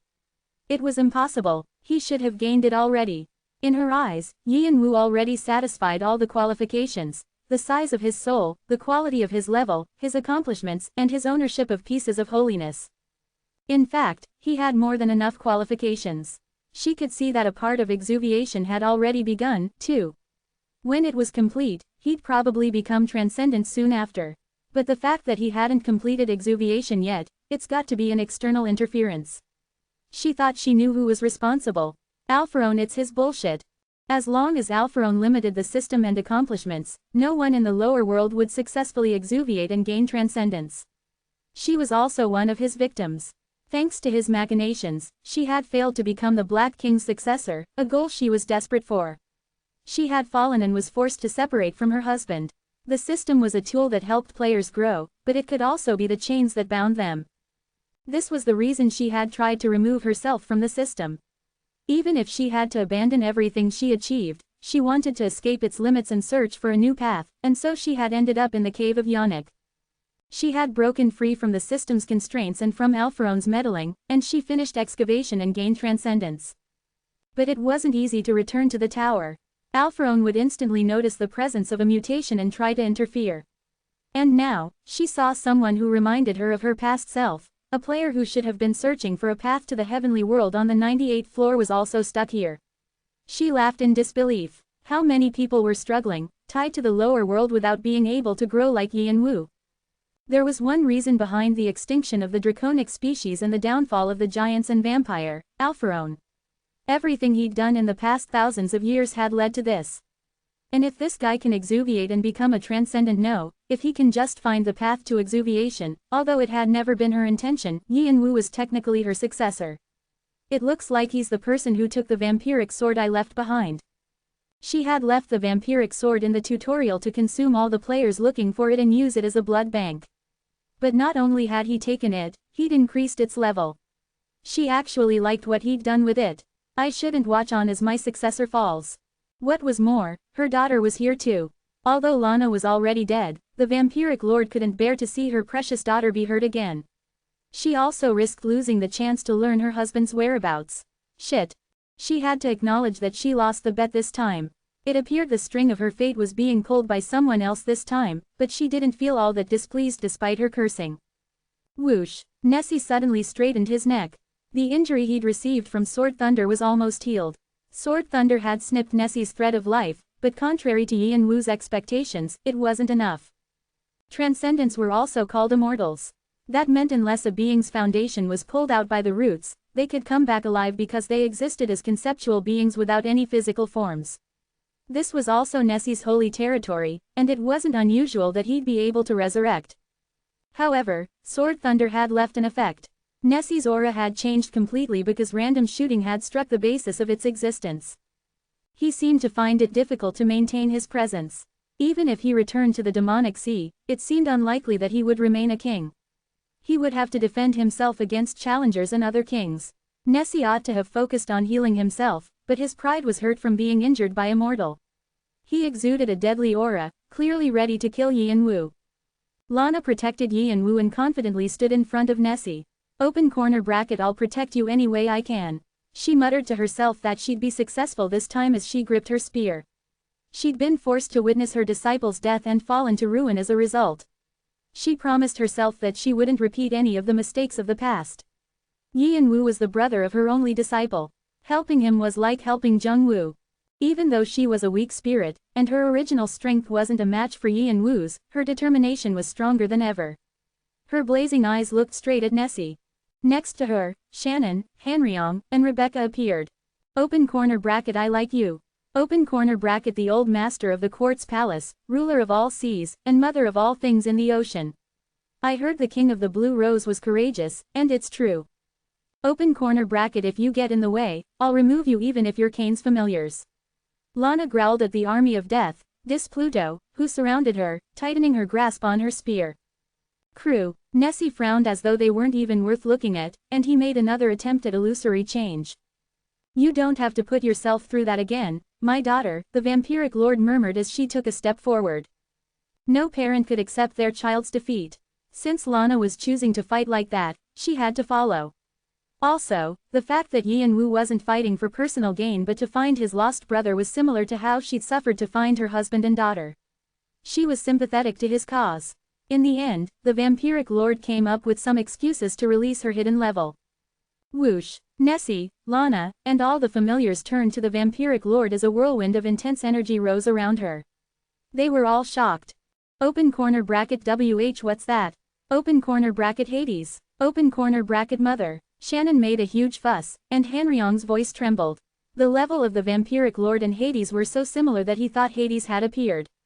Lana's eyes were filled with surprise when she realized where the power was coming from. Open corner bracket M mother. This is how strong the vampiric lord is. Unbelievable. Since they had no way of knowing that the vampiric lord had gained transcendence away from Alpharone's prying eyes and was now at the level of most superior divine beings, they were surprised. There was another thing they didn't know. To gain divinity, you needed to rule over a domain created from your holiness and legends. The vampiric lord also held this divine throne. All the holiness she possessed and the legends she left behind were from being a lord. The forces and members of her species she'd led were no more, but she managed to persevere and recover the position of king again in this place, the demonic sea. Rumble. The aura from the vampiric lord crushed Nessie's illusory change, rejecting the existence of the resurrected monsters. They plummeted to the ground as the falling sky was restored and turned into the vibrant red that represented her. Lightning crashed down. The vaporized demonic sea was filled once again, and a large whirlpool appeared, threatening Nessie. The world trembled. It looked as if the entire world was trying to swallow Nessie whole. Batory's vampiric spirit. The simple energy drain skill that evolved from the vampiric sword and represented the vampiric lord herself filled the world. A king of the demonic sea, the vampiric lord had also been one of the rulers of the demonic sea, and her strength far outstripped Nessie's. Nessie resided in the upper sections of the deep sea while the vampiric lord resided on the sea floor. Nessie stiffened at her strength. A colossal monster stood behind the small vampiric lord, covering the sky. It was trying to eat Nessie, and there was no way that Nessie could currently withstand a being that he had no chance of resisting even at his peak strength. For the first time ever, he truly felt endangered by another being. Fuck off. The vampiric lord enunciated each syllable clearly as she spoke her thoughts. It was enough. Nessie bowed with gratitude and sank back into the demonic sea. He understood the meaning behind her thoughts. Thankfully, he wouldn't die today.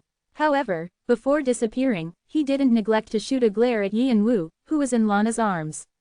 He would pay back this humiliation next time. Swish. After he disappeared, Batory's vampiric spirit also vanished. Lana and the familiars were shocked speechless at the sight of the vampiric lord chasing Nessie away with a single sentence. But the vampiric lord just smirked like it was nothing and turned to a different direction. Haven't you seen enough by now? Stop sneaking around like a rat and come out. Ahem. A rat, as a rabbit, that really offends me, A pitch black hole appeared in the middle of the turbulent demonic sea. Someone jumped out of what looked like a rabbit hole. As soon as Lana and the familiars saw him, they grew speechless, but for a different reason than before. A middle-aged man over 190 centimeters tall, with shiny, muscular, copper-toned skin, tough features, and a bald head appeared. He had a rough voice and gave off the impression of strength, except he was wearing white rabbit ears and spoke in a cute tone. You wore something creepy again. Another king of the demonic sea and former High Guardian Laplace smiled brightly. Due to excessive use of magic power and physical overexertion, you have entered the death phase. Warning. Neutralize the poison immediately. The poison is interfering with most of your trait and power functions. Warning. Restore your physical body quickly. If you do not, you may suffer permanent damage. Warning. Quickly. Even after he regained consciousness, Yin Wu could not find his bearings. His mind kept fading and his thoughts appeared in spurts, unable to connect properly. His cold-blooded trait, which normally allowed him to regain his composure, was no longer working properly. The poison that he'd been just barely holding back with his magic power was now rampaging through his body. The One-Horned tribe referred to this phenomenon as runaway reversal. His dragon heart and philosopher's stone continued to try to restrict the poison by constantly creating new magic power. However, his physical restoration, which helped his dragon heart and philosopher's stone to work properly, was limited. Take this. When Yin Wu briefly regained consciousness and opened his eyes, someone offered him a bizarre heap of weeds. Yin Wu pushed a handful of the greens into his mouth without asking what they were. His instincts told him that he had to eat them or else he would die. Unknown herb 1 foot tries to remove the status, poison. Unknown herb 2 feet has been added. Detox is being attempted. The treatment is progressing. For the first time, Yin Wu felt his pain dissipate. Even though he had blocked the physical pain, the curse had invaded his soul, but he was feeling it all clear away. Thanks to this, his magic power began to flow again. The treatment is progressing. Your condition has improved to near death. Your skill, regeneration, has restarted. Body restoration is progressing. Yin Wu could finally close his eyes comfortably. Where am I? He blinked once more. How are you? A grimy-looking middle-aged man with a bald head and copper skin squatted before Yi and Wu, waving his hand cheerfully.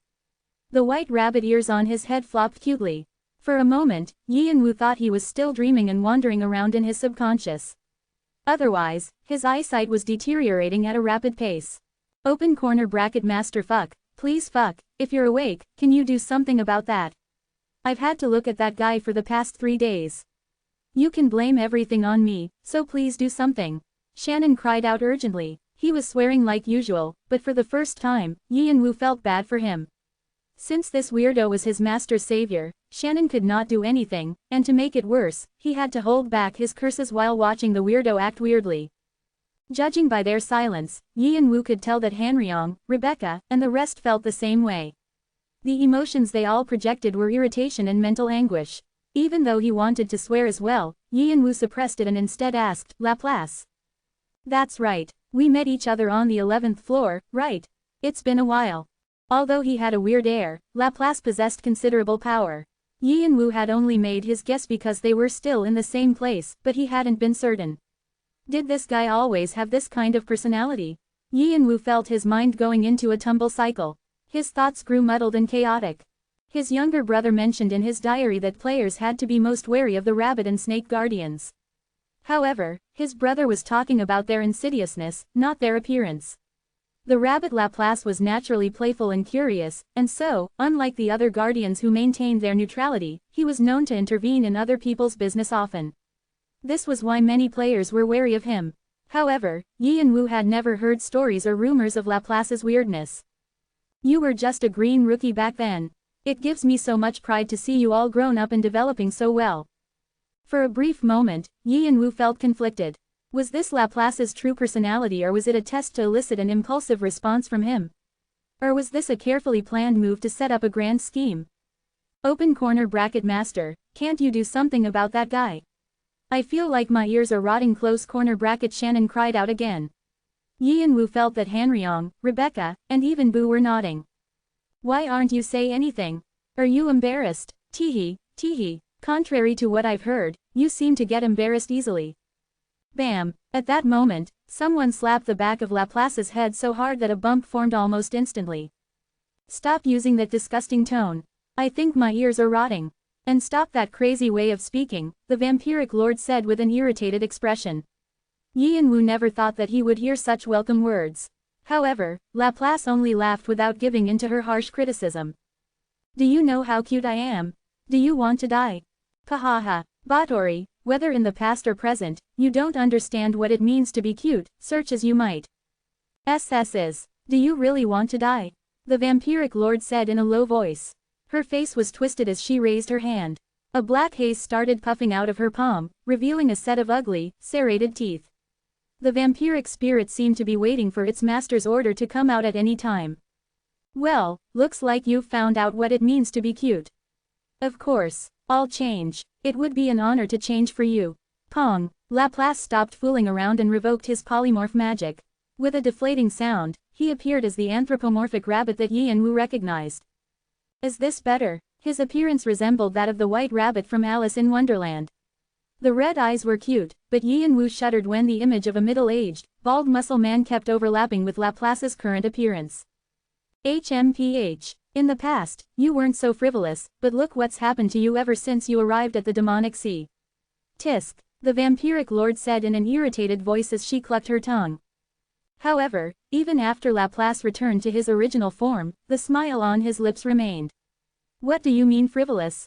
I'm just so happy to return to my hometown, so I regained my true identity which I had forgotten until now.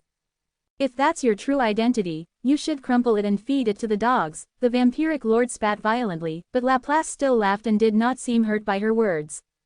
Ha! In the end, the vampiric lord sighed loudly and folded her arms. After looking at this kind of vampiric lord in Yi and Wu, Laplace changed the subject. It looks like we've said our greetings. So, may I ask what business you're here for?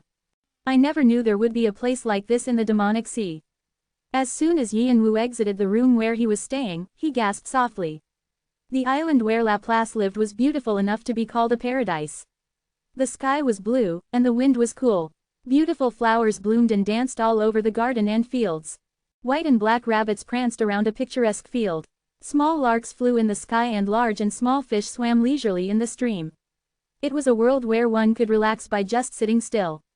Yi and Wu never thought that a place like Demonic Sea, a cutthroat place where one was either the hunter or the hunted, would contain such a peaceful place. Furthermore, considering their violent encounter with Nessie, it was strange that the island was still intact. Wait, no, is it an illusory world? Yi and Wu recalled Nessie's illusory change and realized that this place must be Laplace's illusory world, his innermost sanctuary. Furthermore, Yi and Wu seemed to have seen Laplace's real identity. During his conversation with the vampiric lord, Laplace had said something about returning to his hometown and regaining his identity. That meant that the demonic sea was his hometown. Even an idiot would understand the implication of that. He was a king of the demonic sea. Like Nessie, he was the ruler of this area inside the corpse. That meant, it would be more correct to say that the Central Bureau exiled Laplace to his hometown instead of imprisoning him here. Laplace has returned to his own territory. No one knew what the conflict between Laplace and the Central Bureau was, but there must have been an internal situation. And, Yi and Wu turned his eyes to the vampiric lord, who had a sour expression on her face. Batory is also a king of the demonic sea. After dealing with Nessie, Yi and Wu had passed out, but he hadn't been completely unaware of what was going on, even though his memories were fragmented. He recalled his amazement at seeing the vampiric spirit threatening Nessie. Was it not comparable to Hades? If she's reached transcendence, it's clear how the vampiric lord, who reached the brink of death in the tutorial, became so strong. The answer was the endless battle. When one died, everything ended. It made sense that surviving the endless battle would allow her to achieve that much growth. Yi and Wu was beginning to admire the vampiric lord, but he continued to wonder the same thing. In fact, his curiosity had even grown. If she fought Master in one-on-one combat, which of them would win? It was clear that the martial king hadn't achieved awakening and transcendence. Still, Yi and Wu couldn't help thinking that it was unlikely that the martial king would lose to the vampiric lord. While his thoughts rambled on. A tutorial ticket, you say? Laplace touched the fluffy white fur on his chin after hearing everything from Yi and Wu. He sat with his legs crossed and fell into deep contemplation as rabbits ran around his knees.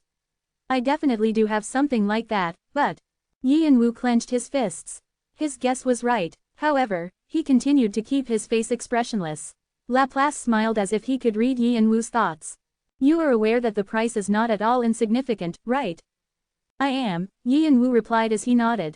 He then tried to make an attempt. For a high guardian who has vacated his lofty position, you won't need something like that. The price varies greatly depending on the needs of the buyer. I have the item, and player very, very much needs that item. Isn't that right? Yi and Wu lightly clucked his tongue. As expected, it wouldn't be too easy to close the deal. He felt that the mysterious merchant Atran had a lot to learn from Laplace. Lana, who was listening to the conversation from the side, gulped audibly. Although she had reached the limit of her allotted time to stay, she had been increasing the time of her own will. The more she postponed her return, the less she would be summoned in the future. However, this moment was important to her. She had to help Yi and Wu secure a way to find Jung Wu's soul. It was her last, remaining regret that she wanted to resolve. However, Laplace said as he watched Yi and Wu and Lana. Behind them, the vampiric lord quietly stared at him with her arms folded. Would I do anything to instill hate in player and my lovely neighbor, Batory? Who knows what will happen in the future and who might become more powerful? I'm not a heartless swindler, so don't worry. Of course, Yi and Wu did not easily believe his words. So, what are the details of the transaction? First, take this. Yi and Wu caught the object Laplace threw at him. His eyes widened slightly at the message. You have received a tutorial ticket. Currently, this ticket cannot be used. The ticket was the size of his palm. Although it was labeled, not available for use, in the upper right corner, Yi and Wu felt his heart pounding. Laplace's smile grew wider as he looked at Yi and Wu's changing expression. I want to barter, item for item. A trade, yes. As you can see, I'm in exile here, so it's not easy to move around. All you have to do is go somewhere for me and hand over this book. Then, Shalala, the ticket will be activated. Isn't that easy? Laplace rummaged in his coat, pulled out a book, and shook it gently in front of Yi and Wu. It was sealed with a rabbit-shaped wax seal so it could not be opened. Of course, you should never open the book. I'll be notified immediately if you do, and the tutorial ticket will rip itself up on the spot. Privacy deserves respect, right? An errand boy had to just run the errand. It was easy to say, but Yi and Wu knew that it might be as dangerous, or perhaps even more, than dealing with Nessie. At that moment, the vampiric lord, who had been watching and listening silently, narrowed her eyes and said, "Does that book have something to do with you being exiled here?" No comment. That is an invasion of privacy. The vampiric lord snorted at his response and then turned to Yi and Wu. The choice is yours, but you must keep the deal you make with His Highness. What else could he do but accept Laplace's offer? If he ran Laplace's errand, the path to the tutorial would open. He had to do it. As soon as Yi and Wu was about to ask where he needed to go, Laplace suddenly looked up and laughed. Oh darn, I guess more uninvited guests have come. They're trying to enter this place without the owner's permission. Indeed, there are so many rude people in this era. His red eyes glittered coldly. Yi and Wu understood the meaning of his words and frowned. It seemed that too much time had passed while he was unconscious, and the Central Bureau had continued to pursue him. They were now nipping at his heels. Time was running out. Bang! Foo! Foo! Foo! It's definitely sturdy. Tarnek frowned as he looked at the black barrier. He was expecting at least a few scratches, but the barrier showed no signs of damage. The attacks of the Guardians who made up the chase team were to no avail, and they all shook their heads. The members of the chase team were either agents of the Special Police Force or those who had traveled with Tarnek through various dimensions and spaces as frontline operatives.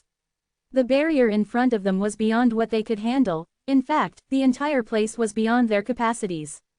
It was a world full of disorder and chaos, an outer dimension stained with the remnants of the otherworld god.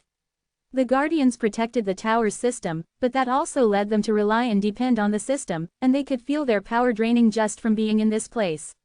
This was also the reason why the Central Bureau had stopped pursuing Laplace once they learned that he had entered the demonic sea. The Guardians had no issue fighting head-on with their enemies, but breaking a barrier like the one in front of them was terribly difficult, frustrating work. WHWH, what should we do? The Zodiac Pig Loopy cried with a terrified face. He shifted and rolled his curled feet on the ground like a young child who had disappointed his mother. Some of the female guardians next to Loopy looked at him with sympathy as their maternal instincts were triggered. Tarnek made an exasperated expression. Loopy was the one who had forced Laplace into this place. Although he and Loopy had spent over 1,000 years together as top guardians, Laplace had never gotten used to Loopy's childish actions. However, it was neither the time nor place to point out faults. Tarnek cursed and muttered under his breath as he looked at the barrier over Laplace's illusory world. Even a worthless dog gains an advantage when it enters its home turf. Laplace returning to his homeland is a big headache. From the beginning, Tarnek had opposed letting Laplace join the Central Bureau. Laplace was a foreign being who had a completely different origin and goal from the rest of them. Tarnek had vehemently argued that Laplace probably had some hidden agenda. However, at the time, the Central Bureau believed that they needed to research and understand the mysteries of the beings of other worlds, and so, they had accepted Laplace into their ranks. In the end, Laplace had almost destroyed the delicate balance that the Bureau had established with the heavenly world. They were lucky that Loopy had noticed something fishy early on. Tarnek shuddered at the possible consequences that could have befallen the Central Bureau otherwise. Who wanted to accept Laplace then? Tarnek tried to remember the events of that time. His brow furrowed. Was it Yavilk? Wasn't it also Yavilk who'd introduced Laplace to the Central Bureau? As Tarnek was about to think further, Loopy's cries interrupted his train of thought. Tarnek. Tarnek sighed lightly and turned, certain that Yi and Wu and his allies must have already figured out that the Guardians had appeared in front of the barrier. He had to catch Yi and Wu before he could slip away. Gilles de Rais. Vlad Tepes. Sir. Sir. At his call, two of the chase team bowed their heads. One was a strange-looking, scaly-faced zodiac sheep man with lizard-like vertical pupils, while the other was a middle-aged man in a black robe with a grim air. At one point in the past, these two individuals had vied over the vampire race's Blood King throne with the vampiric lord, Erzabat Batory, but they eventually lost out in the power struggle and were forced to enter the Bureau in order to survive. They had to suck on their thumbs and observe from the sidelines during the vampiric lord's downfall, since they had to maintain their objectivity as guardians. However, now that they were given this opportunity, they would take advantage of the situation to seek revenge. While the two were preparing to carry out their orders, Tarnek warned, "Everyone else, get out of the way." Don't get hurt for no reason. Tarnek released his suppressed powers.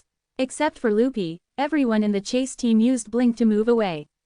Your powers have been released. The Demon King attempts to manifest itself in your body. Caution. The system is detecting anomalies and is imposing restrictions.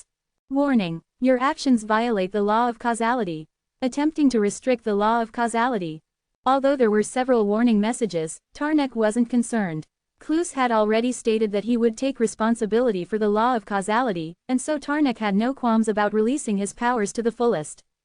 His body blurred and dissipated, and an immense devil, the same Demon King who had invaded various dimensions and worlds in the past, appeared, splitting through the demonic sea's fog. Ku, ku, ku. The Demon King roared as his 7 horns erupted like mountains, his eyes shining like obsidian, his dragon wings sprouting out, and his goat's hooves appearing. Demon King Maxwell has descended. The truth that Tarnek had hidden since he'd become a guardian had now been revealed. Maxwell raised his fist high and struck the barrier. Bam! Sudden quest: the hare's liver tail. Description: after endless battles, former guardian Laplace became king of the unexplored lands, the demonic sea. From the time he'd gained reason, he was curious about the world. He wanted to know the reason for his existence, why the world was formed, what constituted the foundations of the world, and many other things. However, the world was full of idiots, and he could not obtain the answers that he sought. One day, Laplace met someone called the Snapping Turtle and learned that there was another world outside the one he knew. He decided to leave his hometown for the first time and venture into this new world, and he arrived at the tower with the Snapping Turtle. Through his childlike eyes, Laplace found the new tower world infinitely beautiful and a place with many things to see. It was also the best place for him to express his playful nature as a zodiac rabbit and run around to his heart's content. He ran away from his guide, the Snapping Turtle, and went everywhere. He gave himself the name, Laplace, and later became a guardian, which was a very useful position. Sometimes his unyielding curiosity and mischief exceeded limits, and eventually, after an accumulation of warnings, he was stripped of his position as a guardian and became a wanted figure by the Central Bureau. Laplace barely escaped the Central Bureau and returned to his hometown, but for a curious rabbit who had already seen and tasted the sweetness of the world, home was too boring. So, he came up with a trick to return to the wider world. At the request of this curious rabbit, you are tasked to run an errand to find the Snapping Turtle, from whom the rabbit separated long ago, and deliver a book. Once you complete the errand, the ticket given to you will be validated and usable. Currently, the Snapping Turtle is located at the 3 God Mountains. Time limit. Conditions. Rewards. 1. Qualification to visit the 3 God Mountains. 2. The right to use the tutorial ticket. Yin Wu carefully looked at the quest window that appeared in front of his eyes. It doesn't seem like a trap. However, he still had some reservations, particularly when it came to 2 details. The first was, there are no conditions. This meant that anyone could run the errand to the 3 God Mountains. In other words, as long as the book was handed to the Snapping Turtle, the ticket would become validated and usable. However, it also meant that someone could steal the ticket and the book from him, finish the sudden quest, and use the ticket. In the eyes of most rankers, the tutorial did not hold much value, but in the eyes of clans, it was a place like no other. Clans were always thirsty to recruit new players, and if they could take control of the tutorial, they could monopolize the new talent. For this reason, the Central Bureau strictly managed the tutorial tickets to ensure fairness in the competition among clans. If word got out that Yin Wu possessed a tutorial ticket, a large number of people would salivate and chase him to the end of the world. It wouldn't even matter that he was the Shadow King or had caused so much commotion in the tower. Many groups would lie in wait to attack him. Furthermore, the Central Bureau would never leave him alone. Therefore, instead of wasting time trying to remove the restrictions on the ticket, Yin Wu understood that it would be best to quickly complete the quest. This way, he would also be able to escape the clutches of the chase team. The sudden quest's lack of conditions hid a sinister objective, the completion of the sudden quest no matter what. The second detail that stuck out was the 3 God Mountains. Yin Wu actually knew about this place. It's also an unexplored land like the Cave of Yannick. Just as the cave was an otherworld god's body, the 3 God Mountains also had another identity. Could the rules be bent to rise up the tower faster? Any player, whether a ranker or a native, would have considered this question in earnest. With the importance of stage rankings, gathering achievements and rewards by progressing through the floors, focusing on one's steady development through the cultivation of superior skills, and the necessity of possessing confidence in one's skills to achieve greatness in the higher floors, it's inevitable that some experience personal ordeals and meet a wall. These people always have a vague desire to find new opportunities and release themselves from their limitations simply by moving up the tower. Furthermore, there are many like me who have never managed to walk the path to true awakening and transcendence by going beyond the 78th floor because of alpharone. However, that doesn't mean that there isn't a shortcut. Many high rankers, including myself, have successfully found this shortcut through a hidden quest. Many of the unexplored lands contain detours that can move you up to the higher floors. It's proof that the tower isn't just meant for movement in one direction. However, since these unexplored lands are strictly managed by the Central Bureau, most players can never access them. Among these lands with detours, the three God Mountains possess a route to the 98th floor in the heavenly world. A detour to the 98th floor. Any player would go wild just thinking about it. Even gods and demons, who wanted to escape the heavenly world and rule over the lower worlds, coveted it.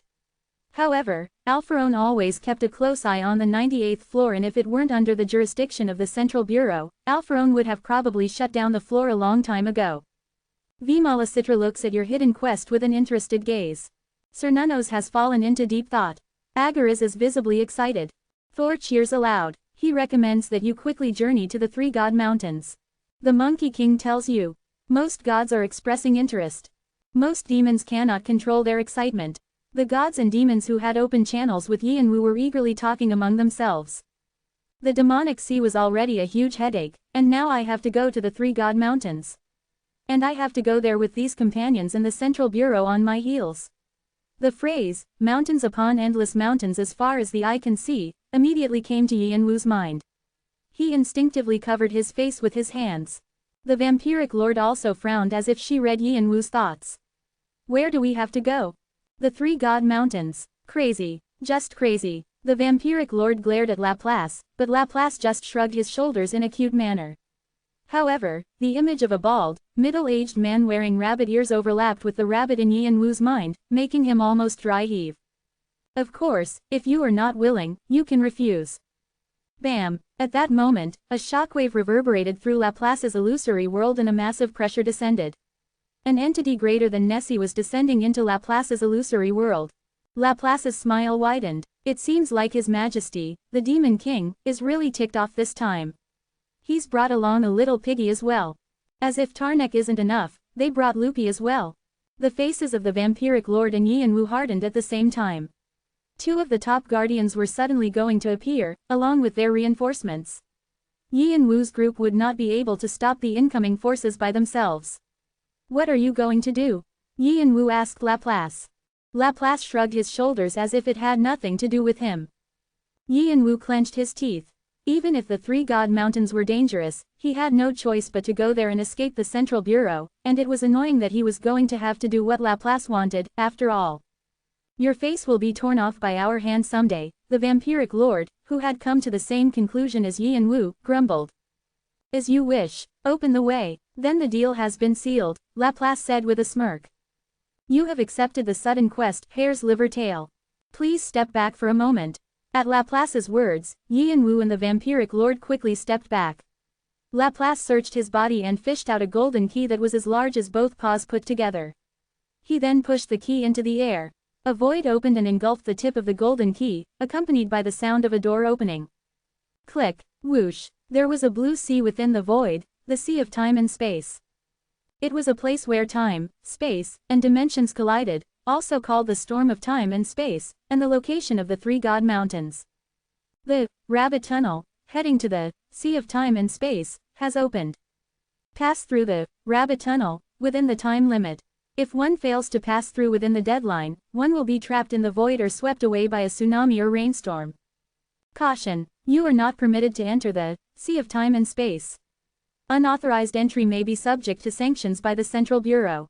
Caution! Withdraw from the rabbit tunnel. Rush! The sea of time and space possessed all the characteristics of heaven and hell. Since the laws were mixed together, it made it appear that a storm was always brewing. A harsh wind scraped the walls of the rabbit tunnel, and Yi and Wu could understand why the Guardians preferred to call this place the storm of time and place rather than the sea of time and space. bam, bam, bam. At that moment, they heard the sound of Laplace's illusory world shattering. Yi and Wu and the vampiric lord launched themselves into the rabbit tunnel without looking back.